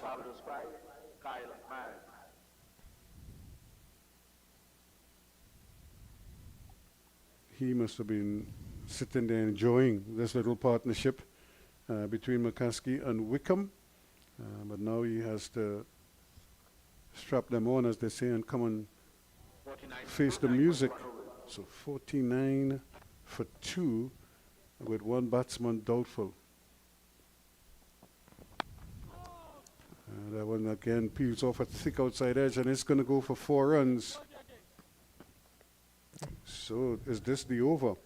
Remember when the Leeward Islands batted, they got their 60 runs off the last ball of the 10th over. Watch it where Barbados is right now. So they have 3 deliveries to get 7 runs. Most importantly, they can't lose a wicket. They can't lose a wicket. If they lose a wicket, they won't get the point. So, and if the Leeward Islands could pick up a pepper here, then they will deny them that as well. So And they will get a bowling point. They'll get themselves a bowling point as well. So Greaves is in. He's bowled well. A bit unlucky there. Fortuitous boundary. That's a good looking shot. And Good no bit of run. fielding, yep.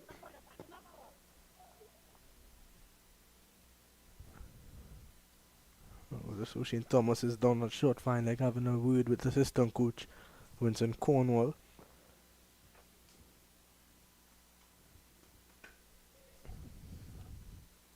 Yeah, but it's again, it's really beautiful cricket conditions here. It's nice, it's bright, it's sunny, and there's a good battle going on in the middle. And that's well done by O'Shane Thomas, doing very well, and backhands the ball to the wicket. Yeah, good effort there from the big man. And he threw it from himself down to Cornwall at cover. I thought they could have snuck a single there because Ricky wasn't going to chase that. You have to know your fielders. There's no way he was getting up, and you know, and all of that had to happen before he could throw the ball. And so they're gonna get another single, and that brings us to the end. In fact, one delivery left. One delivery left, yeah. Oh, Kyle Myers needs it a 6 here to get the batted point.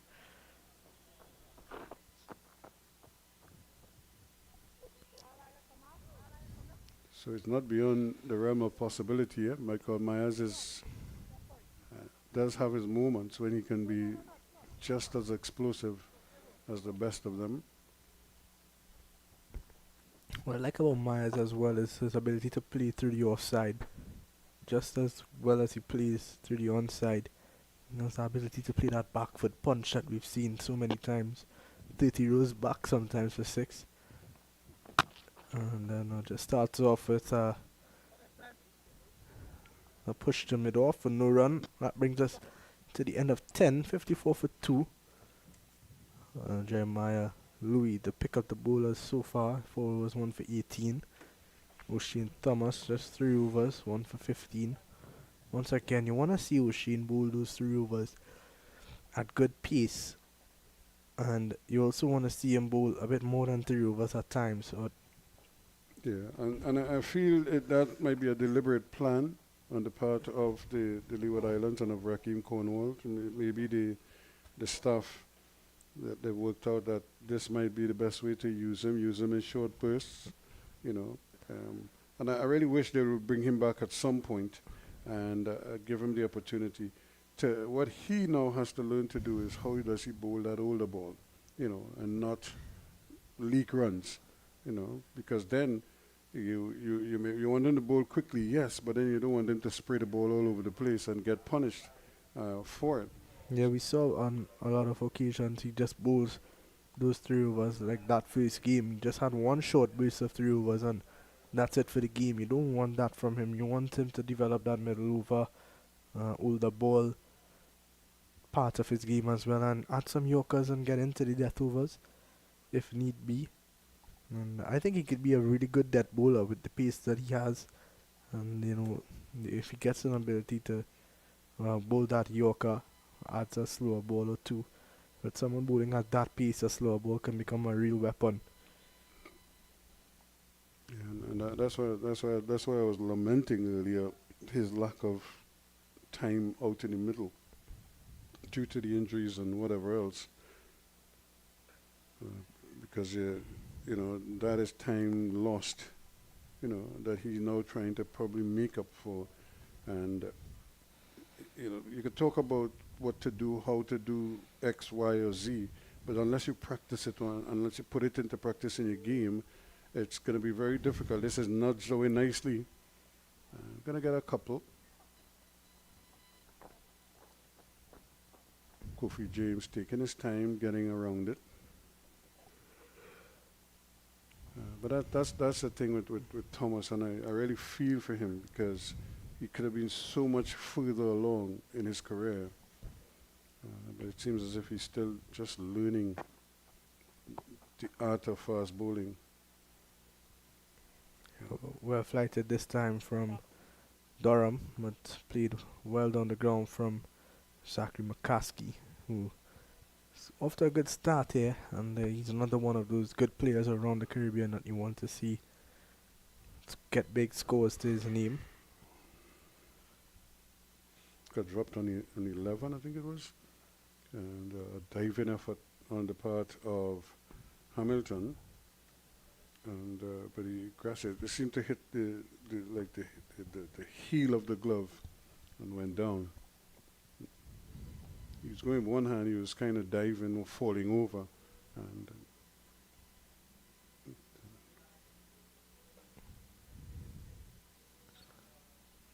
Myers is off and running.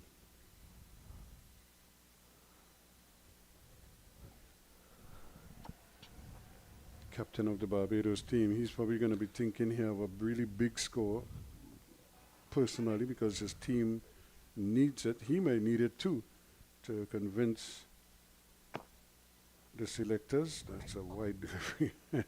He was probably trying to slip that one in quickly, and it was quick like Ocean Thomas, but it was wide as well.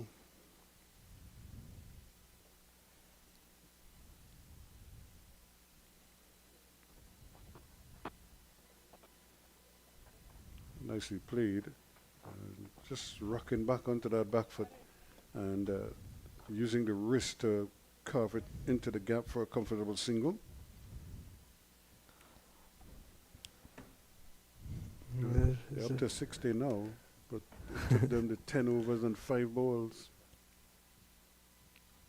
This partnership becomes so much more important now, especially with the unknown of Kevin Wickham, if he's going to be able to come back out and go to battle. They are chasing a pretty big total, 285. And the Leeward Islands do have some good spinners in their lineup. There's Daniel Durham, who's bowling now, Kofi James, Raheem Cornwall, and of course we saw Chesney Hughes in the lineup. Didn't bowl in the last game, but does have the ability to round his arm as well. So Kofi James is going to come into the attack now.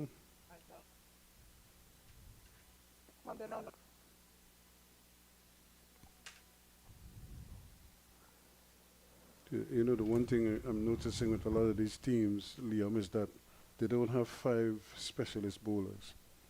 You know, so they might have maybe 2, 3 that they say, okay, you could bowl your 10, but they're gonna get 3 here for their, so they might use as many as 8 bowlers sometimes, and very few of them will bowl 10 overs in an innings. That's because the captains share the wealth, so to speak. Yeah, and it becomes a stage in cricket now where nearly everyone's an all-rounder, everyone bowls and bats, so you give yourself a lot of options. Kid who had thought for a moment about shying at the stumps, but the batsmen were he was on the move after playing the shot. Didn't really give him much by way of an opportunity. Yeah, that's the sub fielder there at mid-off. Willett, that's the young Willett. And I want to know who currently is off the field. O'Shane is on the field, and did Graves go off after bowling? No, I think I see Graves down there at long off. Michael Louis out there, Spencer's out there. Not seeing Jeremiah Louis though. Probably. But it says you can't miss Cornwall, he's at slip. Yeah, it seems like Jeremiah Louis off the field. Nicely played from Myers. A lot of responsibility, as we mentioned, on his shoulders today. Not just as a captain, but as the main batsman, really, in terms of experience. Does have a test match double 100 to his name. He's played a lot of games for the West Indies in the past 3 or 4 years. They need all of his experience today to get them over the line. Oh, you're done it. Yeah, giving the ball a fair amount of flight. There's James. Let's see if Zachary McCaskey is keen on coming down the wicket to him. The problem is there is a long on in place, as well as a deep backward square. Looking at Kama has won the international record average of 25. And he's got 200s and 250s, which is decent. And in 26 innings. Looking at his list, the record 400s and 750s and an average of 28. A lot of banter between the batsman and the wicketkeeper. And I think they just want to encourage Myers to play that big shot and open up the middle order more for Barbados. It is ironic how far he has slipped down the pecking order. You know. Remember when he came on the scene, he was playing Test cricket. You know. Yeah, he was batting at number 6, came in and scored a double century. This Super one's cut shot, away yep. nicely. The boundary there, and yeah, it's just amazing. It's almost like if he's, I don't know if he's out of the plan or what, but certainly, and part of it too is availability, players' availability. 67 for 2 now at the end of the over. He's got a pretty decent test career for the West Indies as well, average of 32. As a middle order batsman, batted at number 5 and number 6 for most of his tenure. He's got a 200s and 250s at test level as well. A high score of that iconic 210 not out he scored in the last innings against Bangladesh. And he's also got a decent bowling career. An average of 18, strike rate of 44, 34 test wickets.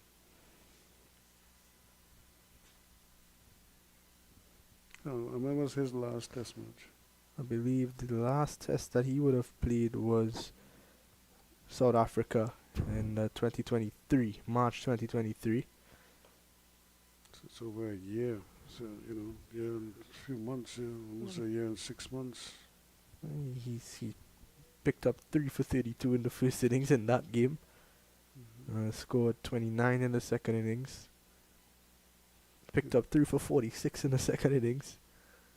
And failed in the batting in the second innings. Scored 7. Yeah, But I mean, for that to be a last test match, I don't think that's anything to get dropped for. remember too, there's so many names because a lot of players, remember, were unavailable, and then the ones who made themselves available and did well then took advantage of that, and the selectors kind of showed faith in them.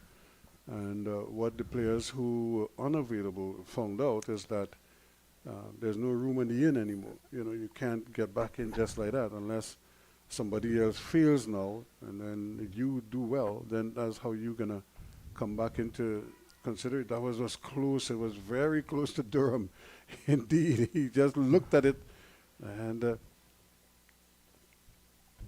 didn't move at it. He just kind of stood there and watched at it as it went. It passed him at a good height. You're right about that availability point, because Myers is one of the 3 or 4 players, I believe it was 3, that denied West Indies central contracts back in, I think it was just after that in March, when they were offered the contracts. Him, Jason Holder, and Nicholas Puran, all denying the contracts, which maybe shows the selectors that he's got no interest in playing any more Test cricket. And he's been a big franchise player around the world. He's been getting paid a lot of money to do what he does. And, you know, you got a player of his quality. You just wish that, you know, the West Indies could definitely use him in that number 6 position in the current Test team as well. The thing about it is that I've always said that we as a region, we don't have the numbers like other countries do.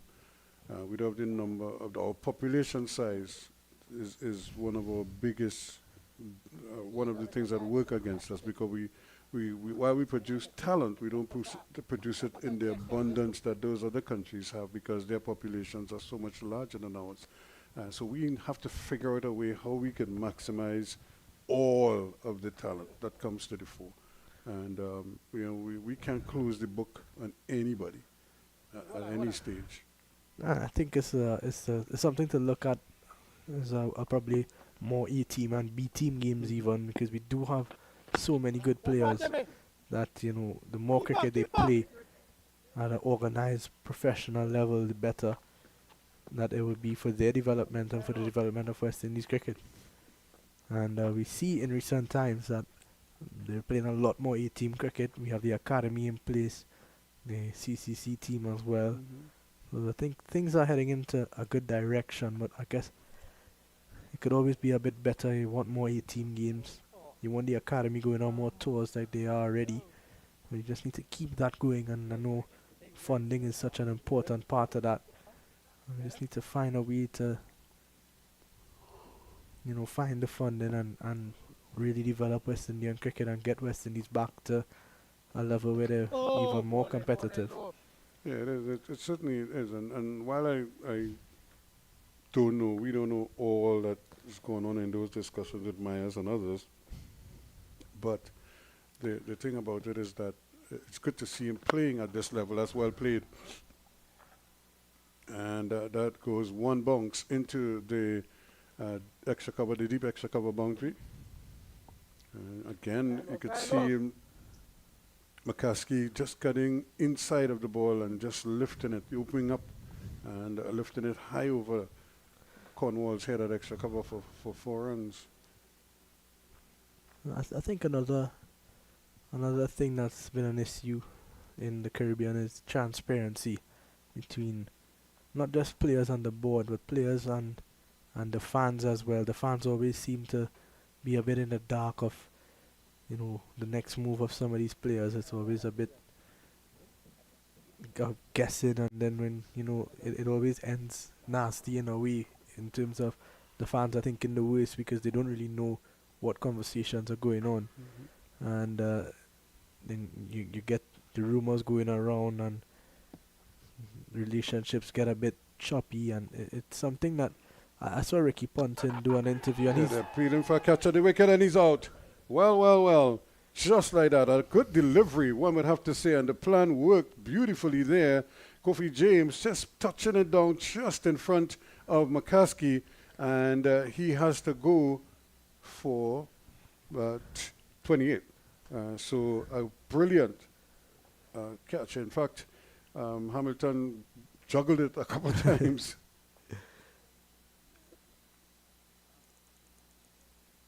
Yeah, excellent from Kofi James. He's been working that line since the first over and got one to grip and turn back in. McCaskey looking to drive, and getting the inside edge. Good take though from Hamilton. Those ones off the inside edge are never easy. He did a good job, and it looks like Naim Young is in at number. Well, it's number 5, but Wickham has retired 8, so it's really number 6. And it's good to see Young getting an opportunity to bat higher up. I think, in the CPL he bats a bit too late for his ability. And even on the academy team, he was batting at 8 and 9 sometimes. It's good to see him up the order. The Barbados team showing some faith in him. Because after him, it just seems to be the all-rounders. And the bowlers. Dominic Drakes, Jomo Warakan, Kima Smith, and Leacock and Jones. So not much batting left. Drakes does have some ability with the bat.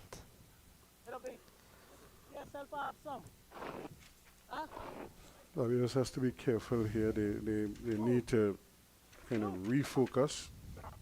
And part of the challenge that they have right now is that they just seem to be batting, and I'm not quite sure what the intent is, what the purpose of the batting is, and it's just meandering. They're not like putting the foot on the gas. Nobody's really playing big shots, but the running between the wickets is kind of labored. It's a kind of laissez-faire approach to things. So maybe Young would come in. This one is driving again. Jamal Hamilton enjoyed that one. Yep, because he gave it some generous flight there, and it was right up in the block hole. Side again here, boys. Young coming down on it. He's off the mark immediately. Kofi James has really improved over the past few seasons with both bat and ball in hand. Oh, yes, look. And a good delivery to finish over number 14. At the end of 14, 76 for 3. And you gotta say, Leeward Island seem to be in full control of this one so far. They've been impressive. Yeah, they've been doing very well. But I keep making the point. After 14 overs, the Leeward Islands were 81 without loss. So they're not that far off, but they've lost the 3 wickets. Yeah, and I think that's the issue right there. They are scoring at a good rate, to be honest. There's no real problem for them at this stage of the game, but the wickets are always an issue. And Kofi James has come in and done well. O'Shane Thomas continues to impress in his short spells, and they've not really found a way to stick around. So Daniel Durham it is who's going to continue bowling to Calmeres.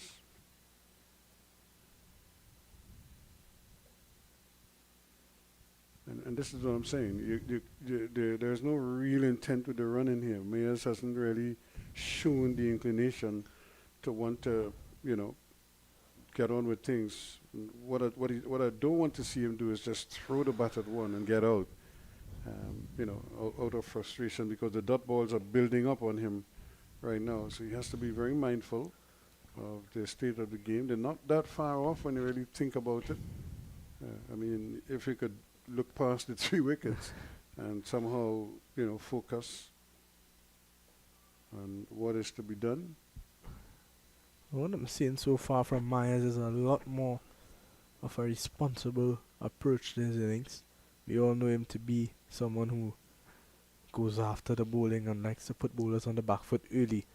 But with his team in the position that they're at the moment, and him knowing that he's the last real recognized batsman on the team, he understands that he's got to help his team to keep wickets in hand going into the last half of the game, and still manage to rotate the strike and keep it ticking a bit. He's impressed so far, and needs to carry on and get a big score for his team. And we all know that he has the ability to make up in the end. That's a great shot, and only partially stopped there by Hughes. Hughes is a big fella, and had some difficulty getting down there in that short extra cover position.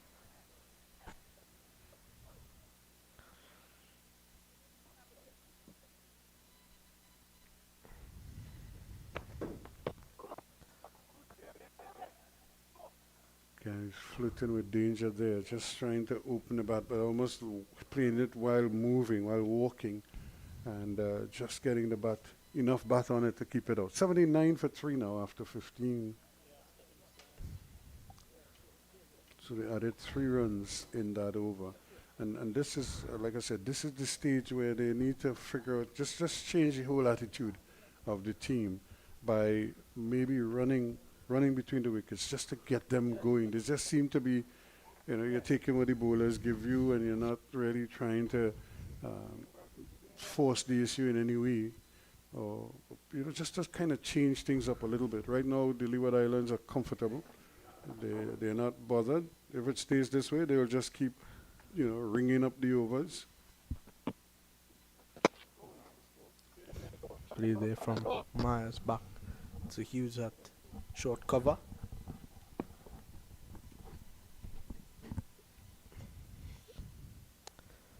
And yeah, you're right. I think a bit more intent and a bit more aggression in terms of their running between the wickets could go a long way. Yeah, everything is so pedestrian right now. It's just the game is just meandering along, and maybe the Bajans are probably doing this deliberately, just trying to give the Leeward Islands a false sense of security before they drop the hammer and pick up the scoring.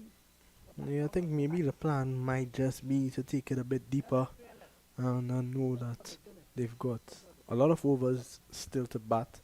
The required rate of 6 and over is creeping up. It's not getting any easier, but I think they know that wickets in hand is an issue.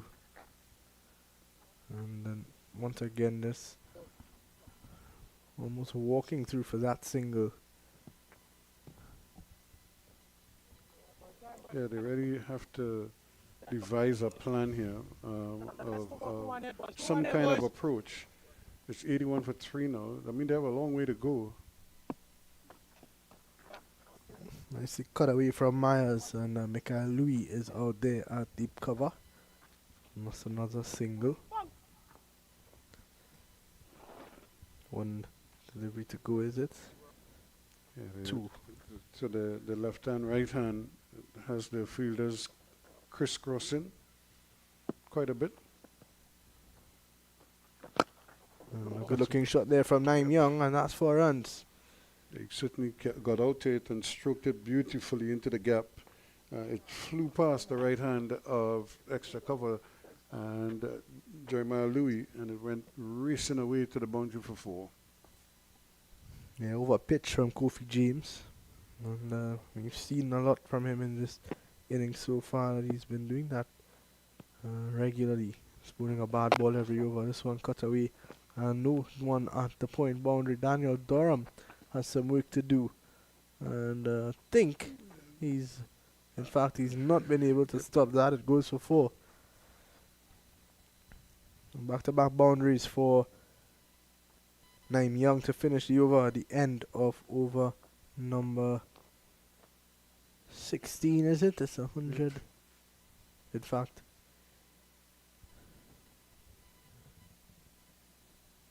So let's go 90 for 3.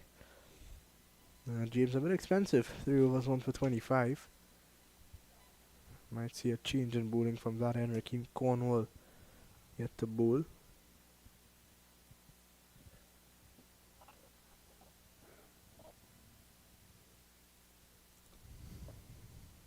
Now it's really a question of somebody putting his hand up, or these two, to kind of change the fortunes, change the whole outlook of the game for Barbados. We know they're capable, we know they have the pedigree, but they now have to show it. They're 12 each to both batsmen, and Daniel Durham fixing a lace. You look at this matchup though between Myers and Durham, and you've got to think that it's should be a positive one for Myers, but he's going to be a bit tentative because he knows the value of his wicket at this stage of the game. Just wonder if Kevin Wickham is going to come back out. Yeah, that's a big unknown here. So these two they may want this pair to bat very, very long, but soak up as many overs as possible, and at the same time try to up the scoring rate.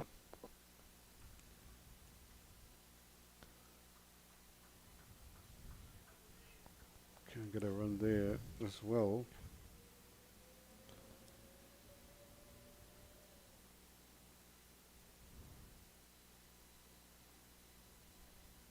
Now the opportunity here for the bowlers is to just kind of ring two overs, and see if the pressure builds, and then maybe somebody might try something rash or out of the ordinary, and it cost them their wickets. Yeah, you've got to try to string dot balls together and force the Bajans on the back foot, make them feel like they're under pressure, and then all of a sudden, as you mentioned, the pressure shot comes, and there's a opening into that tail end of the Barbados batting lineup. So 92 for 3 it is right now. I think we have one legitimate delivery left in this over from Daniel Durham. Not for 13. Make that not for 14. Now as they amble another single. So one by one, the Bajans are picking up the runs. They're not flying at the moment, but they're stopping the hemorrhaging in terms of wickets. So it's 93 for 3 at the end of 17. And just as we predicted, it's going to be Cornwall in to replace Kofi James. He's been a bit off of it this morning and this afternoon. So Cornwall is going to replace him from the Brian Lara Pavilion. An excellent record at this level for Rakeem Cornwall. Made his list A debut all the way back in 2013. He's been around for 11 years. He's played 62 games. He's picked up 73 wickets at an average of 25. And he's got 450s or 550s and 400s. So he's got a good record at list A level. And starts off with an absolute peach. Bongston turn there. And I don't think Mayers was expecting that. Nothing like that happened before since he's been at the crease. It's the battle of the captains here. Cut away from Myers down to Louis at the sweeper boundary. Wonderful way to start off your bowling.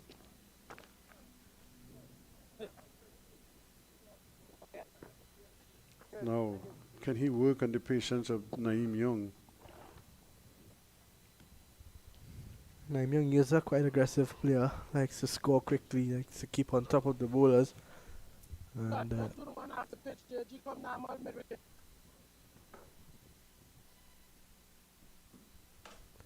strengthening the onside, brought the man on the cover boundary into extra cover.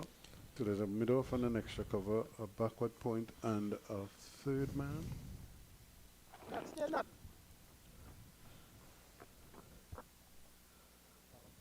And he's given himself the luxury of a slip. Oh. a ball there from Cornwall, bowling to his field. Calm down, boys.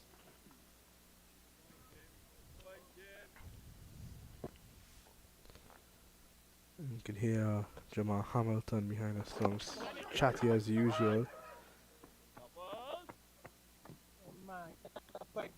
So this is the real essence here now for the Barbados Pride to just stay in the hunt here. And, but they're going about it quite nicely. They're trying to rotate the strike as much as they possibly can without trying anything too extravagant at the moment. Yeah, sorry.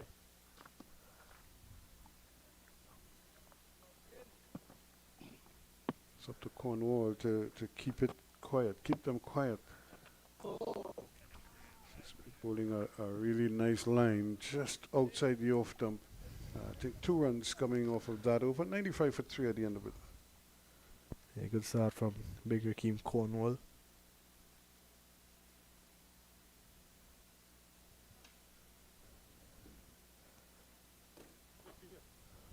So the 2 batsmen really discussing proceedings. So we have this game going on here. We have Trinidad up at the Brian Lara Cricket Academy. So a lot of cricket action going on. We have a test match between New Zealand and India. New Zealand were bowled out in a day or inside a day, and India lost 2 wickets in knocking off 4 wickets. Yeah. You know, so they have really. New Zealand is a strange team, and the man who destroyed them in the 2nd test is not playing in the 3rd test.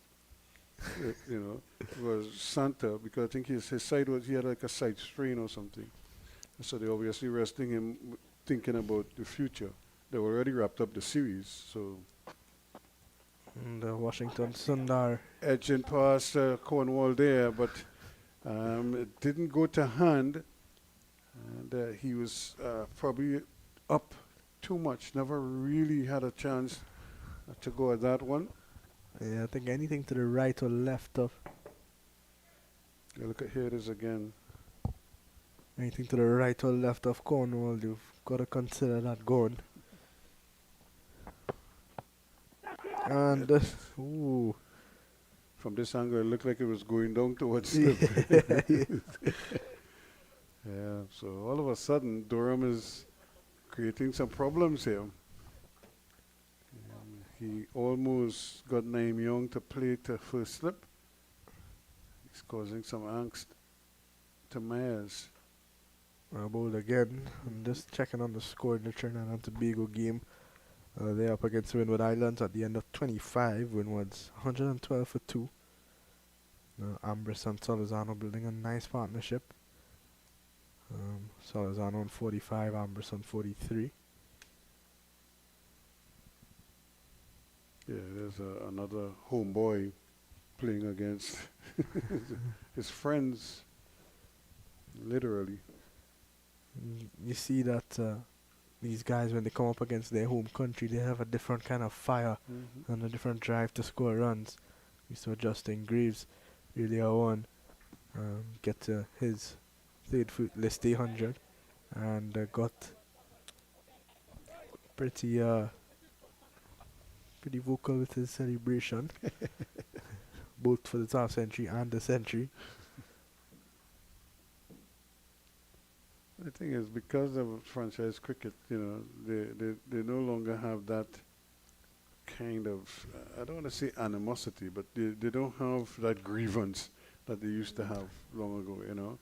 They tend to be more friendly now. They don't like hate each other's guts to the point where you can't coexist in the same room with them. Ended the over 99 for 3 now after 19.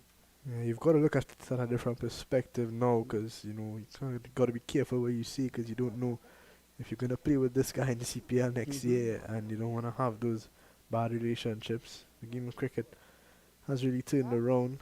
You don't even see it in international cricket anymore because of that same franchise cricket issue. It's become a lot of entertainment around the world. Oh! What played from Myers.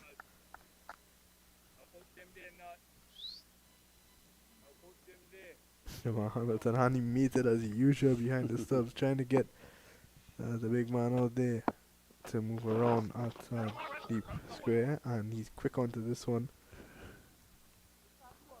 He's saying, keep running, no one. Let me practice my pick up and throw. And we saw him in the last game pick up and throw without the gloves on and got a run out. Sent Justin Jagisar packing.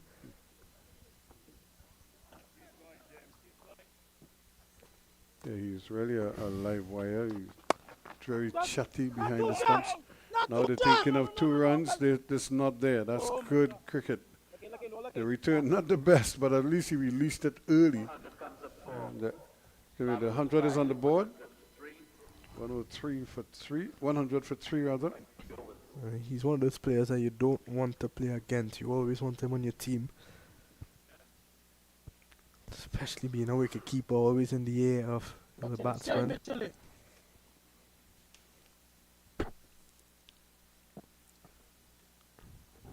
Okay. I look for the catch in there now. Looking to go over now.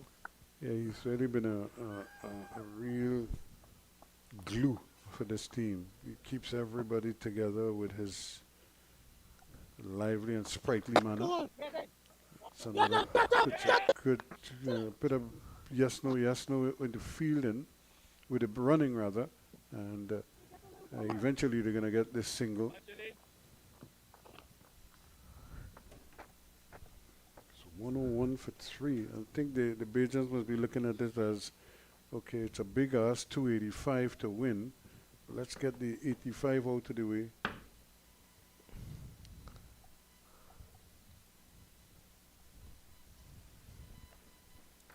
Let's get the 85 out of the way, and then let's see where we go from here. You can take it. Go tap. So I think the ground staff is at the ready. They might get a little refreshment break in a short while. I think maybe because of the sun they decided to add another one inside there because it is really tough, really harsh.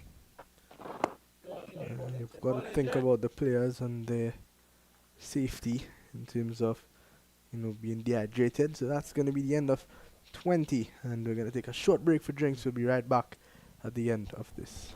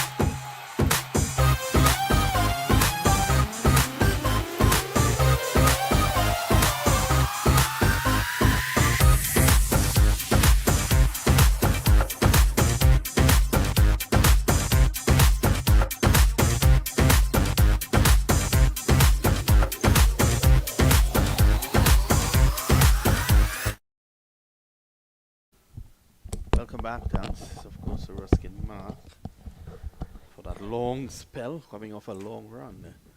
And it's going to be Daniel Durham around the wicket, back and driving to cover. There is no run. As I say, good afternoon to Liam. Good afternoon. And I'm really impressed with Cal Myers in his approach so far. Some turn there, playing very late indeed. Naim Young. There's turn at the oval, but slow turn, so you could negotiate it. You look at this period of the game, 20 overs down, the two bowlers in operation are probably the two best Leeward Island bowlers on the 11 today. And you just have to think that if they can negotiate this next stage of the game while rotating the strike and getting the odd boundary, that they can give themselves a fighting chance. A good delivery from Durham, chance of a run out, and they get back easily, no run. It's not impossible. It's a run of ball, 103 for 3. What they need to do here is to just stay in the game. You want to keep wickets for an onslaught if it's needed later on, but you don't want the run rate to go into double figures and something that's too hot to handle towards the back. You want to stay in the game, stay within touching distance while preserving some wickets at this point.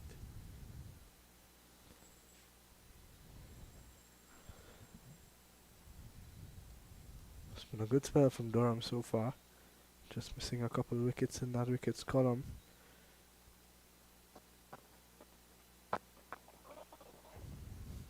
So he's getting the ball to drift in the air with that strong wind coming from the eastern side of the ground. Pitching, obviously, he will turn it away from the right hander. But what Young has done well is he has watched the ball closely. I think Young understanding his role as well as Daniel Durham. Daniel Durham knows he needs to contain this middle portion, get as many dot balls as possible, and Naim Young understanding that after him and Myers is pretty much the tail. Barring maybe Dominic Drakes, who can consider him an all-rounder.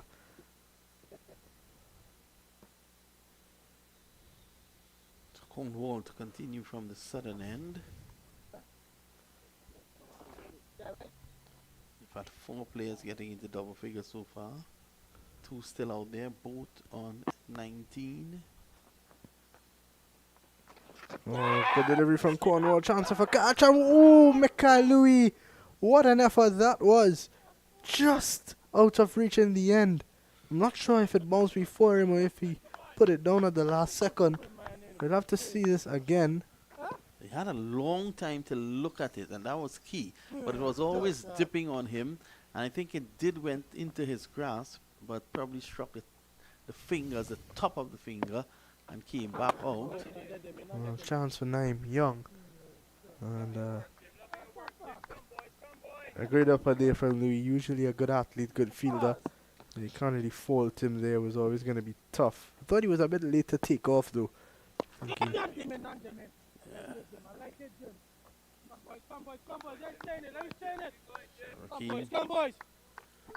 could have gotten the breakthrough there.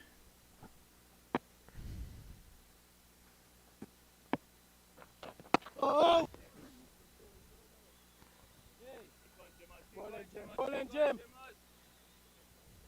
So I'm getting the impression that as he came forward, the ball didn't go nicely into his hands. It probably struck the tip of his finger on one of the hands, and this is why it fell out.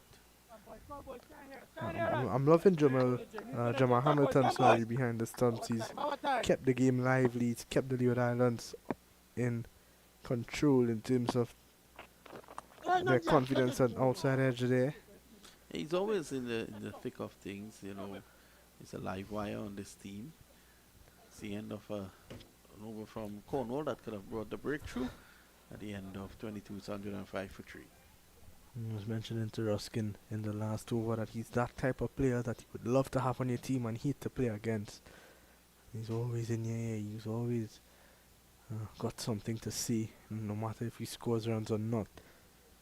Remember a couple of seasons ago, he knocked Trinidad and Tobago right out of the Super 50, right here at the Queen's Park Oval, with a hurricane 80 odd. After all seemed lost, he just walked in and took the game away from them. He's got that ability, that X Factor type of player. There's a lot of his cricket now in the US. It's a big part of the Atlanta Fire team for a long time.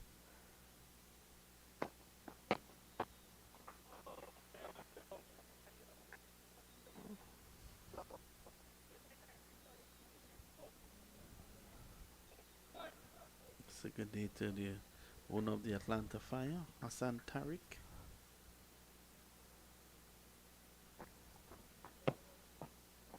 Oh, he's bowled him. Look at that. Yeah, and that's a big one. I'm tempted to say right through the gate, but the gate was open. So he had nothing to negotiate. Look at this.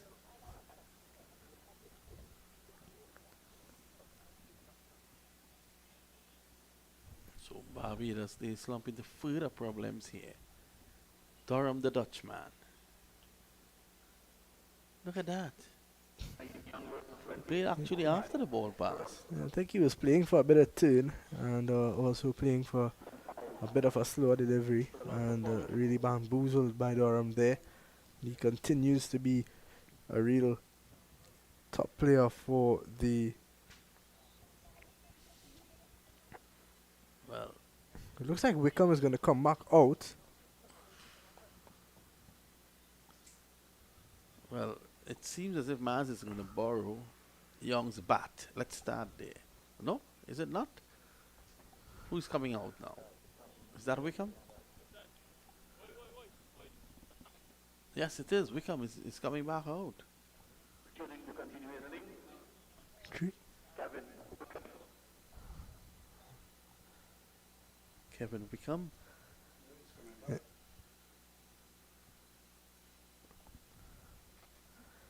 And news in the Trinidad game, Yannick Correa has just picked up a triple wicket maiden for Trinidad and Tobago. All of a sudden, when all said, like the Windward Islands were about to take full control, Correa's completely flipped the switch on them. Good old Creech. And he got Ambrose out for 47. And he came in and got Shadrach Descartes first ball, caught and bowl.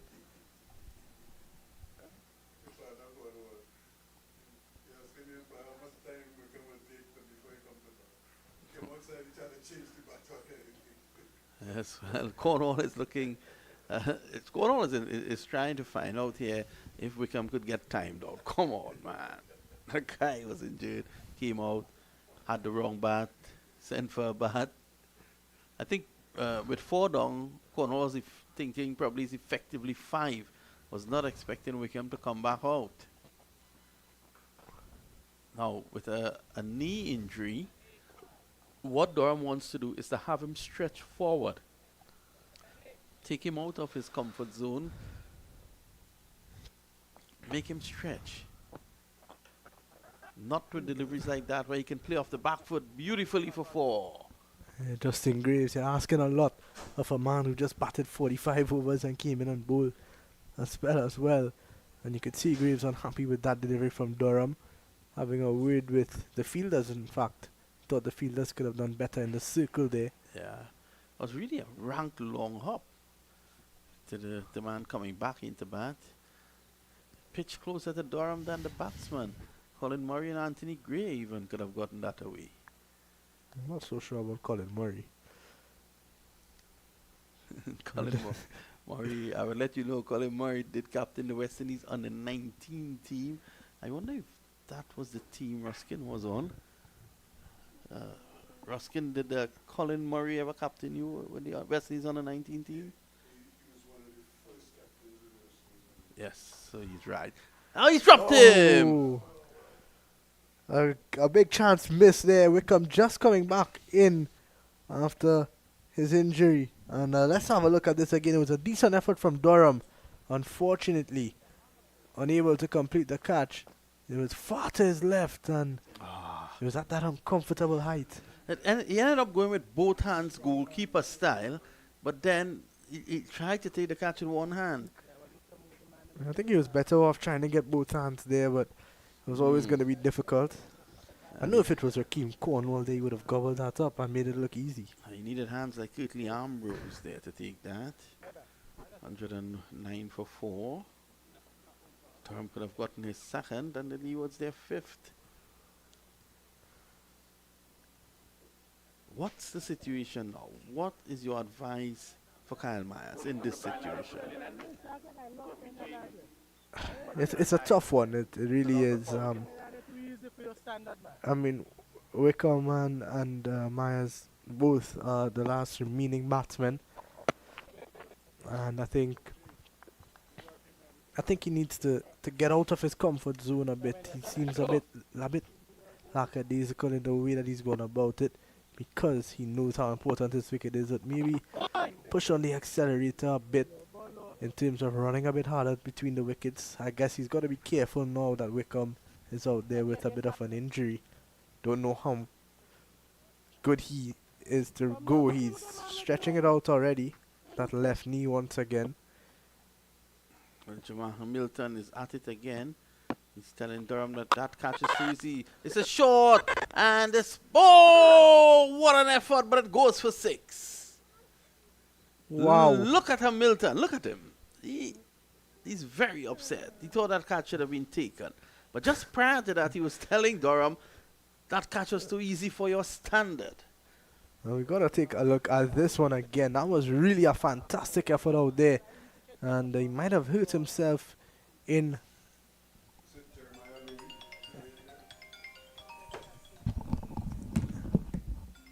Let's have a look at it again. Short, and it turned away from Myers. And it was Jeremiah Louis, I believe, who he's struggling to get up at the moment. He's going to have to get some help. In fact, he's staying down, and Jamal Hamilton calling the medical staff. He's saying, let him go off.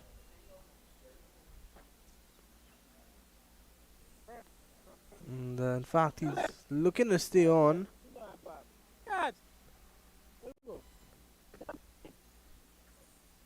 See Hamilton wanting to get the game going, telling Louis to come off and stretch a bit, and then come back in. And just as I said that, Terence Hines has picked up his first wicket. He got Shamar Springer out now, bowled, and Windward Islands, after being 115 for 2, are now 120 for 6. Swept away from Myers, and it's another boundary. And a really good hit there from Kyle Myers. In fact, it's gone all the way for 6. Well, Kyle Myers turning up the accelerator here. It was a sweep shot, poorly lined again. And I really did not agree with Kofi James coming in to bowl after Cornwall bowled so well. And now James has gone for 2 sixes in 2 deliveries. And all of a sudden, you just feel like Kyle Myers is taking over here. He moves on now to 31 of 42 deliveries. And it nicely played down to O'Shane Thomas at fine leg for a single short fine leg.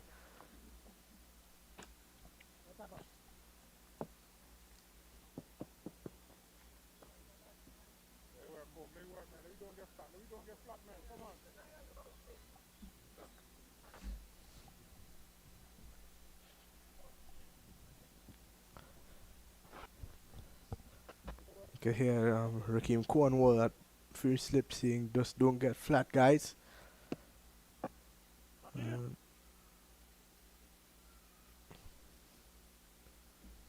The sub fielder, Kadeem Henry, is on.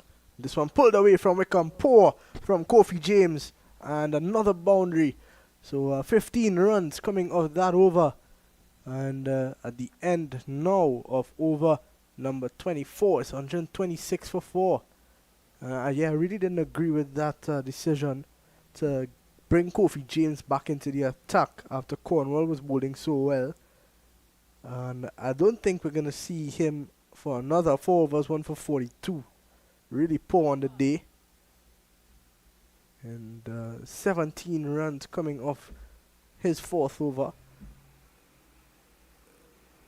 Durham to continue to Kyle Myers. 17 run over there. And all of a sudden, Barbados feeling a bit more confident, getting themselves in a better position. That drop catch from Jeremiah Louis out there, he's still not recovered. In fact, he's off the field. I thought he should have done a lot.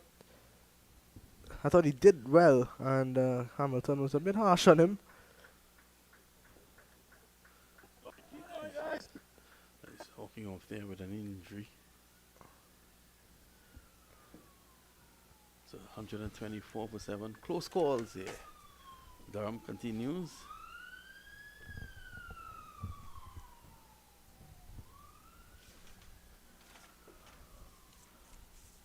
Hamilton, hard taskmaster.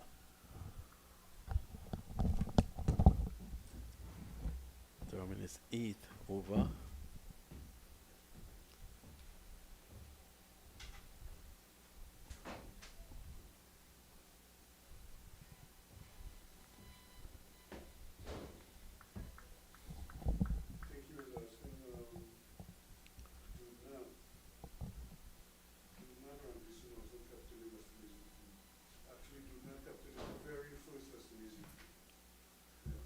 Getting some information there from Ruskin Mark concerning those matches way back, West Indies under 19 matches. Dude Ramki soon, right, from Trinidad, who recently celebrated his birthday. I think good old dude was the first ever West Indies under 19 captain. Dude was a dour left-handed batsman. They said to me, I think that was before my time. And then followed by Colin Murray. I think Ruskin will have to come. When he comes on, he'll tell us a bit about Murray's exploits as a cricketer.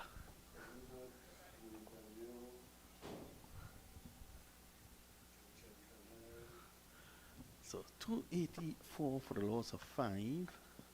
Barbados Pride in response, 124 for 7. So it's good to hear these stories about, cricketers and what transpired in the past. It was, I listened very carefully yesterday and attentively as Ruskin Mark and Anthony Gray, both former national players here, when they recounted the incident when Shirvan Prague, all wrong that were died, sadly. If I'm not mistaken, I think Ruskin Mark said the last delivery ever bowled by Shirvan Prague was bowled to him, and it was medium pace because the ball was wet. Dimitri Adams, for the first time in List A cricket, he is up to bowl to Kyle Myers.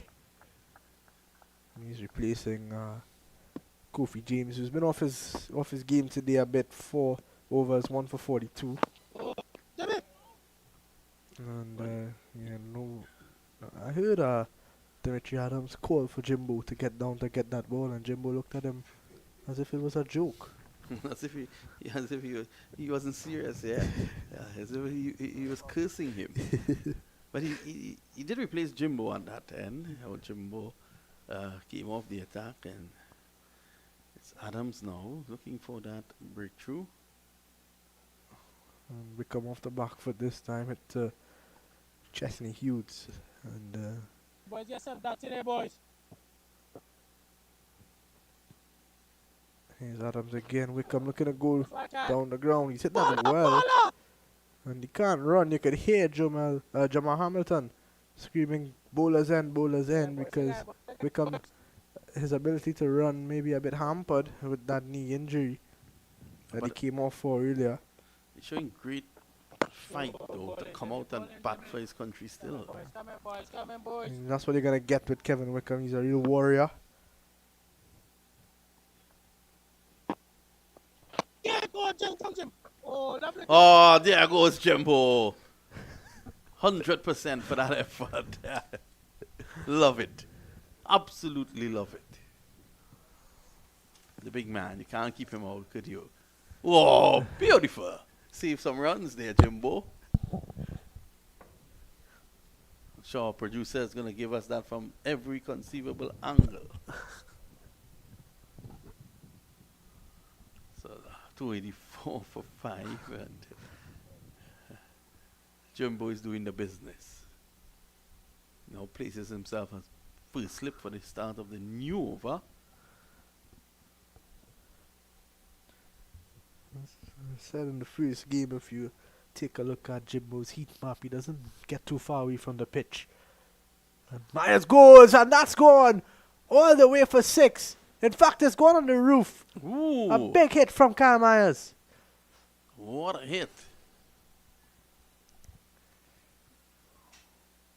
There it goes. It keeps going over the Cyril Dupre stand. And send for balls.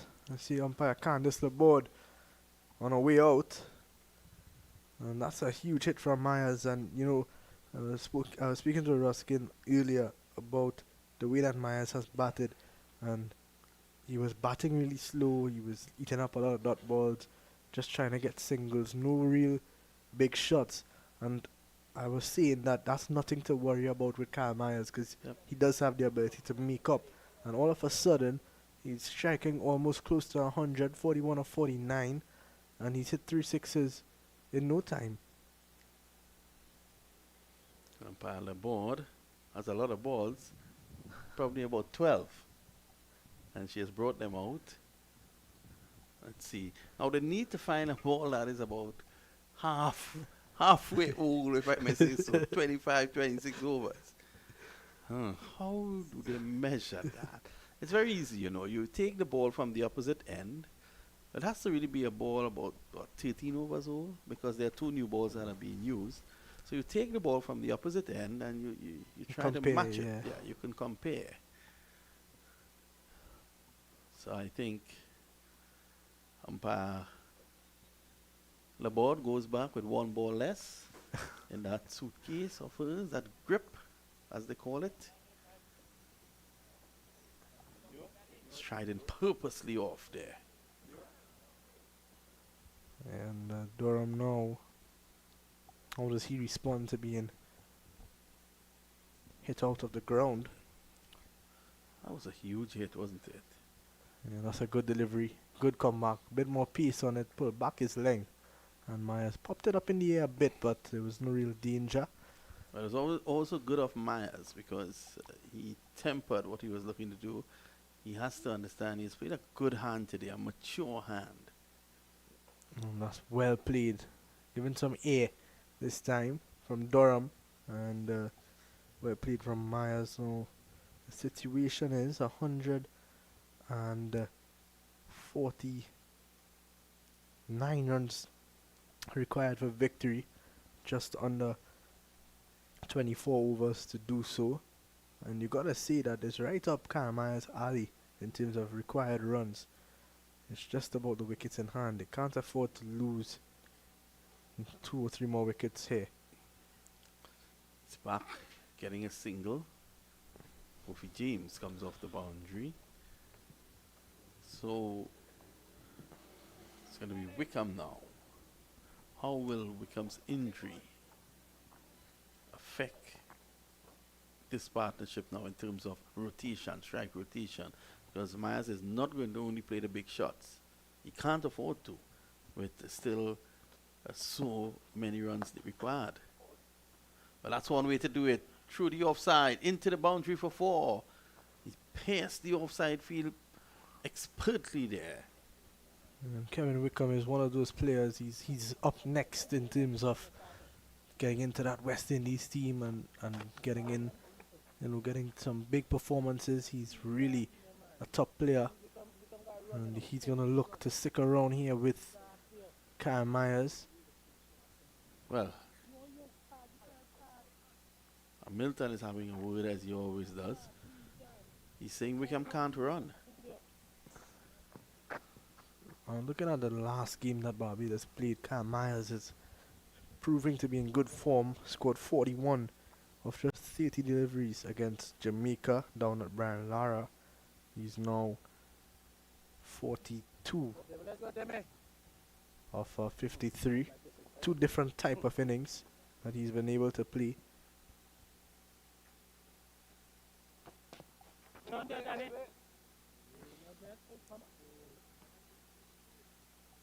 Now where is Cornwall? He's that short mid-wicket. I thought that Cornwall would have taken back the ball after that Kofi James over, but Dimitri Adams proven to be a good option for the Leeward Islands here. Fresh into this day cricket. He's trying to make his mark. Not yet in making that mark with the bat. It's keeping Miles quiet. And you know, there's a lot of bowlers in international cricket that have not been able to keep calm minds quiet. So it's a good over from Adams so far. Well, he has backward point and show third man in place. He's going wide to Miles, but he's not giving him too much room where he can free the arms and play powerfully through the offside. Oh, that's a beauty. That one holding his line. Plays a lot of his cricket in Orlando. He's now back into play for the Leeward Islands. And driven from Myers. Good looking shot there for a single. So Miles will keep the strike. It's the end of 2842 for 4.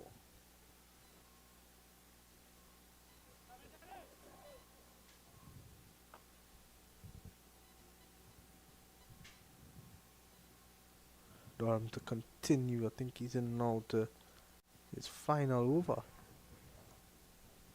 11 gave off his last over.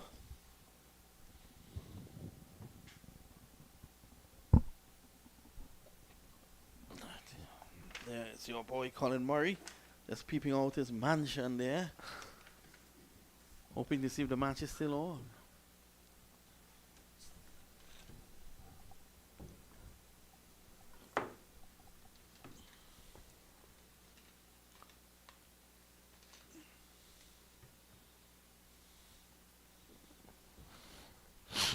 Here is Durham. Into his 10th, 9 overs, 1 for 37. It's a good spell so far. And you see, that's the problem right there. Myers played that down to backward point. O'Shane Thomas, who would not give Usain Bolt any nightmares on the track, was there, but yet he couldn't take the single because of Wickham's injury. Well, that's beautifully played from Kyle Myers, using his presence of mind. And they should have been able to get to O'Shane Thomas. Not even trying to prove you wrong there. He has a tendency to escort the ball rather than stop it. Yes. And they get an easy single there. Should have gotten 2.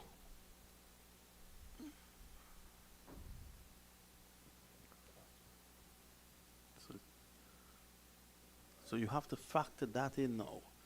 That situation where he can't maximize out there. Now that could lead to frustration and force Myers to play more aggressively than he really requires to. Wickham looking to go for the quick single.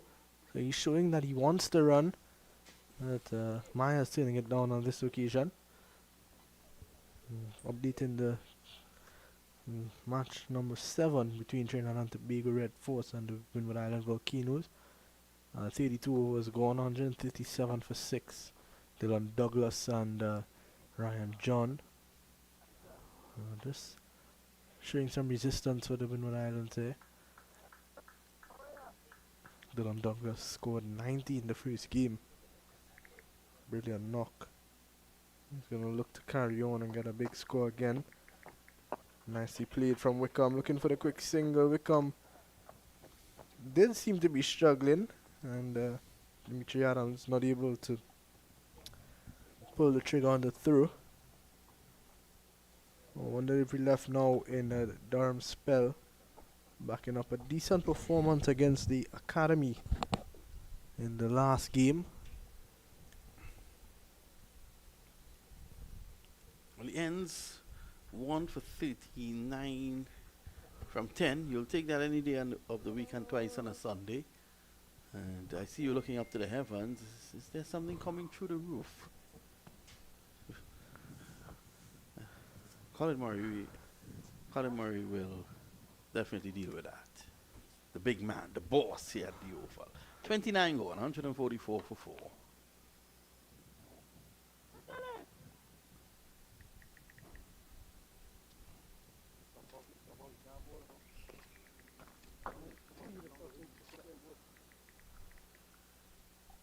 Let's take a look at Daniel Durham.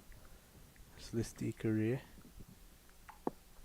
In fact, let's look at the last game that he played.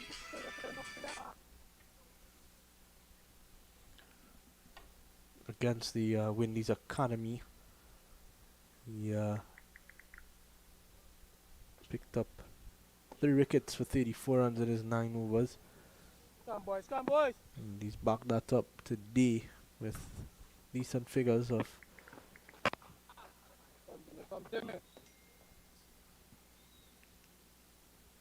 just the 1 wicket, but it was pretty economical again and did cause some problems. Had a drop catch of his own bowling by himself. His 10 overs, 1 for 39.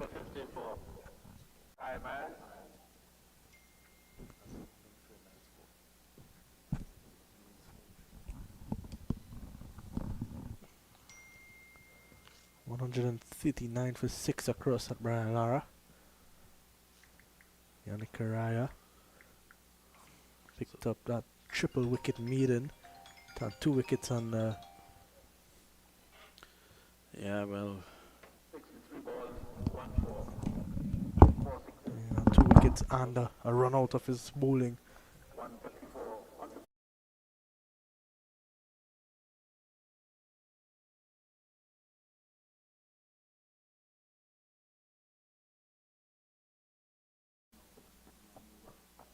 Kyle Myers a 50 for him with that 6.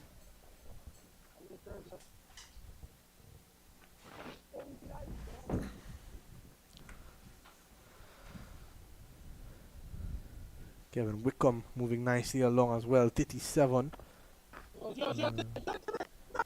Gotta give credit to Kyle Myers. It's been an innings of real responsibility and maturity, and the showing that the leadership role that he has gotten from Barbados Cricket Association, taking it with both hands and showing his worth. Brilliant half century, and still a long way for him to go. 130 still required. Wickham pulling this one down to long on for a single. Well, love. Go boy.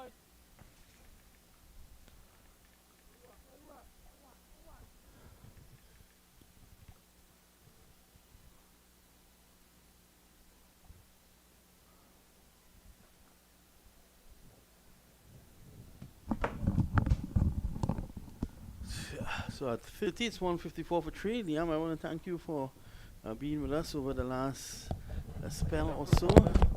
And Ruskin Mark will be joining us for the next period of play. 153 for 4. Barbados fighting back here against the Leewards at the Queen's Park Oval.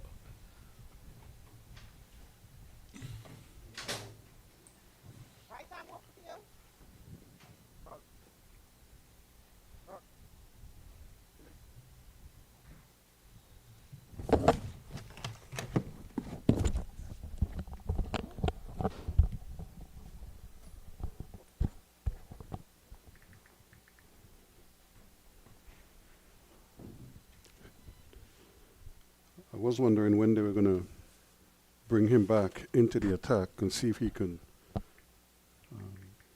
kind of pick up some wickets here. Just maybe unsettle the batsman just a little bit. So they've gone back to O'Shane Thomas now. And I think he has to prove to them that he could actually do what is required under these circumstances, because they need him now to do something special. Here he is from the northern end. Oh, that's a blinding attempt there at stopping that at backward point into the boundary for 4. Wickham starts well here, Ruskin. Yes, it was pitched right up to him, and he didn't have but that's an area that he's very strong. He uses the pace of the bowlers and guides the ball behind square a lot of times. Now there is a third man, well, if you could call him that. Now he's going, Hughes it is, who's going back to the third man boundary, and there's a backward point who's tried to backhand that one, but it sped past him quickly, and that looked to be who bowled very well, Kofi James. Now they need him to probably do a little bit better in the field. There seems some easy chances, some half chances, 2 half chances I would say, and one I wouldn't say easy, but a straightforward catch that went back to Durham that he just couldn't handle. Actually, there have been quite a few. Hamilton put one down. He should have taken that. He went with one hand, and it hit more or less, as you say, the heel of the glove, and went down. And funny enough, Javier Spencer, since that we haven't seen him, but he didn't bowl too badly, and I don't know if they're holding him back. Driving beautifully, and it's a half stop at the edge of the circle. Can't stop it from going for 4. So Barbados are still in it here, Ruskin. Yeah, well, we had said that before, based on the strength of their batting. They're a team that bats deep, and they do have quality stroke makers. So now it's a question of holding their nerve here at the Leeward Islands, and just doing the things. And that's why I wanted to see how O'Shane Thomas was going to deal with this situation here, because the team is, the captain gives him the ball, so he's asking him to produce something, something of worth here, something special. Well, he's asking him to attack, and this is why he's pitching it up. The thing about it is, if he's attacking like that, there may be merit in putting in a first slip. Yep. It's a bad delivery, punched. Luckily for him, there is protection on the boundary at cover. And again, because now that the captain has entrusted you with this awesome responsibility here to try to get a wicket and break this partnership, which is threatening to take the game away from the Leeward Islands, he has to see this as the ideal situation for him to be the hero, to be the star boy for today, and get that wicket that they so badly crave. Played away. But he persists with bowling. I just feel it's something to do with his mechanics. But the ball keeps in cutting. But he starts it so close to middle and leg stump.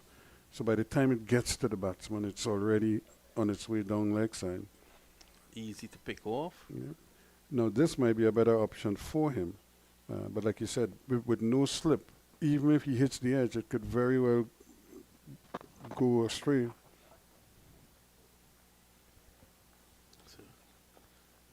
Working to see if he can land that breakthrough for the Leeward Islands, but the over comes to an end. The end of 31. Barbados 165 for 4. And he still needs to figure out how, what his role is here in this team. And if he's a strike bowler, then he has to think of himself as a strike bowler, and give himself that confidence that he could run in here. The ball is old, it's not going to take off like it was earlier, but I still think he's quick enough that he could create problems, but he has to attack the stumps, or close to the stumps, just to make sure that the batsmen remain honest. So if they can't hit boundaries, then he could work on their frustrations a little bit, but he has to be thereabouts give himself a chance.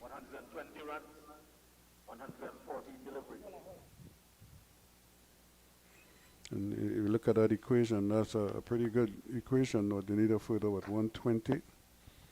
Yeah, so it's about close to a run a ball. Yep. 1 all is back. 114 balls for 112 runs, 120 runs. So they're in the money here. How does Cornwall either get wickets or how does he build pressure with a series of dot balls? Myers is eyeing Cow corner. Oh, well bowled there by Cornwall. Jimbo, just 5 runs after 3 overs, Ruskin. Not bad. Yeah, he's doing a decent job. But Myers is kind of picking his spots. He's not going gung ho or getting carried away. He's being very patient because he knows if he can keep wickets in hand, then he could probably go hard later on for a shorter period of time. It's okay to go hard, but it's tough to go hard for 20 overs or 25 overs, but he could go hard for 10 or 5 overs. He could go hell for leather. It's about staying in the game. You have to know. You see, maintaining a run rate that is taxing over a long period of time, there's always going to be problems. So if you stay within range and you whittle away the overs, keep some wickets in hand, then you're right there. And you give yourself a chance. That's good fielding. Hughes coming across and doing very well. He's a big fella. Had to go down low to his left. Hit the ball a mile, did he? That's good, sensible batting. If you're not gonna hit a big, hit a 4 or 6, take a single. So even if the asking rate is, 6 and over, but if you could get 3 and 4 consistently, you're staying in the game. Oh, this one drops short of slip. Graves not able to. Well, he never had a chance because the ball dropped well short of him. In fact, he's pretty deep at slip. And that's because I don't think Myers was really throwing the bat at the ball. He was just blocking it. 32 gone, 167 for 4. Again, that's an over where they only got 2 runs, so those are the type of overs that you want. So you just kind of keep ringing away. Just as the batsmen have to be patient, the fielding team has to be patient as well. Because you never know when the batsman may decide now is the time to go. And if you're there and you're doing the right things, you're bowling in the right locations, who knows? You might pick up 2 or 3 quick wickets. And that's well bowled. Again, good pace. But it's the area that he's bowling that is so impressive. You have to line them up just on that off stump, just outside, and let the batsmen decide if they want to play or not. And as we've seen with Wickham, he likes to open the face of the bat a lot. So sometimes he doesn't present the full face of the bat. He tends to kind of carve it. I think he's using the bowler's pace. He's from Barbados, so they know how to play fast bowling. You look at it again. Everything is open. He hardly pushes the full face. He tends to always put a little wrist in it to try to guide it into a gap or something.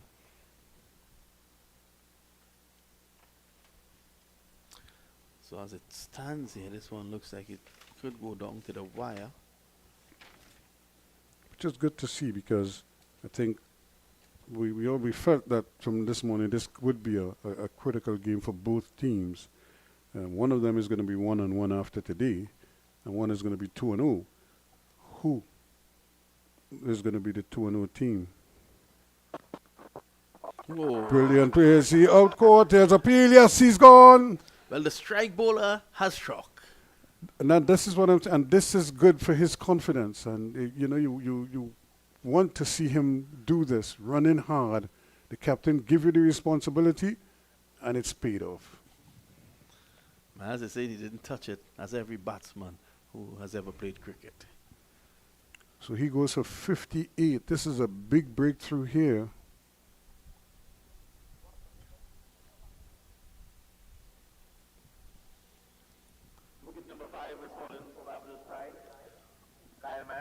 So it's now what? Now, because of the individual, the person that is now leaving, this completely changes the complexion of this match. Once Maz is there, you always thought Barbados had a chance. Wickham is there, he's looking good. But remember, Wickham is carrying an injury. How much he can press, we don't know. Yeah, he certainly is there, but and I think the players are just taking an opportunity here. They're going to mark the field for a little bit. Yep. So we just take a breather and come back when they're ready to play again.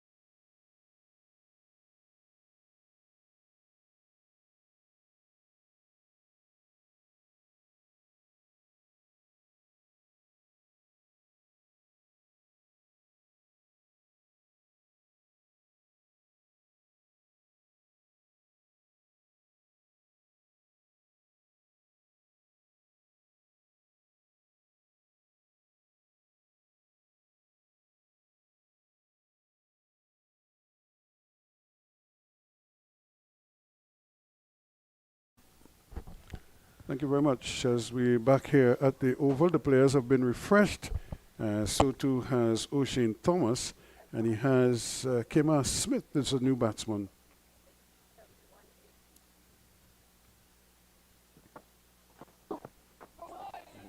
That's well bowled. A little bit of a movement away from him, and a very audacious shot there from Smith first ball. First up, yeah.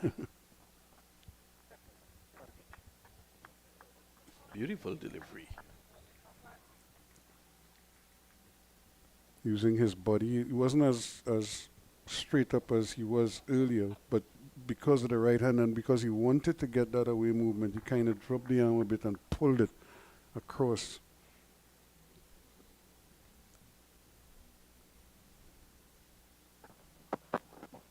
That's even better. That's a pretty good line. This is really top bowling here from O'Shane Thomas. If he can get one more, push Barbados further back here. Yeah, that partnership between Wickham and Mears really brought Barbados right back in the thick of things and actually had them on course for what could be a solid victory. They're not out of the game by any means. And they're going to give Wickham credit, though. He's struggling with his running, but he's still there. Still there fighting, yeah. He's not giving up the fight at all. He's lost his captain, and it will be interesting to see if it changes his mindset at all. 169 for 5 at the end of the over. Yep, it's 169 for 5 at the end of the over. So Cornwall seems to be the one to continue from the far end. His ball 4 was none for 7.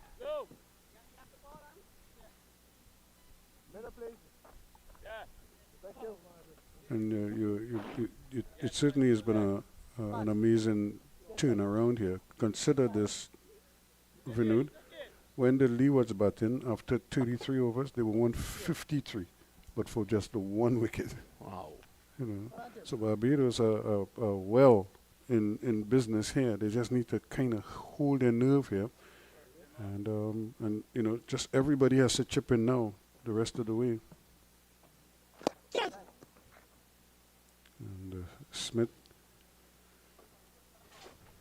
They will have to take into consideration that the Leeward Islands are behind at this point in time by 16 runs, and seems as if Joshua James has taken a wicket with his very first ball for Trinidad and Tobago. And look at the movement. The ball came back a long way. So it's going to be, yeah, I was making the point, Ruskin. They are ahead of the Leeward Islands in terms of runs scored at this point in time. And it's not as if there were some lusty blows in the end by Mikhail Louis, but it's not as if the Leewards were, you know, really batted them out of the game towards the end or smashed the ball in. They should take 2 here. A good call. Milton is not happy as he's always. But there were 2 fielders converging from the boundary. The man who's at mid-wicket inside the circle had to turn and chase. He's running away from the wicket. The 2 men who were coming in are the ones who should have been swooping on that ball to pick it up. And both of them were like watching each other. Yeah, so the Leewards would have to understand now, Barbados, that once they keep wickets in hand, bat sensibly at this point in time, with 6.85, just take it down to probably 7 overs, 6-7 overs with 5 or 6.5 needed. Once you have wicket in hand, you can easily get that. Yes, and you know, and here again, you look at the wicketkeeper Hamilton trying to get the 50 to Wickham, 50 or 55.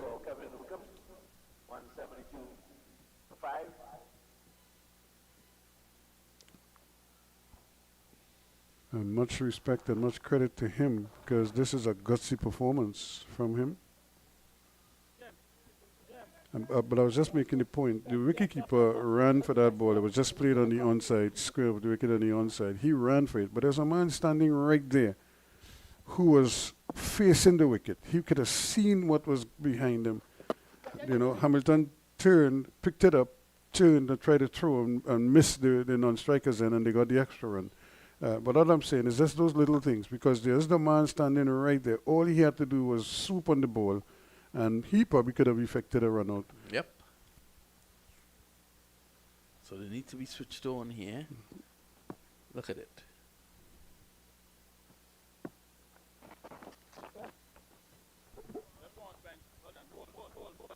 Yeah, that's better. That's so much better, because you have to fight for every run now. There are no easy, no gimmies, no giveaways anymore. 176 for 5 now at the end of 34.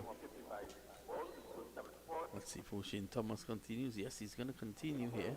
Got the breakthrough. Got rid of Kyle Myers for 65. And now he is going to continue 2 for 29 or 5.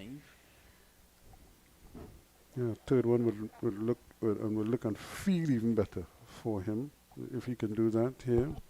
And what that does, it gives him confidence and it gives the team confidence in him that he's, getting back to his best and he's really, the hard work is paying off. This is good running and, very well judged. And Wickham again, despite the little impediment with his leg, he's still there, battling away. And if you look at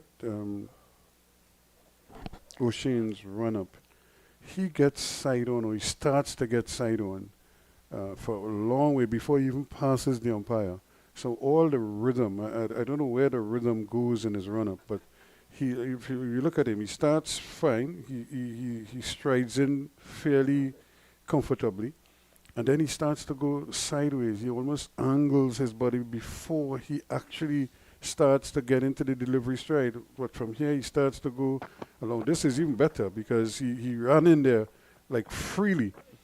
He didn't chop his strides or anything like that. So he knew that you were trying to describe it. That was so much better. If he could only reproduce that. Look at this one here. Look at how straight he is. He's upright, and he's running to. Everything is going forward, going towards the wicket. This is what it is. Look at he only gets side on just on the delivery stride. But I'm sure if we look at him, if he misses the run up here at all, you see him chopping his runs and making these little baby steps every so often. And you get side on. Look at how side on he is again. And again, too straight, getting the ball to in-dip, but starting too straight, and an easy single.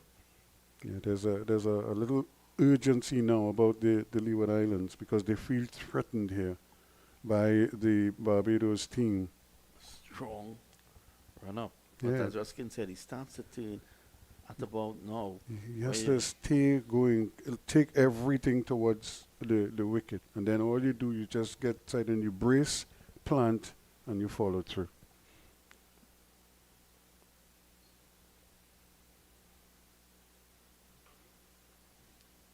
But that is so much better because his line is a little more consistent. He's off stump, outside the off stump, more often than not. I think he went on the leg side, just that one delivery. But this is so much better from him, especially bowling to two right-handers. He needs to understand that he cannot start on the legs at all.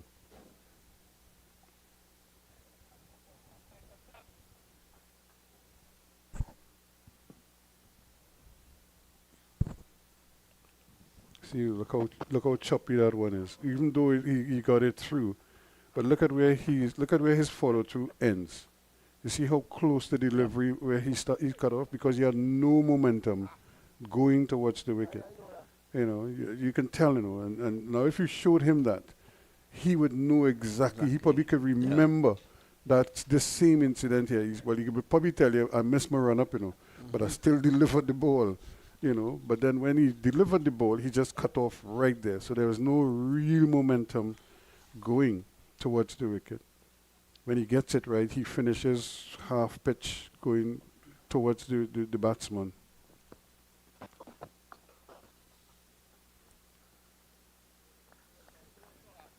But he's doing a good job despite those little observations. He's still bowling a lot better than we've seen him bowl in previous incarnations of him. Yeah, and he has had a few. But I like what I'm seeing with him. And once he stays fit, as you said yesterday, I think he could find himself back on that West Indies team. He is an effective bowler when he's fit.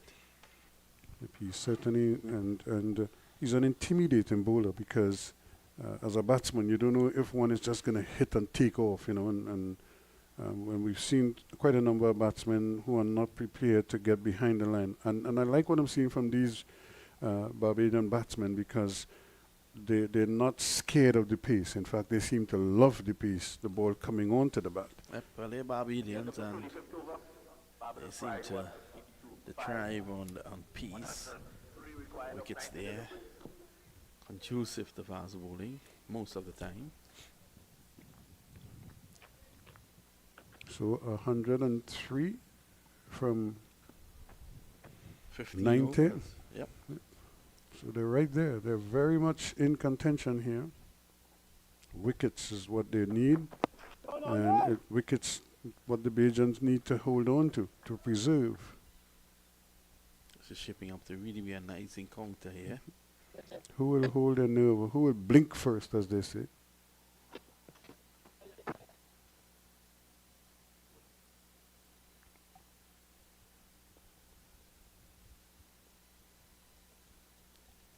So Cornwall ringing away here, trying his best.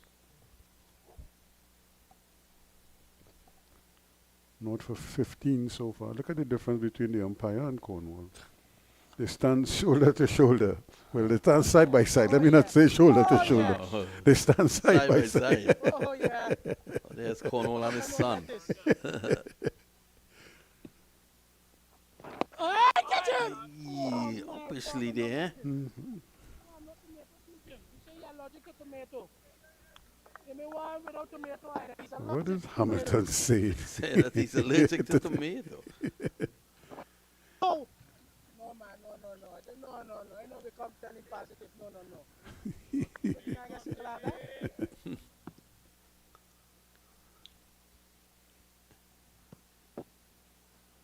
Catch! Oh, yeah. They want two. He's going to have to hurry here. This could be dangerous indeed. And it's close, but I think Look at the he's home. umpire in the perfect side on position. I think he's home. It was a great throw. Good effort out in the deep there. Again, it's Kofi James attacking the ball and then rifling a return in. Let's look at it here. The return came in low. And there, the batsman's home. But it was good cricket all around. The 2 runs they were taking and the outfielding. So 185 for 5 now after 36.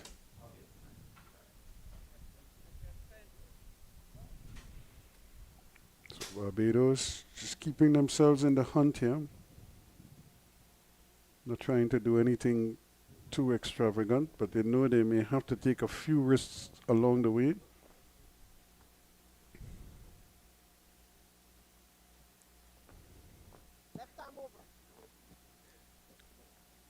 So Ocean Thomas, his little spell is over. He did get the breakthrough, and they need 100 runs now from 84 balls. So 185 for 5. The target is 285. So 100 runs, and they have 84 balls in which to get those runs. And Xavier Spencer is going to come in, left-arm seamer. I'm a little surprised they didn't give O'Shane Thomas another over. He looked well enough for it. I don't know why they feel they need to save him at this point. Another wicket going, 159 for 8 now, the Windward Islands against Trinidad and Tobago. Out there at the Banlara Cricket Academy. But here is Spencer. A nice fluent drive, but gets nothing for it. But this is the critical part as a welcome back, Liam. And Liam, as we keep our eyes on these two fronts here, Barbados really sticking around. They're not going away. At 185, they need 100 runs, and they have 89 balls, or 83 balls rather, in which to get them. Yeah, I think this innings from Kevin Wickham has been exemplary, just keeping them in the game. They're right there, they're close, and it's just about keeping wickets in the tank and having a real go at it maybe in the last 5 or 6 overs. Obviously Dominic Drake still to come. He can hit the ball around a bit. I think Wickham just needs to, at this stage, him and Keemar Smith just need to keep them within touch, and then just keep those wickets intact going into the last couple overs. It certainly is an interesting prospect going forward. And really, it's about concentration here now. You do this simple thing, do all the basics right here now. If you're the fielding team, you attack the ball, you return the ball quickly, make sure the returns are tidy so that the wicketkeeper or whoever is receiving it doesn't have to do too much work. If it's a run out you're trying to effect, you want to get the ball into the gloves or into the person's hands quickly. The running between the wickets also is. These two are running pretty good, actually, and that's despite Wickham's, little incapacitation, if you want to call it that. He's under some duress with that knee of his. Just need to stay in reach, and that one driven in the air, chance of a run out, and a poor bit of work from Graves. I thought he could have done a lot better. He's usually a pretty good fielder, and unable to pick that one up cleanly. And I just tell you now, you could just see the kind of the heightened awareness, because everybody is, they know a wicket or two here now, and that could really clinch the game for them. So every little half chance, it's almost magnified now.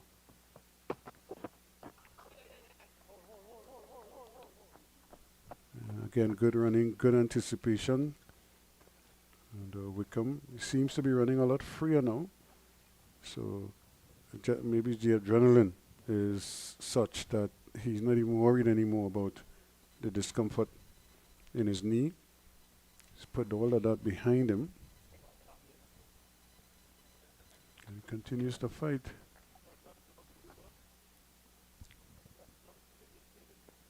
Spencer surprisingly just the one over earlier on. And the Cornwall gets down and he gets a stop. He's threatening to strike, to throw down the stumps. That would have been a picture to see him swivel and throw that. He's probably thankful he didn't run because he would have had to really execute a run out there and somehow underarm it there. So 37 overs completed. It's 188 now for 5. Just 96 required of the last 13 overs here.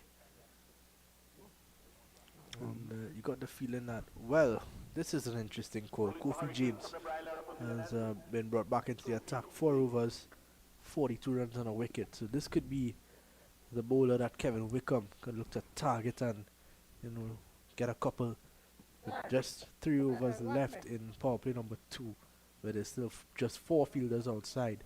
I think it's a good time for Wickham to target. Yeah, 97 runs and 78 balls. A boundary or 2 here now will make it even more interesting and put that equation more into their favor. Driving down the ground for a single.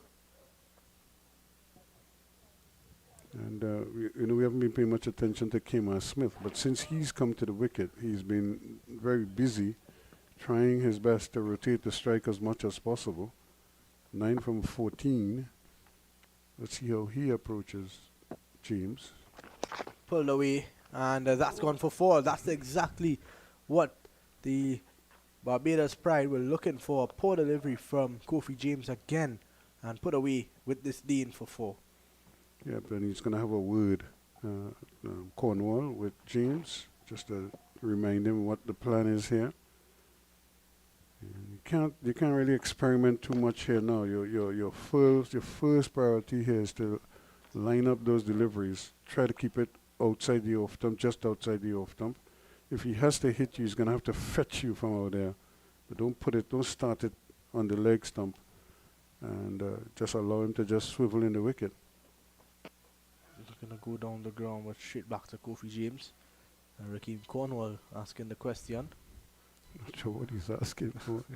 The boy hit the bat, the boot was nowhere there.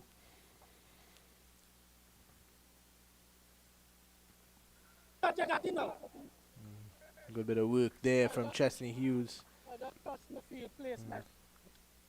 And Dick at the edge of Hamilton there, telling Rakeem Cornwall just trust his field placement. And straight to the man again. He's trying to flick him, and as we say, you don't flick spin bowling, you hit spin bowling. When you flick, sometimes you scoop the ball up. So you want him to hit it like he did that short ball earlier. And worked away into the onside. Hughes gets one, and Wickham wants two. A chance of a run out at the striker's end, but easily through in the end from these two. But that's the second time the fielder on the boundary was very lethargic coming off the boundary.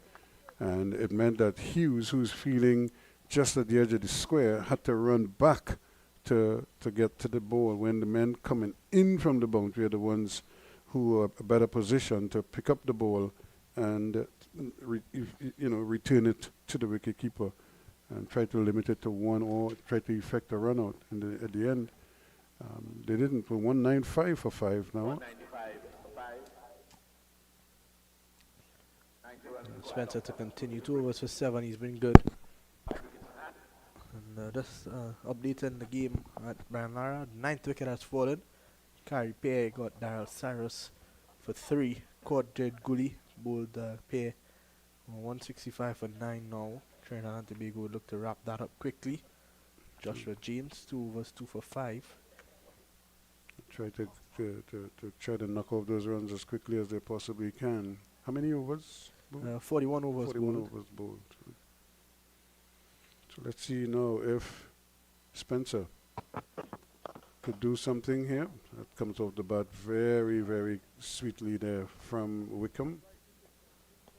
But just a single. And he too is now assuming control of the innings. So he's kind of dictating how things go. And I think he recognizes that Smith, who is a bit of an unknown here, is probably quite capable with the bat, and he's probably backing him to maybe strike a few big blows. He's batting on number 7, so it shows you that he's got some ability. He's batting before Drake's jump jumping Drake's. Well done from Spencer. Great bit of work, and almost a run out. Yep. From a line position, he was able to get the left arm free and return it towards the stump, but he just missed. But I thought the batsman might have been home anyway. But it was such a great effort from a line position. Well, you can see, I'm not sure why they're both bending knees. I think they're both a bit tired. But Graves and Cornwall having a bit of a conversation. He was probably just giving him a message to relay to the bowler.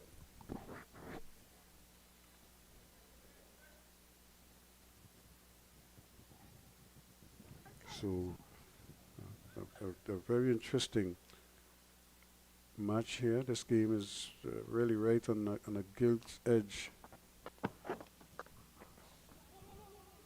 because a wicket or two and it could swing decisively in favor of the Leeward Islands. 2 big blues could see the Barbadians take the ascendancy. So everything relying here now on this little passage of play here. Full of intrigue, but like I say, who will blink first? Well, they need a wicket. There is he going across. Chance of a run out. Well, Jamal Hamilton. He's always active and he's always aware. We saw that Kemar Smith just came down the crease a little bit after missing, looking for the quick single, and Hamilton was quick to fire. Plus Wickham was ambling out of his crease, and although he missed at one end, it was in line with the stumps at the non-strikers, at the bowlers end.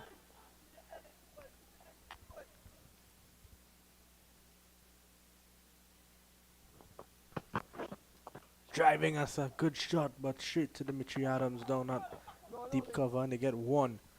A couple more boundaries, I think, is the recipe here for the Leeward Island, for the Barbados Pride. Sorry. Yeah, Smith is actually shaping very well. He's aware of what the situation requires. He knows he might be the one that Wickham is looking to do some heavy lifting as well. Wickham might be able to rotate the strike and keep one end going, but he's going to need somebody to do some big things. Straight to the man at point. That's Daniel Durham, is it? Yep. It is. No, it's Mikhail Louis, in fact, at the end of over number 39. 197 for 5. And I think Barbados, knowing that Dominic Drakes is still to come, knowing that Wickham is setting out there, and seeing the way that Keemar Smith has shaped up, they're going to feel like they're really still in this game. Just 8 runs and over required. Which is very gettable, here. Because, and this is the one thing that this Leeward Islands team, they do not have that one, how should I say, that one spinner who you feel could come and really run through, the opposing batter. They do it by committee. They get a couple wickets here, the quicker bowlers come back. Then we haven't seen much from Jeremiah Louis for a while since he had his opening burst. Well, I think he picked up an injury when he When he attempted that dive, that catch over there. So he went up the field. I'm not seeing him at the moment. Is he back down? Who's back down there? I think he might be at long off. So Maybe not fit to bowl just yet. But I think that might be a consideration. If there's one man who the Leeward Islands would look to turn to for wickets at this stage, is got to be the skipper. And he's the most experienced player. We saw Kofi James take off his hat there, but in last second, Cornwall making that switch to get himself into the attack instead. And he's probably the man that they're looking to for the wickets here. Wickham wants 2, and Keemar Smith says no. Yeah, but that's good from Spencer, because he was the guilty one, who was a little bit late in coming off the fence when the ball was played on the onside, and they ran 2. Pulled away, and Dimitri Adams out there. Fires it into Rakeem Cornwall. Passes right by his foot, but he's not in any rush to pick that up. He's got fielders for that. He's a real good player, Rakeem Cornwall. And he's missed everything there. Went right across it. Let's have a look at it again. How did it miss is what Hamilton is wondering. Almost picked up the on the edge as well. Sweeping and hit him outside the line of the off stump. No appeal from Hamilton or Cornwall. Yeah. See, this is deliberate. They've really assigned him that responsibility to get some boundaries. Don't be afraid. And he's going to get close to the boundary here. He might get 2 at least. Wickham wants 3. And the last time that Kevin Wickham ran 3 in this game, he ended up off the field for some time. So he needs to be careful. And the blood is probably rushing at this point in time. He's moving a lot better now. I think he's leaned back into his innings nicely. And I think, adrenaline has taken over. He knows that he's in a position where there's a game to win for his country. And that's what is probably carrying him through at this stage. Yeah, later tonight he might be able to walk, but he's going here. Down the track. Hits it. Did he catch it? Yes, straight down his throat.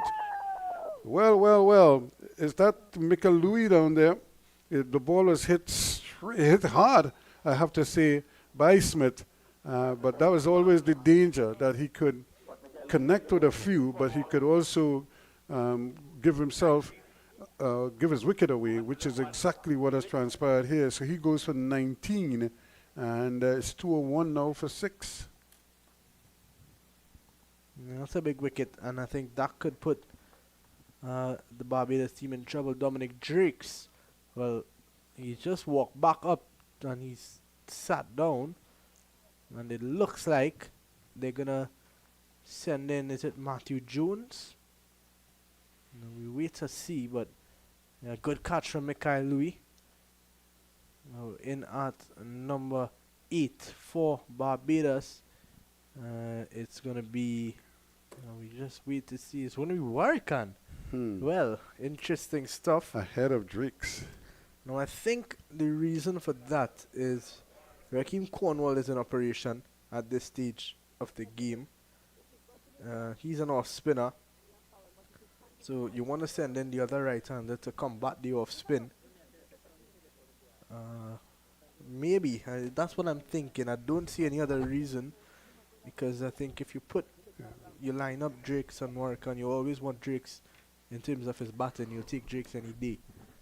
So interesting to say the least. Warwican, though, we saw just recently in the Test series against South Africa. Much improved in his batting. Yeah, is able to hit a long ball. So maybe they're going to send him out to jump Raheem Cornwall, try to get Cornwall out of the attack. But How many more overs does Cornwall have? Spencer he has 3. Javier Spencer has just bowled 3 overs for 9 runs. yeah, I thought he's been good. He bowled an over for 4 and came off for the rest of the game until now. Yeah. And his last 2 overs going for 5 runs total has been excellent. And that's what you need now. You need him to be as miserly as possible in terms of the runs that he's giving. And that will keep one end tight. And then, well, if Cornwall could keep taking wickets, because you know they're going to take chances against Cornwall. And so if he could continue to take wickets at the other end, that would be perfect for the Leeward Islands. But they need to keep taking wickets here, because every batsman that comes to the wicket now presents a clear and present danger. And more so this man, does he change his attitude? Pulled away from Wickham, and it's in the gap. Graves has some work to do. And a brilliant stop, and it hits the rope. Just got away from him. Really unfortunate there for Justin Graves and Javier Spencer. But it's a much welcome boundary. Barbados now just requiring around 8 and over. And that's a good start. They'll want to get another boundary in the over and keep rotating the strike as well. So Wickham is probably saying, well, look, this may be one of the least experienced bowlers in this lineup. So let me have a go at him. It's a battle of the youngsters out there. Spencer and Wickham both young. And Wickham having a drive there. Just beating him outside the off stump. Bit of a drizzle around here at the Oval with his hot sun. Yep. Look at the ground staff. They were like at the ready. And just everybody up around the tractors is almost like if they're ready to rush on, but there's a heavy breeze. There's still a strong wind blowing. The flags are fluttering down in the distance there. I think they know it's nothing to worry about because they're all down there at the tractor, but not at the covers. Straight to Cornwall there, and faking the throw again. Raheem Cornwall showing his fielding abilities. So it's just that I think the game has panned out to kind of like what we expected it to. And right now it's about holding your nerve. If the Bajan batsmen get careless, then they might very well just give it away and it might just peter out in the end. But if they stay focused and push for as long as they possibly can, edging, no, he misses. Well, this is good from young Spencer. Just going past the twice now in the over. He's gone past the outside edge. And I think Spencer's holding his nerve well. And he has done... what's going on here? Jamal Hamilton has ran. It's not the end of the over. No, there's still 2 deliveries left. Yeah, so I don't know what is going on. He took his glasses and he handed it to the square leg umpire. And then the umpire this end now hands the glasses to Cornwall. So she's just lightening her load. It seems to be. Here is going to be Spencer again. 2 deliveries left in the over. Wickham would probably, ideally, like another boundary before the end of this one. Driving nicely down the ground for a single. A good throw from Kofi James out there. Hits the stumps and they just get 1. Yeah, he probably better off throwing that bail height to the bowler so he can catch it, because if that hit the stumps and ricochet and deflected into a gap, they could have probably pinched another single. And you don't want to give anybody runs now. This is not the time for those little misups or slip-ups and missteps. But this has been a pretty good over, despite that boundary first ball. Good delivery and a good single. Chance of a run out. Phew. Ooh! He missed it. And Wickham is not happy because he was out by a long way had that hit. Look at it again. Yeah, the ball is played there and he was late in starting. It's just that he couldn't hit the stump. Look at how far out he is. And he missed everything. I think the reason Wickham is not happy is because He had to run. he had to run that quick single with his problems in his knee. And I also think that he wanted the strike, so he would have been happy with a dot ball there, and he would have taken over the strike. It's not. Is it Rakeem Cornwell? It should be. 206 for 6.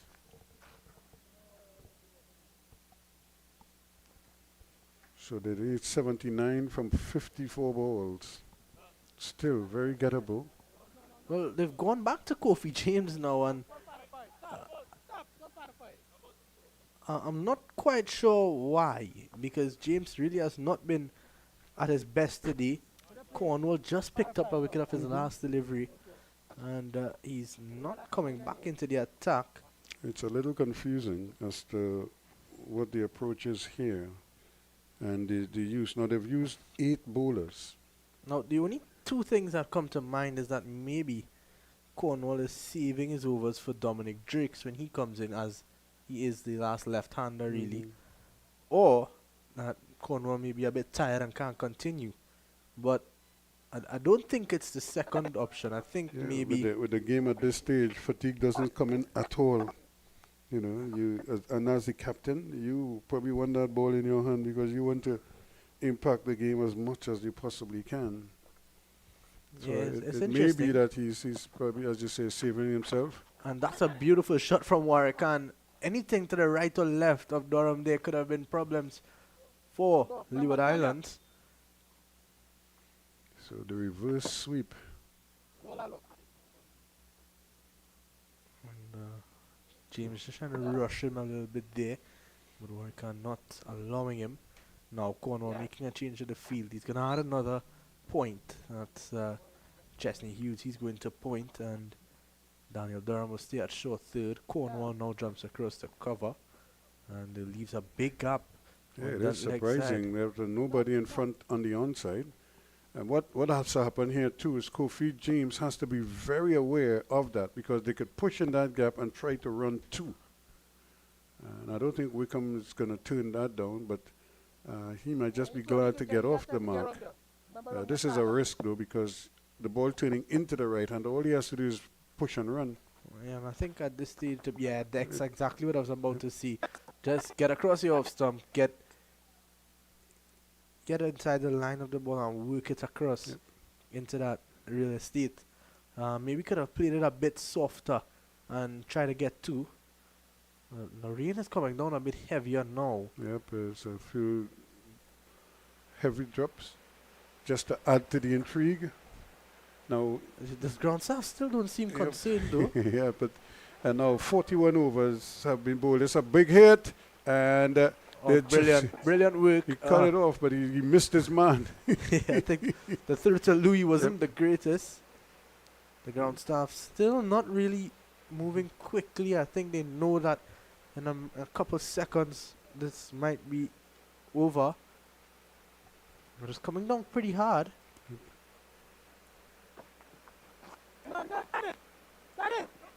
They think for a moment of a single, but it's not there. That's good fielding.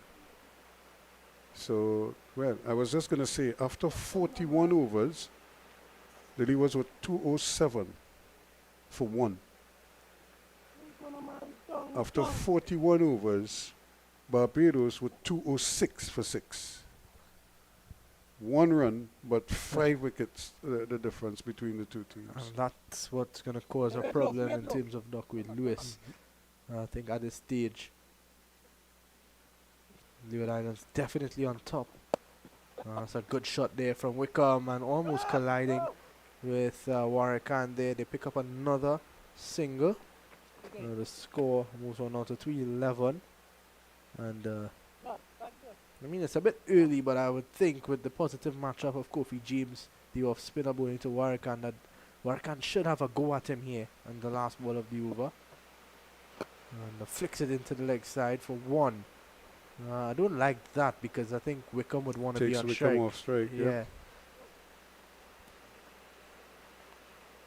So the umpires play on, and the rain is subsiding now, so they probably might be justified in keeping the players out there, but it could start up again as it is doing now. So we wait to see whether the umpires show any major concern. They're not like talking to each other, so I don't think they have too much of a concern. But that ends the over, and it's 2-12 for 6 after 42. Well, the engine room of the team there at mid-wicket having a conversation. That's Raheem Cornwall, Justin Graves, and Jeremiah Louis, and it looks like Jeremiah Louis is going to replace Javier Spencer from the media center end. But Javier Spencer was doing such a good job. I'm a bit confused of the way that Cornwall has used his bowlers today. I think he's underused himself. He's underused Spencer. Spencer's bowling well, and he took him off the attack. But even O'Shane Thomas, who gives him that little bit of cutting edge, if you know what I mean, but he went away from him while he was bowling very well. I understand taking off a bowler when he gets a bit of stick, which is what he did with Kofi James earlier on. But he's kept bringing back Kofi James, who continues to not really cause any issue for the Barbados Pride. And now Javier Spencer came in and bowled 3 good overs, and he seems to be a fit player, and he's taking him off. Can't be because of fatigue. Outside edge. And Hamilton goes scrambling across. He's not going to give up the fight here. 73 runs required of 8 overs. Just 9 runs and over, really. And they got to think they need a couple of big hits just to... And I just looking at the way that Warrican is shaping, he is probably just trying to clear the fences on the onside. So you really have to protect those areas. That's a good delivery from Louis. Taking some pace off of it, and you look at the field, a deep point, a deep cover, mid-off up in the circle, so he can't afford to pitch it up out there because Warrican has a free swing over mid-off. So he's going into the pitch, which is good. Good thinking from Louis. But he has nothing on mid-wicket, in that mid-wicket. So if Warrican is smart, if he can't hit a boundary, just drop the single and get Wickham on strike. Now here is Louis again into the pitch, and Warrican pushing it into the vacant point region for a single. That brings Wickham into strike, and now is the time that Kevin Wickham needs to up the ante a bit and take over this game. He's the man who's been set 68 of 77, and you never know what a quick couple of boundaries can do. Yeah, but this is risky business. Look at where they put the square leg. They brought him off the boundary. So unless he's going to concentrate outside the off-stump exclusively. Yeah, well, he has to at this point because there's a deep point, a short third man, a deep cover, and a long off. Yeah, that has to be the plan to bowl full and wide to Wickham because they know that he's strong square of the wicket. So it's good to see that Louis has a plan and he's going to bowl to his plan. But it's quite obvious what the plan is.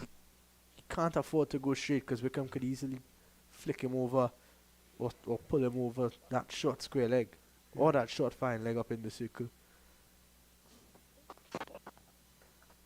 Nicely played from Wickham. Man out there. This Mikhail Louis is a good fielder and he covers that one quickly. And look at Jamal Hamilton again.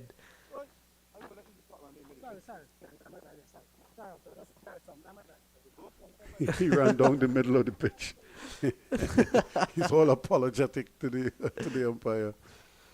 What a character he is. And, but he did the smart thing because he was threatening to run out the batsman at the non-strikers end. unfortunately for him, there was nobody backing up, else he probably would have had a shy. Because Wickham had touched down and was looking to see if a second was on the cards. So now one more to the score, 2:15 for 6. We're in the 43rd over. He's going to go back into the pitch here for Warrican. Cut away nicely, but straight to the man. And at this stage, singles aren't going to do it for the Barbados Pride. You need a couple of big hits, a couple of fours and a couple of sixes. He goes back now to his field for Wickham. A short third man, a deep backward point, a deep cover.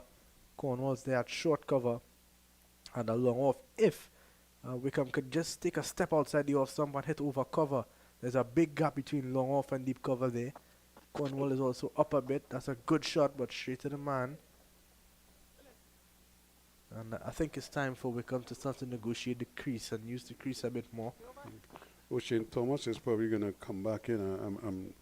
I'm curious as you can't leave him in the death. You have to try to get something from him, soon, because as the overs go down, I don't think I want him bowling 17, 18, 19 or the final over. Well, it looks like it's going to be Kofi James, which is interesting. Which is his go-to all the time. James has not had a great day with the ball in hand. 217 for 6 now after 43. Cornwall showing some faith in James. Again, 6 overs at 54. And I'm not in agreement with this, but I think Raheem Cornwall probably knows what he's doing. And he's bowling the off spinner to a right-hander. To two right-handers. To two right-handers, but he's probably trying to protect that reverse sweep with the two men behind on the offside. He has a point and a short extra cover and a long off with a long on, deep mid wicket and a backward square, all on the boundary and a short fine leg. Go. Just so the flower appeal for the run out, and this is very close indeed, but did he get back? If it was a direct hit, it probably would have been out, but he just had to. This is good fielding from James, and he whipped the return in. Now look at the return; it was low down. He had to go down to catch it. It needed a direct hit. Yeah, he did well. Wickham to get back. He has a long reach, and that helped him. Warrican and Wickham need some boundaries here now. Kofi James, they've got to target him. I mean, he's the bowler that's been off of his game today. They've got a big gap over cover and a gap at that corner region. And where does Wickham look to target? He sweeps, and he sweeps straight to the man down at the backward square. That's Spencer, and they get one. Oh, that one got close. Wickham was just walking back almost. Yeah, so they're really doing well, the bowlers, and you see why Cornwall has faith in Spencer. He's just doing enough, and this is a good straight hit. This could be out. Did he get there? No, he just couldn't hold on to it. But they only got the single. I thought they should have gone for 2. There's Louis coming in there, Jeremiah Louis, making a brilliant effort there. He ran a long way. Just got it into his hands, but he couldn't hold on. 67 from 40 now, required rate 10 and over. Wickham goes straight, and Kofi James had an effort. And they're just going to get another single. So close, and yet so far. A drop catch out in the deep, a near cotton bowl. But this was hit hard. That would have taken some catching. And again, those have to stick. Warrican drives nicely down to long off, but as I keep saying, singles aren't going to do it for the Barbados Pride. It requires 64 runs in 6.1 overs. Still within reach. You see 10 runs and over, and it's no daunting task anymore with the way that cricket has developed. But Wickham looking to go straight and not making any sort of connection with that. At the end of 44, it's 221 for 6. And again, at a time when they're hunting runs, they got 4 runs from the off spinner. And plus there was a drop catch in there, so they could easily have lost a wicket. But both of them are still there, and by committee, they're deciding whether to bring O'Shane Thomas from this end or if they're going to go with Louis again. In fact, it looks like Jeremiah Louis. It might be Cornwall even. No, it is going to be Louis. It's going to be Jeremiah Louis, because you're not going to bring him back for 1 over. He bowled a After good not over. bowling for so long, and a good over at that too. Yeah, I thought he bowled to his plan well. The ground staff just probably getting everything. They're getting new shirts. We thought they were going to pick up the covers, but like they're picking up new garbs. They're picking up covers for themselves more than anything. A darker blue. So now the plan here, of course, is to try to keep him honest. And into the pitch and slow. That's nice from Jeremiah Louis, sticking to his plan. And there's not much you can do. There you go, there, the blue shirts. Happy groundsmen. Louis trying to go into the pitch and slow, and there's not much Warrican could do other than try to get off strike or just wait on it and really give it a good hit over mid wicket. Look at his grip. Look at how close to the bleed his right hand is. Down the ground, straight to Spencer for a single. And I keep reiterating that now is the time for Kevin Wickham to take this game by the scruff of the neck and try to win it for his country. He's on 72. They require 64 in just under 6 overs. You know what Louis is gonna bowl. He's gonna bowl full and wide, or maybe even short and wide. But he's gonna bowl outside the off stump. Make the necessary adjustment. There's no one behind square. Yeah, or just try to flick it past fine leg or something. It's a good shot, and that could be 4. In fact, Mikhail Louis out there, and he does really well. They pick up 2.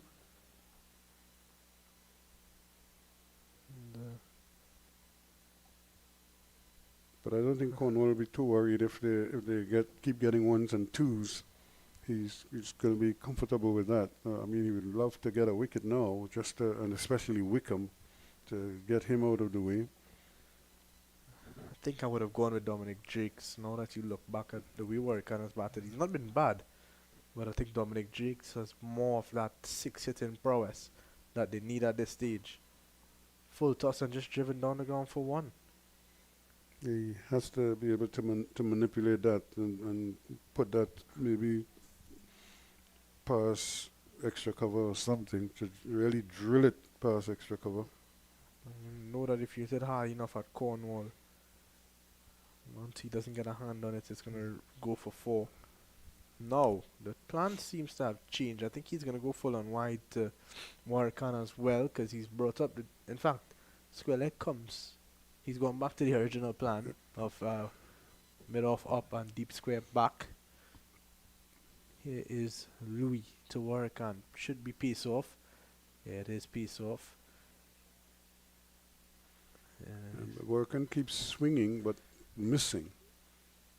And the idea is if the ball is there to be hit, then hit it.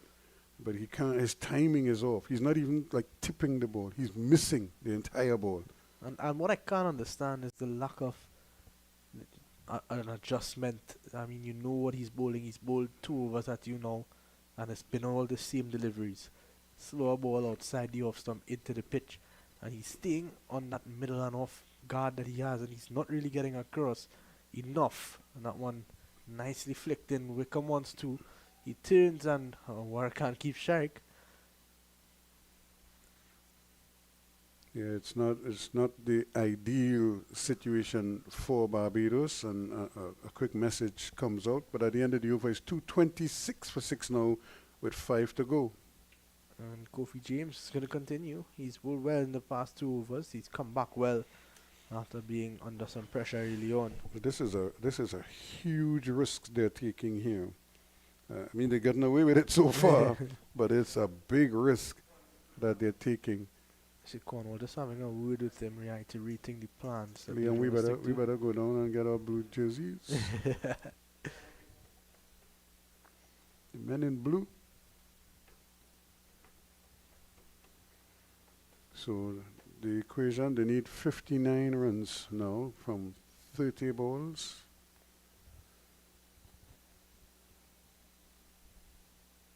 Michael Louis took a good catch out in the deep.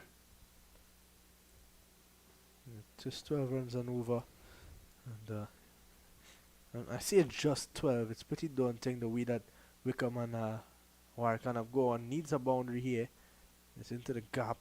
You've got to go for 2. And in fact, Warwick says no. And I think that's the right call because Wickham, it's got to be Wickham. Kevin Wickham has to be the man now.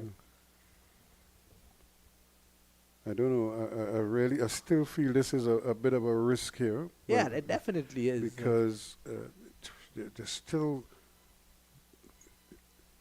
runs to be had. That's good thinking from Kevin Wickham, and Ocean Thomas is not going to stop that. That's going to run into the boundary for 4. Poor delivery from James. It was fast and going down leg, and Wickham just had to get anything on it and it would have gone. So this partnership is worth 30 from 32 balls, but they probably needed, from the same 32 balls, they probably needed 50. Yeah, you know, definitely. From there. So he goes to 79 now, Wickham. This has been a very good innings from him, but he needs to change his whole attitude here now. Yeah, it's time to go. It's time to play shots down the track and looking to flick. Ocean Thomas picks up and they get 1. Warwick needs to go here. There's no if, buts, or maybes. You've got Dominic Drakes, who's a 6-hitter, sitting in the pavilion. He was halfway down the step and they sent him back up. And you don't want to run out of overs and he doesn't get a chance to try to win the game for you. You know, I think at this stage, as a Barbados fan, you won't mind if Warwick gets out doing the right thing, which is trying to hit the ball for 6. Driving. There should be 2 runs here if they hurry. Well, that's great cricket. Look at how quickly he released that ball there, Jeremiah Louis. He approached it, he attacked the ball, he got to it quickly, and then in one flick, he had the ball back to the bowler. And any thoughts of 2 runs easily quashed there. 233 now for 6. Wickham sweeps and sweeps well over mid-wicket for 6. A much-needed boundary for Barbados and for Kevin Wickham. It's 6 runs. Yeah, and I've always said that this was a risk bowling him. This day he's too slow. He's giving the batsman more than enough time to get under the ball. And they got away with it to a large extent. And this is really the first big blow that he's suffered in the last 3 or 4 overs. We need 2 here. In fact, a single would do because Wickham will retain strike. He got, on his own, he got, 12 runs on that over? He had the 4 early on, then he hit the 6. And 2 singles. Yep. So, a good over for Barbados, 14 off it. And they need a lot more where that came from. 44. Is he going to retire out? I think Warwick is going to retire out. Yeah, and I think it's a good idea. I don't think he's had a great time out there. And Dominic Drakes comes in. And, well, as a Barbadian supporter, you would hope that Drakes could get the job done.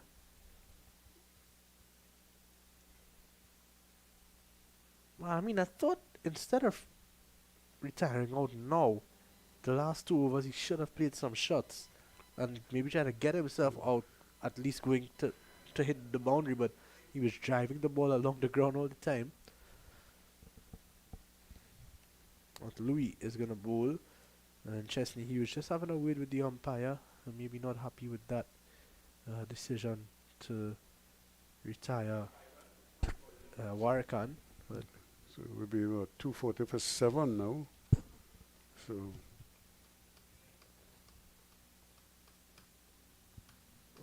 this is going to be interesting here now. How do they?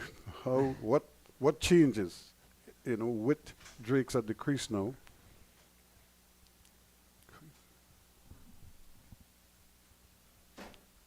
So can he really bring this one home for Barbados? This is really the question that they're asking now. Pulled away. No And ball. No one out there. 4 runs, no ball, and a free hit to come. Kevin Wickham is turning this game around here for the Barbados Pride. Again, it's risky business here that the Leeward Islands are indulging in here. But it worked for them prior, so now they're trying to play it all the way through to the end, but they need 45 runs from 24 balls. Let me ask you something. You look at the field, fine leg up, deep square up, and he goes for the Yorker. He clearly went for the Yorker because it was a full toss. But there's no one back there. You got a packed offside field and you go for the Yorker. And once you miss your length, it's easy for Wickham to get a boundary there. Not good execution or thinking there from Louis. But his line was outside the off stump, unless he just felt he wanted to change it up a little bit. Probably thinking Wickham was gonna try to fool him. Yeah. But in the end, he fooled himself, and now he runs the risk of being punished even more. Free hit now. Wickham goes straight. It's a good hit. And he's going to get 2. Good running. Great running from Kevin Wickham. He moves on to 93. What an innings this has been. 93 of 91. He retired it, remember, after having a knee injury. And he was on 22 from 25 when he left. He's come back out and fought for his country. And this is what you want to see. You want to see young players showing that fight. And Wickham has done that. Pulled away. And that should be 4. In fact, the umpire is asking. And it's gone all the way for 6. Kevin Wickham on to 99. And wow, he's turned this game around. Barbados on fire here.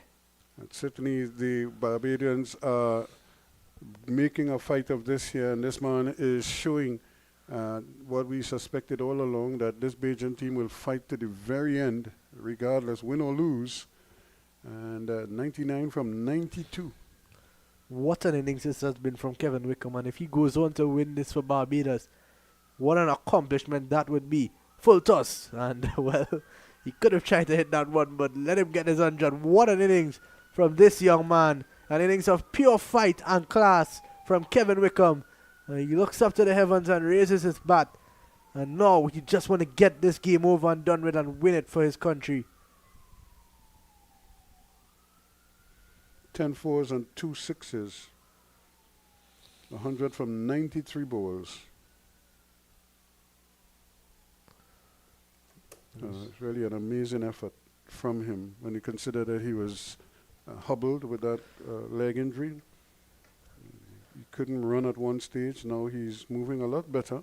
Maybe the painkillers or whatever it is he's taken. Whatever it is, it worked. And Barbados might be overly joyful about that. Now this is where it becomes so kind of confusing, because the field placing and because what is the plan here? Outside the off stump, full and wide? No, I think the plan might be full and straight with a long on, deep square leg and a deep mid wicket. Short from Louis, pulled away from Drakes for a single.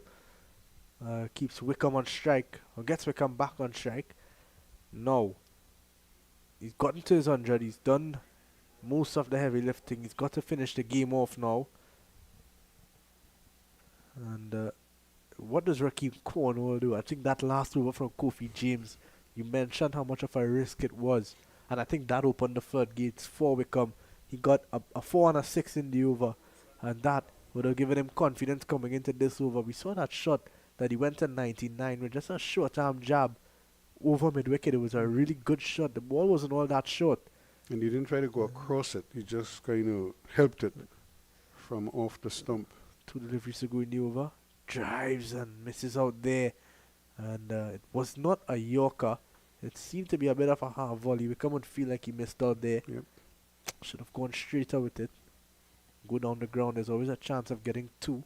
But you can see Louis' confidence is badly shaken here now because he kind of lost the plot in the early part of this over. And it shows that what the difference that one ball could make. He was bowling well to his plan all the time. Switched up his plan, tried to bowl a Yorker and got hit for 6, and it was a no ball. Nicely played from Wickham. They're going to try to go for 2 here. Drakes turns and he goes. Easy 2 in the end. And 28 now required from the final 3 overs. All of a sudden, Barbados right back into this contest. Yeah, they're certainly they're the ones who look like they could win it from here more so than the Leeward Islands. 257 for 6. It's got to be Raheem Cornwall. There's no other bowler who is fit for the situation than Raheem Cornwall. I would go Cornwall, O'Shane Thomas from the media centre end. But then who bowls your last over? Cornwall again? Cornwall has 3. He has 3 overs left. So he's an option for the last over. Or I would even go Spencer for the penultimate over and give O'Shane Thomas the last over. But that's the thing. And I think Cornwall sort of miscalculated here because you wanted to bowl O'Shane Thomas as much as possible. You also wanted to bowl Spencer as much as possible, but neither one of them are gonna bowl 10 overs, and you might very well find yourself in a quandary here as to who's gonna bowl that last over, because if he gets hit a couple big blows here, the game is pretty much won. Drake's opening the face. Wickham, quick single. Spencer. I thought he should have gone overhand there. He was far out, and they complete an easy single. Now, you're right about that, because with O'Shane Thomas, you know that he's got a Yorker in him, but pace on the ball can go a long way here on this wicket and with this outfield. So, it's not necessarily a best option. I think Cornwall needs to bowl 2, which is also a bit risky. Wickham reverse sweep, and it beat Durham. They got to go back for 2, and they do. A comedy of errors for Durham. He still can't pick up the ball. And he slipped a bit. Does that have anything to do with that little bit of rain that we had earlier? Probably, but the thing about it, he must know that that ball is going to spin on hitting the turf, and you cover the spin. And so he was really on the wrong line to begin with. And when he slipped, it was even worse. Inside edge on the drive, and they want 2. Drake says no. I thought they could have gotten 2 there. Wickham moves on to 105. But I thought Michael Louis did well. He came off the boundary quickly and created that little bit of indecision there that limited them to just the 1 run. Now, so what does Cornwall do here now? Can he get Drakes? Drakes punches it nicely through the gap, gets Wickham back on strike. And I think what Drakes is doing is good, because Wickham against the right-hander, the right-hand or spinner, is a positive matchup, and he has to go after him. It's Drakes with the ball turning away from him is not going to be his best option. But if it comes to it in the last 2 overs and Drakes has to go, he's going to have to. And this is good from Wickham. Good presence of mind, taking the game deep. They want 2, but they settle for 1. You know, you're back in Jamal Hamilton to hit the stumps from there even. Well, the good thing is that Durham actually came up to the stumps when the wicketkeeper was pulled away, chasing after that ball. And you see how he's kind of hamstrung here, this part of the field, because you've seen already the inexperience from Spencer, and you know that Thomas is basically a 1-run boundary as he stands there, because if you just nudge the ball, you could almost pinch a single right there. He should look for 2 here. Yep. Wickham turns. Drake says no. Good bit of work though on the outfield from Justin Graves. So 21 required in the final 2. Which is very gettable now. 264 for 6. So 264 for 6 now, and the game really is on a knife's edge here. But if I was a betting man, I'd bet on Barbados from here. Still, a wicket or 2 could really just throw a spoke in the wheel here. You never know what could happen, but What a performance from Barbados. They looked dead and buried at one stage, and here they are, in with a chance of a very, very unlikely victory. 21 runs from 12 balls. Now here's the big equation. Who's going to bowl these 12 balls? Well, I'm looking at Jeremiah Louis walking He's towards. coming back to bowl again. I don't know. I'm not sure about that. It's a risk again, and I thought Cornwall has been risky all afternoon with his bowling changes. And 21 from 2. If Wickham could go with a big over, 15, 14 run over here. Is he going to go around the wicket to the left-hander, or is he going to stay over the wicket to the right-hander? Seems like he's going to stay over.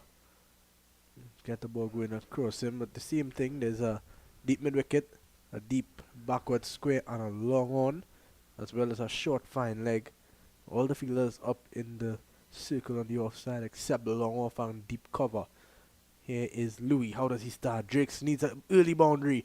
And there's a lot of appeal for an LBW. Not out, says the umpire. That one was close. Yep. Might have been going down leg. Let's have a look at it again. Where there's a pitch. Seemed to pitch outside leg. Yeah, pitched outside leg. Also, ooh, might have been hitting the studs, but it pitched outside leg. It doesn't matter. They get a single, and more importantly, the man on fire, Kevin John Wickham, is on strike. He is on 106 of 98. Okay, here's the thing. Look at where Cornwall is going, right? He cannot stop a single there, but it probably would be better off if he was positioned on the offside, because you know everything here is going to be a big hit. So you already can see that. But that's where you want to put Louis. him. Yep. Brilliant from Louis. That's what he needed to do in the last over. And, you know, Wickham again would know that that's what Louis wants to do. And give yourself a chance. I think he probably a better serve coming on the offside here and say, if your name man, beat us through this side of the ground. If you want to go on the onside, well, so be it. But I'm not giving you anything inside of here to work with. Wickham needs to jump across. Gets across more. That's a good shot. And it's going to be work for Louis.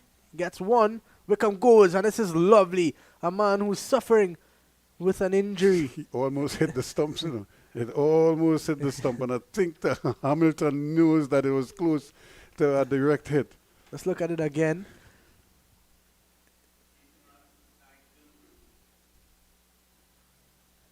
Oh, would have been close, but I think he got back just in time.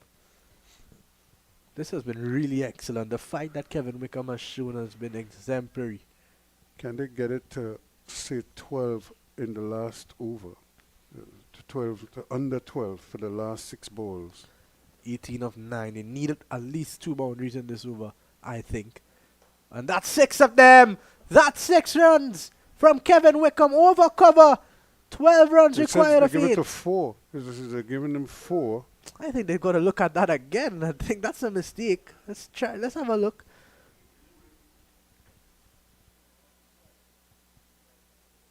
That's 6 runs. It went straight over. It's almost like they signaled 4, and the umpire just took their word for it. That ball went for 6, and I think if they lose by a run here, Barbados, well, that's definitely 6 of them. I don't think there's any question there. Kevin Wickham, you beauty.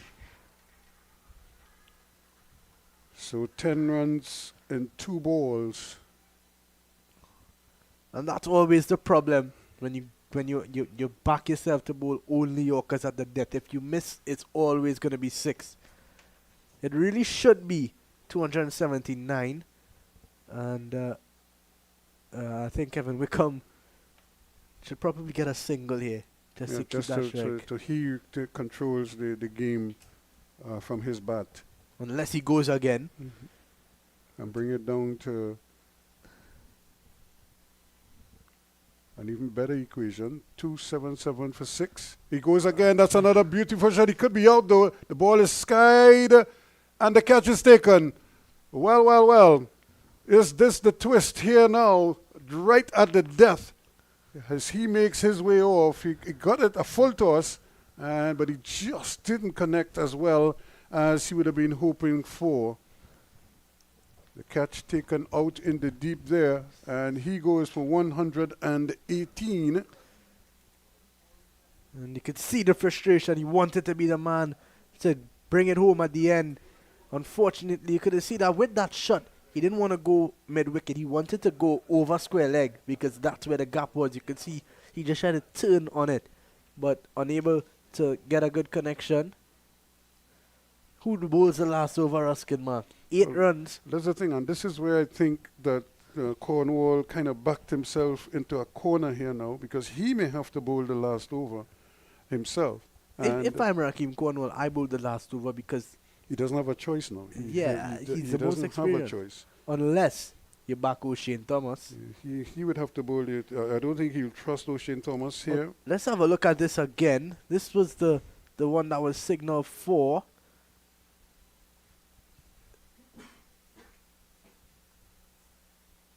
That's 6 runs. Yeah, it cleared the rope. So I thought they were a bit quick to take the word of the long-off fielder.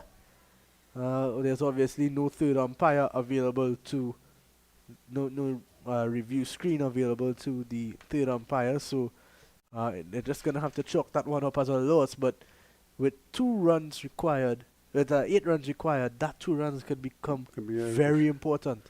So it's 8 runs from 6 balls. And really, Rakeem Cornwall to bowl the last over. Cricket is such a funny game. We've seen so much times that something as small as that could really come to play, especially in these tight games. And it's going to be interesting to see what happens if Barbados lose by 1 or 2 runs. Well, it's up to Drake's here now to really take charge of proceedings here. I don't think he wants to leave it for anybody else. He's going to have to do it himself. There should be 2 runs, but they can't get 2, so it's just the 1. No, Matthew Jones is on list A debut here. I'm not sure of his batting prowess. We're going to just have to wait and see. With 7 runs required of 5. Drake seems to trust him though, because he took the single first ball of the over. But Cornwall is really the best man to bowl at this stage. 2 left-handers out there. Yep. Let's see how Matthew Jones goes. Oh, dot ball, dot delivery. Rakeem Cornwall building the pressure here. Can he hold his nerve and carry the Leeward Islands to a victory here? And that's a brilliant delivery. He saw him coming down the pitch and went into the pads. But he did his job. He got off strike. That's the important thing here now. So he got Drake's back on strike. 6 of 3. Dominic One Drakes. swing of the bat. We know he has that tendency to win games. You saw him do it in the CPL final some years ago. In the air! There it goes. And that's 6. Dominic Drakes has won the game for the Barbados Pride. With a 6, that's 6 over cover in the last over from Wickham that was given 4. Does not matter because Dominic Drakes has just come in and won the game with a clean hit over Cow Corner. And the Barbados Pride victorious by 3 wickets. But Kevin Wickham, what a knock.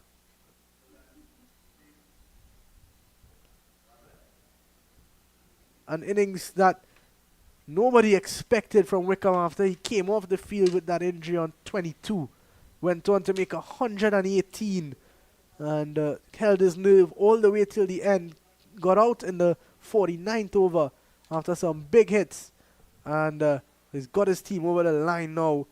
Barbados Pride victorious by 3 wickets. And, well, we always said that this game was going to be a close one because they were Barbados, because of the strength of their batting and the strength of their bowling, was always going to be in with a chance in this game. And so it proved, because even though the 285 was a formidable total and they lost the early wickets, they still kept plugging away. You had a concentrated effort on the part of the captain, Kyle Mayers, who made a good 58, And then you had other useful contributions, 28 from McCaskey, 20 from Young, 19 from Smith. Jamal Warwick, in a bizarre twist, he was retired out. So that basically meant that they were 240 for 7 when he retired out. But Wickham and Drakes found a way. And even though he lost Wickham at the death, Drakes sealed the deal with a massive hit late in the day to make sure that they got the victory here this evening. So what a fantastic game of cricket. And in the end, it proved to be a really interesting game from the latter stages. Just when Barbados looked like they were dead and buried, they found a way to keep believing, to keep plugging away, to keep trying, to stay concentrated, and to find ways to get runs. They didn't do it. It wasn't a perfect run chase by any stretch of the imagination, but very few are anyway. You will have bumps on the road as you chase down big totals, but the important thing was to keep believing, and right at the death they were able to get over the line with 2 balls to spare, winning by 3 wickets in the final analysis. So the Leeward Islands Hurricanes are the ones who would leave here at 1-1, and the Barbados Pride would have upped their record to a perfect 2-0 to start the tournament. So what a fantastic victory this is for Barbados. The question is, though, does Wickham continue, or how serious, I should say, is the injury to Kevin Wickham? But his brilliant 118, I'm sure, would make him a big hero back in Barbados, given the fact that he was injured. He went off when he was on 22. He was reluctant to do so, by the way, it must be said, but he was persuaded to go off. I think it worked in his favor because he was able to probably get the treatment that he needed, probably get some painkillers, and came back out fairly quickly, well, at least with the fall of the next wicket. And then together with Myers, they started to fashion this recovery, and they put on a good partnership there together. They were really bold and certainly confident about the way they were playing, and it really left the door open for them to get their team over the line. I'm sure Myers would have been hoping to be the one at the end, but he caught at the wicket of the bowling of Thomas at 168 for 5, and for a well-played 58. And of course, it was up to Wickham, but Wickham departed just in the penultimate over. But again, because there was a bit of a miscalculation, I would think, on the part of Cornwall in terms of who was bowling when and where, because you had O'Shane Thomas, who was bowling well, not able to finish his overs. Again, you had the youngster Javier Spencer, who was bowling very well, and he too couldn't finish his quota of overs. And in reality, those are the men you wanted to be able to bowl through. But he went to the tried and tested, and they came up short on the day, especially when you consider that Daniel Durham also probably didn't bowl as well as he normally would, but I think a lot of people look at Kofi James, who bowled well at times, but not well enough to be the trusted one in the end. And you kind of bowl, horses for courses, and you also look at who has the hot hands at any given time. And I certainly felt that Spencer or even O'Shane Thomas might have been looked at on a couple of the occasions when Kofi James was given the ball, and it turned out in the end to be he was the one who was leaking the most runs when it's all said and done. And Barbados won't mind, though. They will be happy with that. Winning by 3 wickets here to cap a splendid game of cricket, a fantastic performance on their part. And now it's just a question of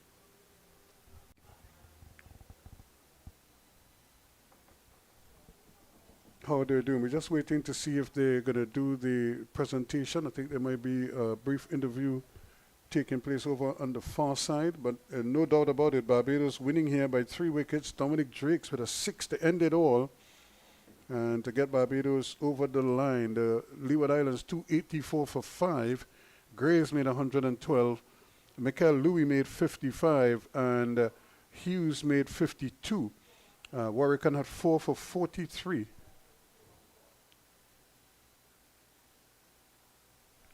And in the end, Barbados needed 285. They got 118 from Kevin Wickham, 58 from Mayers, and with a big hit at the end there from Dominic Drakes, seeing them over the line with 2 balls to spare, winning by 3 wickets, 285 for 7. Congratulations to Barbados. They are now 2-0. The Leewards fall to 1-1. And again, remember, stay with us here on 360 and on the West Indies Cricket Board website, as we have more CG United Super 50 Cup action coming your way tomorrow. We hope you will join us then.